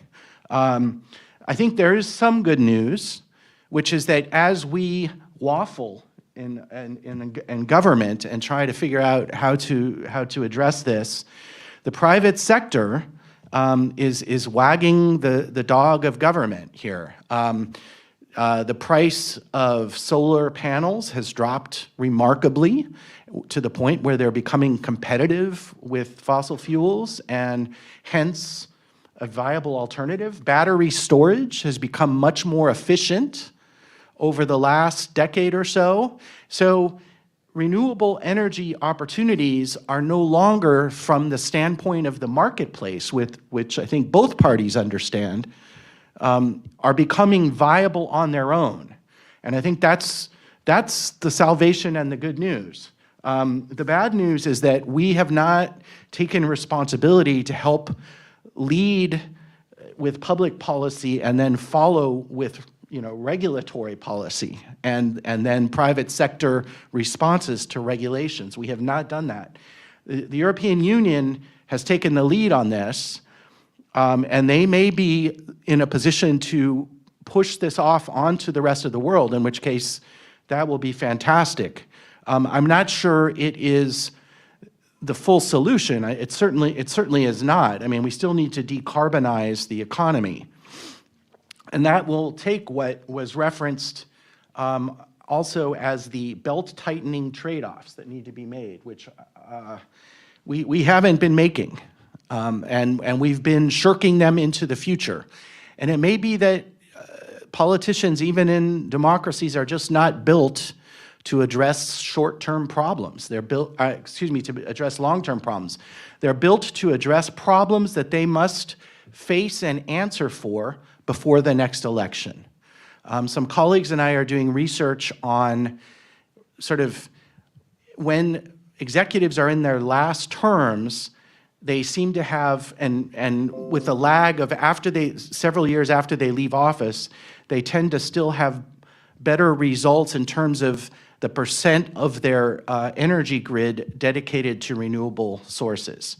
In other words, if this is true, then executives who are no longer beholden to the interest groups like fossil fuel companies, when they are elected for the last time, are more able to perhaps, hopefully, vote their conscience. I mean, we still have to do some more research to see exactly what that conscience is. But giving them the benefit of the doubt, it may be that they are more inclined to worry about their future and the future of the planet if they don't have to be responsive to these constituents. And that's too bad, because the constituents who are winning, if that is the case, are these fossil fuel interests. That's nothing new, but I think it's worth mentioning. So I guess in summary, I would just say that it is unfortunate that that government has not led the way here, and that the private sector may be ahead in terms of having cheaper options of renewable energy. And as renewable becomes more efficient, there may be a technological solution. That would be a shame for our own practice of discipline and of an ability to solve our problems. But that would still be a solution that we can accept if we have to. And the last thing I would just say is to reiterate, considering new institutional forms to understand and accept that the political system is dysfunctional and that we have to find a way out of this regardless. Sorry to end on a downer, but I guess that's where we are. Thanks. Well, we always seem to be left on a downer, and then we have one more subject. That would be mine. I'm going to talk a little bit. Oh, didn't you know? Having a little trouble with the mic. Is it just not working? It'll work as soon as you get it out of that little holder. Yeah. All right. Well, let me add one more subject to the litany. Todd's been talking about institutions, and JP gave us a good list of obstacles. So let's talk a little bit about the media. That's an institution in a very broad sense, and it is certainly, I think, an obstacle in terms of building the kind of movement that Russell's talking about, the kind of movement energy in a political culture that he's talking about. And what do we know about the media? I mean, it's obviously an enormously varied landscape. How many of you would say that it unites the media across the board that they're interested in money? Most all of you would say that money is a strong interest. What about power? Maybe political power, some kind of power.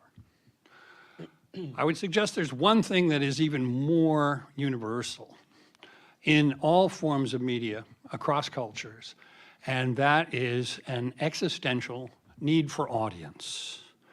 Audience.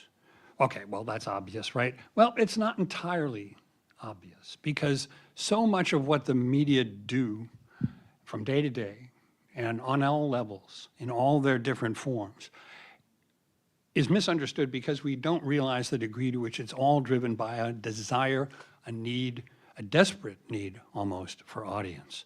Now, that doesn't necessarily have to mean an enormous audience, a mass audience. It did at one time for certain technologies. Obviously, if you wanted to be television, you needed certain kinds of equipment, you needed some kind of capital investment, you needed to be able to promise numbers. You needed to be able to say there are going to be a lot of people watching this. This is not necessarily true anymore.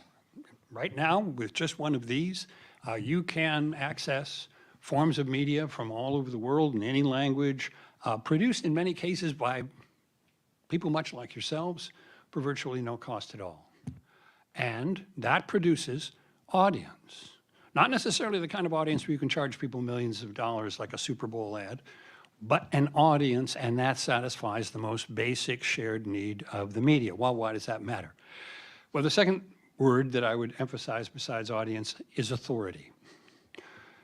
If a particular media has audience, and again, it does not have to be mass audience.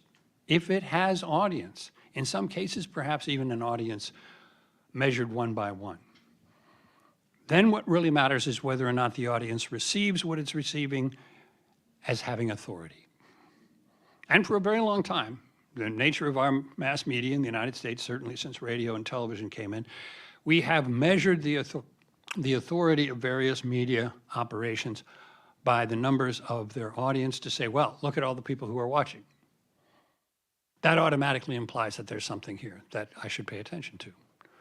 Or perhaps you were talking about something much more micro than broadcast television, but it was something that had real force for you. Because even if you were an audience of one, or say an audience of a few people, or an audience the size of a college class, or an audience perhaps limited to a particular city or town, if it was in a meaningful audience from the standpoint of that media, and you were part of that audience, then if you believe what you're getting from that media can have, for you, real authority. Real authority. Now, you might go so far as to start asking, well, what am I hearing from this ad salesman, or from this televangelist, or from this news broadcaster? What am I hearing that I really accept? And you might start asking questions about what that person might actually know or have to impart. And those questions are going to be extremely difficult for you to answer. It's going to boil down to what you respond to. You won't even be able to say, well, you know, there are 20 million people watching this. I guess they must have checked their facts. We don't live in that world anymore. We just don't live in that world anymore. There was a time when ABC, CBS, and NBC, the three broadcast television networks, could count on something like 70 or 80%. Think about this, 70 or 80% of all the televisions in the United States to be tuned to one of their evening news broadcasts, if those television sets were on at all. If they were on, they were watching the news, because the news was a kind of designated period in the evening right before prime time came on. That's why they spent the money on those news operations, because that was the loss leader to bring people in for their prime time shows and charge them tons of money. So the country as a whole was seeing three broadcast news operations tell them what was going on in the world at all levels, So a guy named Walter Cronkite, people called him Uncle Walter, had this enormous audience. And when he decided, and I mean this very seriously, when he decided to do a special broadcast where he himself walked through streets in Vietnam and reported that that was a quagmire and the United States couldn't win, Lyndon Johnson, the president, said, if I've lost Walter, I've lost the country. And a little bit earlier than that, I doubt very many of us would even know the name Edmund Pettus Bridge from the 1965 Selma Voting Rights March if it hadn't been on television. But there were television cameras there from all three networks. Otherwise, I suspect that the Alabama State Patrol would have simply reported that the march broke up, reached the bridge, and then everybody decided to go back to town. But we knew better because television was there and because it was broadcast on those three networks. And a little bit later on, Uncle Walter decided this thing that was going on that was very hard to understand that was called Watergate was actually kind of a big deal, and he devoted a 30-minute, can you imagine this?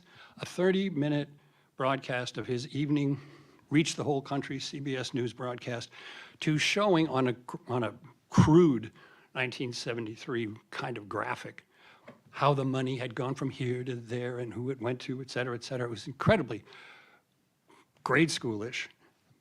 But he put it on for 30 minutes and the country sat there and went, wow, Uncle Walter is that concerned about it? Must be somewhat of a deal. A Senate committee was formed, a House impeachment committee was formed, a president was forced to resign.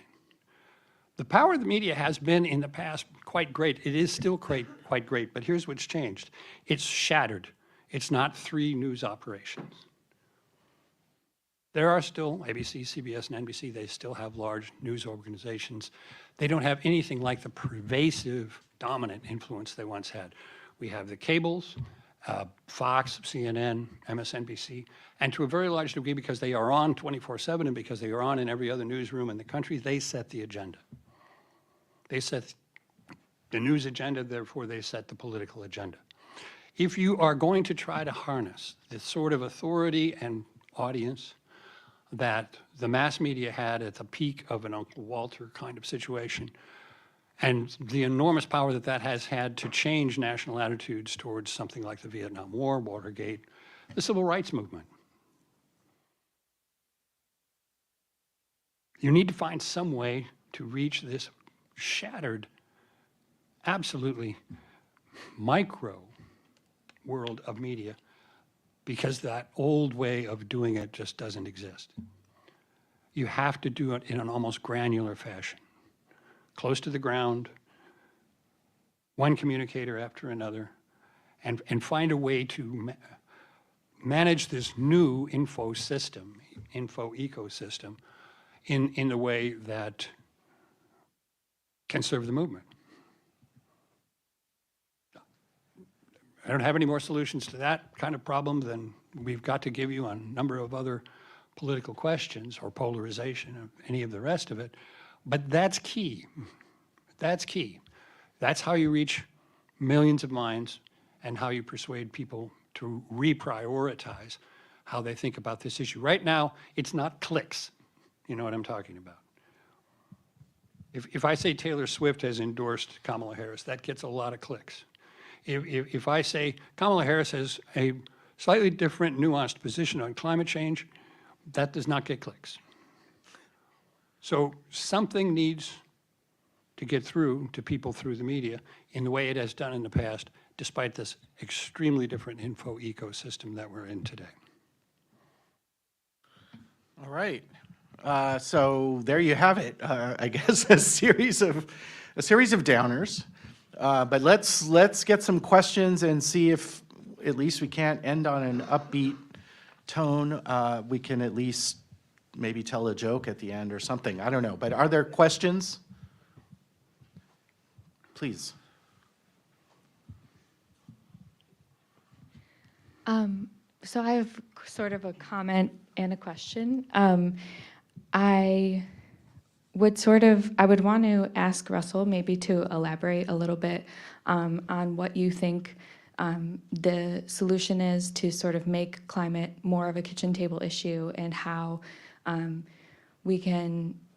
political movements can make that more of an issue so that we can find solutions. And I also just wanted to make a bit of a comment. I feel like there's been a bit of tension today between what we should do and what we can do, and how the concern over being bipartisan and getting what we can get done. But I felt like I heard a little bit of similarities between what Russell and JP were talking about and what Professor Eisenstadt was talking about this need for new institutions and the need to build that. It sounds to me like building a new institution is sort of a radical idea and should be something that we're working towards in order to sort of build this new world that's more equal for all and that's greener for all. So I kind of think that you were both sort of moving towards each other in the same direction.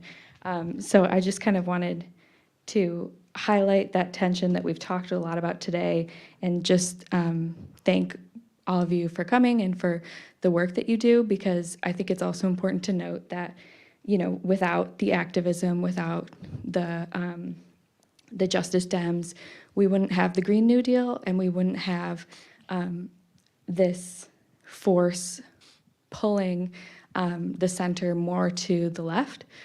So I think we have to acknowledge that that's a really important, essential part of our democracy, even if the two-party system is very frustrating to getting all that we want to get done.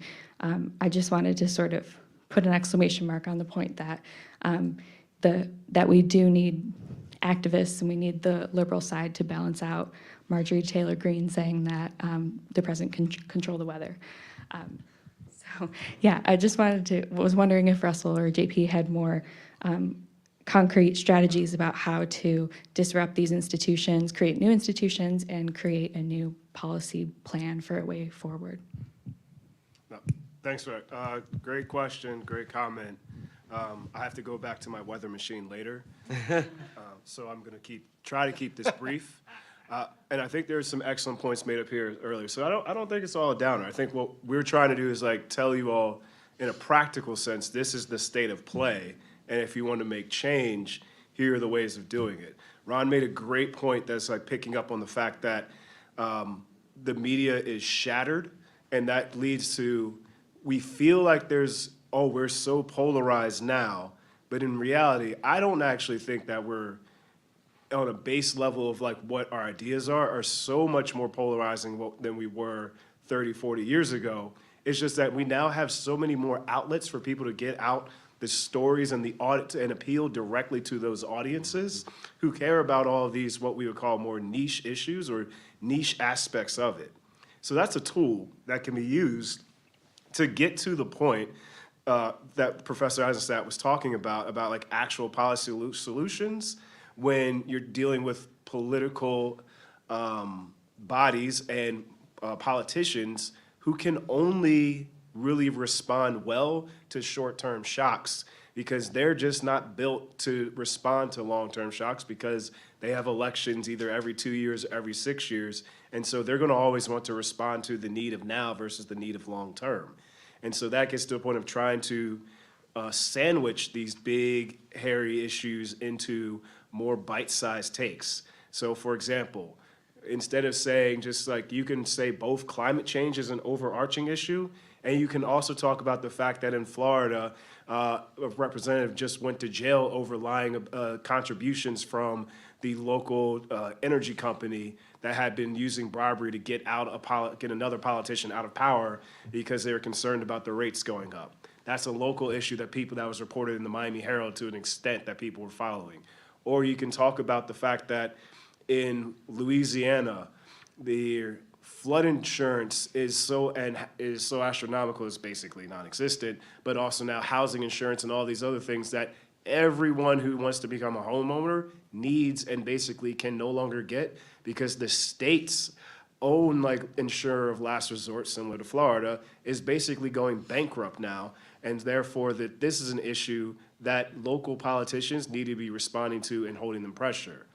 But then at the last part of that puzzle is that you need groups like Sunrise who have mobilized hundreds of thousands of youth, or tens of thousands of youth to care about like these issues and getting them educated enough to tell this story to other people as a trusted messenger now because of that shattered media system where people don't necessarily believe what's told to them up on high.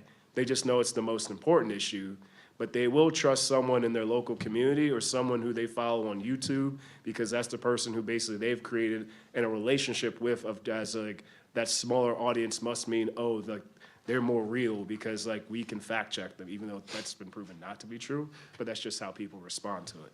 So I think weaving those things together and identifying, and so that's why I do think the story part is important, because you got to figure out what is the story / issue that's most salient, and then telling that story. Right now, we have a story that's broken wide. I work with someone, Anna Jane Joyner, who's been talking about in all sorts of different periodicals, LA Times, et cetera, about how Asheville is like the home she grew up in, and seeing the devastation there. And there's been so many stories about how like Asheville is like, there are no more climate havens. First off, if you look at the Climate Vulnerability Index, which was put together by EDF and Texas A&M, Buncombe County was never really a climate haven. It's like a 50+% likelihood of being vulnerable. But it's a great story, and the fact that no one thought that like a hurricane was going to destroy a part of Appalachia that people love is now something to create and make more salient for people all over to recognize for that news cycle, which I'm not a news person, so I don't know specifically how those cycles work anymore in terms of keeping people's attention, but you got to run with that story and keep it relevant through in the short term for an election. And that's how like you win, basically, by getting your politicians to care about it. Eastern Kentucky, I brought up Mitch McConnell earlier, one of the most climate vulnerable places in the country. But no one thinks that because it's not on a coast. It's nestled into like a valley, but it's also where a large swath of our agriculture is grown and is definitely vulnerable to shocks from climate shocks. But someone has to make that case to get people to actually vote on that issue. So until you make that case, you can't galvanize folks to go, and you have to identify who are the local trusted champions, people that people will listen to then get them to care about that, to make it a salient policy issue. You want to go or?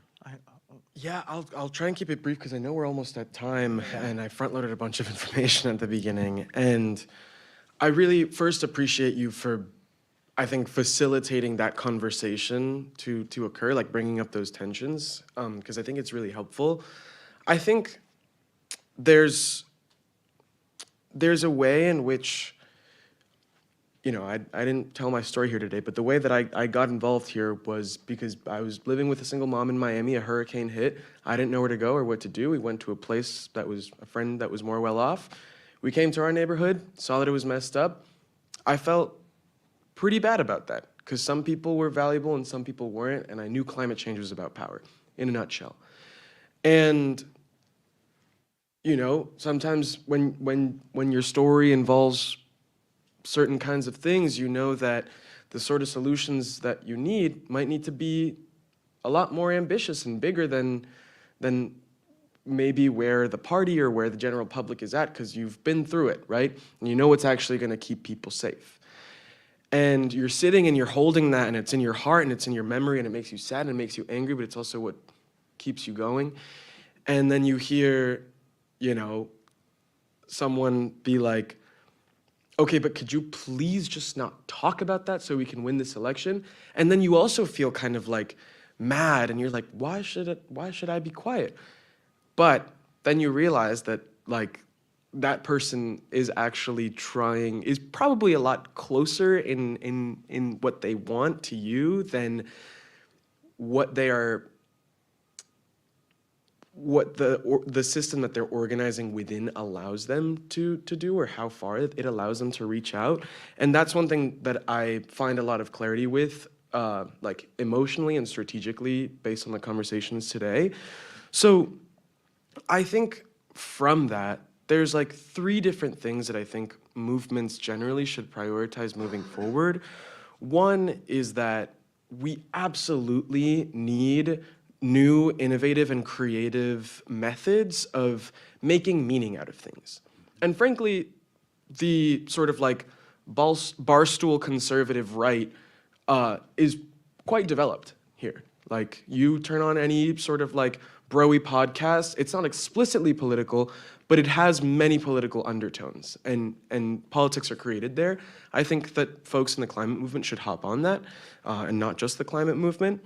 Second, I do think that it's still worth continuing to pursue the strategy where young people like myself on the left continue to agitate the center of the Democratic Party to be as ambitious as it can in the policies that it promotes, not only so like we can get stuff, but also because ideas like the Green New Deal, and to some extent what was salvageable in the Inflation Reduction Act, were built off of an idea of a climate policy feedback loop where, you know, you bring manufacturing to red states and underinvested in communities in order to reverse some trends of political polarization.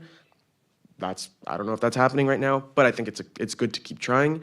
And lastly, because of the thing that we've been talking, that tension, I think a lot of movements, and many have been referenced today, many issue-based movements should really, really think about what it might mean to build a movement of movements to reimagine, rearticulate, reform American democracy. I think it's a really, really important thing that we need to be focusing on right now. Great, thanks. I want to just make one more comment as well, because I don't want to leave, I don't want to be the downer on the panel, and but I do think that there's something important to consider, which is that, you know, we have agency as individuals, and you all are here today, and thank you for that, and advocate and vote.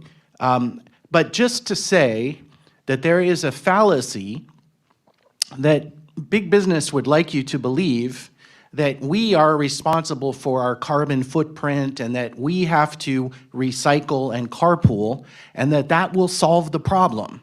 And that fallacy is still out there. Those are good things to do, although, frankly, recycling, I'm not exactly sure how much it solves some of the problems that we really face, and it's not done systematically. There's a lot of new studies of recycling that raise questions, and you guys go out to the bins and see which one should receive each of your types of waste, and you'll also see that it may not work that well, except perhaps to placate us, okay? So we need to conduct ourselves in socially and environmentally responsible ways, but we also need to pressure authorities. So if there's going to be change, it has to come both from the bottom and from the top. And if we have to pressure the top in order to get the kind of action that we need, then we have to do that as long and as hard as it takes. So we do have power, we do have agency, but we have to not waste it. We have to direct it to the right places. And if we do that, we, along with market forces and technological improvements, which seem to be happening, and the European Union, if they make this into an issue of tariffs and trade, which they're trying, and is not the best ideal place to situate the climate problem, but whatever works is fine, right? We may, in tandem, be able to produce some change that is needed. We're not quite on the pace that we need. We need to pick it up, but yes, there's hope. Otherwise, you know, why are we studying these things, right? And why are we activists, right? So I'll turn it over to anyone else who would like to add one or two more questions. Can we get Romero? I just have a question, Professor Eisert, in regard to driving these policy changes and holding people accountable. I mean, we have two agencies that technically have the power from the executive branch: Department of Ag to push regenerative agricultural processes, and we have the EPA. So, since we technically have that in place and part of our structure from the Constitution, it really means we have to drive it more on the political side? Or, I mean, all of us studying on the policy side, yeah, we're going to nonprofits, but the structure's already there. So I just wanted to ask, I guess, more on your, you saying that we need these policies. If we have the Department of Ag that could push regenerative ag as a mandatory thing in every, district, where do we drive that? Does that go back to us pushing it at the campaign level, or, yeah? And I guess that's for everybody All up right, there. and we'll, so just very quickly, just to say that, I understand your skepticism about if we have agencies to do some of this work, then why do we have to take it upon ourselves, I guess is the question. No, it's more, where's the inflection point to drive more? Oh, okay. They're there, right? I mean, technically, they're there. They're there to put these, again, simple regenerative aggregation or ag practices could come mandated from the executive branch through the Department of Ag. Where's the inflection point that we then need to come in through as the students from AU that you want us to agitate more? Causing more of the, hey, let's use the media, or maybe now we'll have to use social media, hashtags could be the way to really use it. Yeah, we can pressure Congress, and we can use the pulpits that we have in the media and through NGOs and other forms, and we can continue to make demands that things change, because if the institutions that we have are not working, which they haven't been, then we need to find another way, right? And the system allows for us as citizens to pressure, particularly through Congress and through local government upward, but it just hasn't been working lately, in part because the polarization of the country, in part because of the fragmentation of the media and the ability to articulate messages coherently and extensively to many people, right? So I think those are areas that we could use as points of entry, right? Russell. Yeah, I agree with that, but to expand on it, so you give a real life example. So using regenerative agriculture, which is it actually is a program that's in the Department of Agriculture. They have a pilot program that they do in terms of giving out money. Some of that money is obviously appropriated through Congress. So as Professor was saying, like one of those lynch points in terms of trying to get advocacy done is through having lobbyist advocates advocate with their congressional members during like the annual appropriations process. But you also do that when you advocate directly with the administration. So like now that'd be the Biden administration.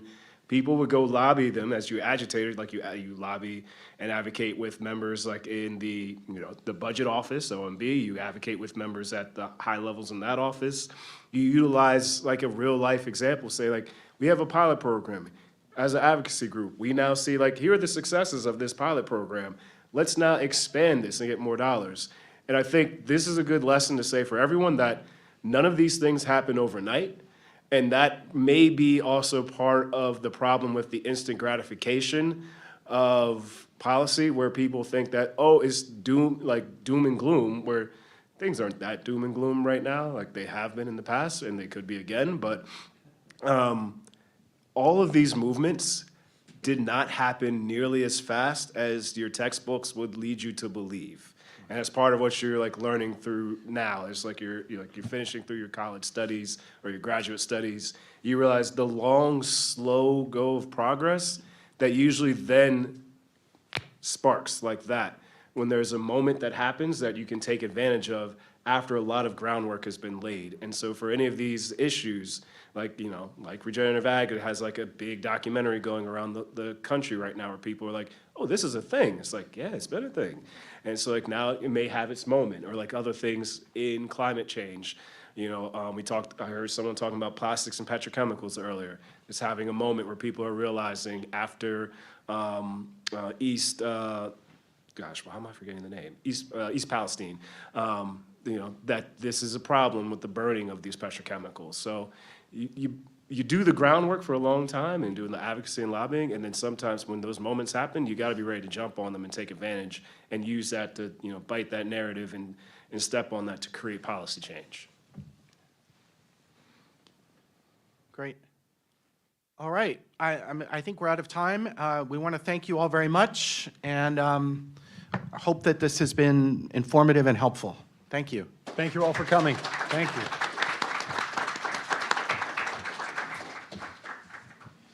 Thanks. Yeah. Thanks for joining us. Great to meet you. Likewise. I'm sorry. The phone here, and I said it was. I was wondering because that was. I was like, don't ring.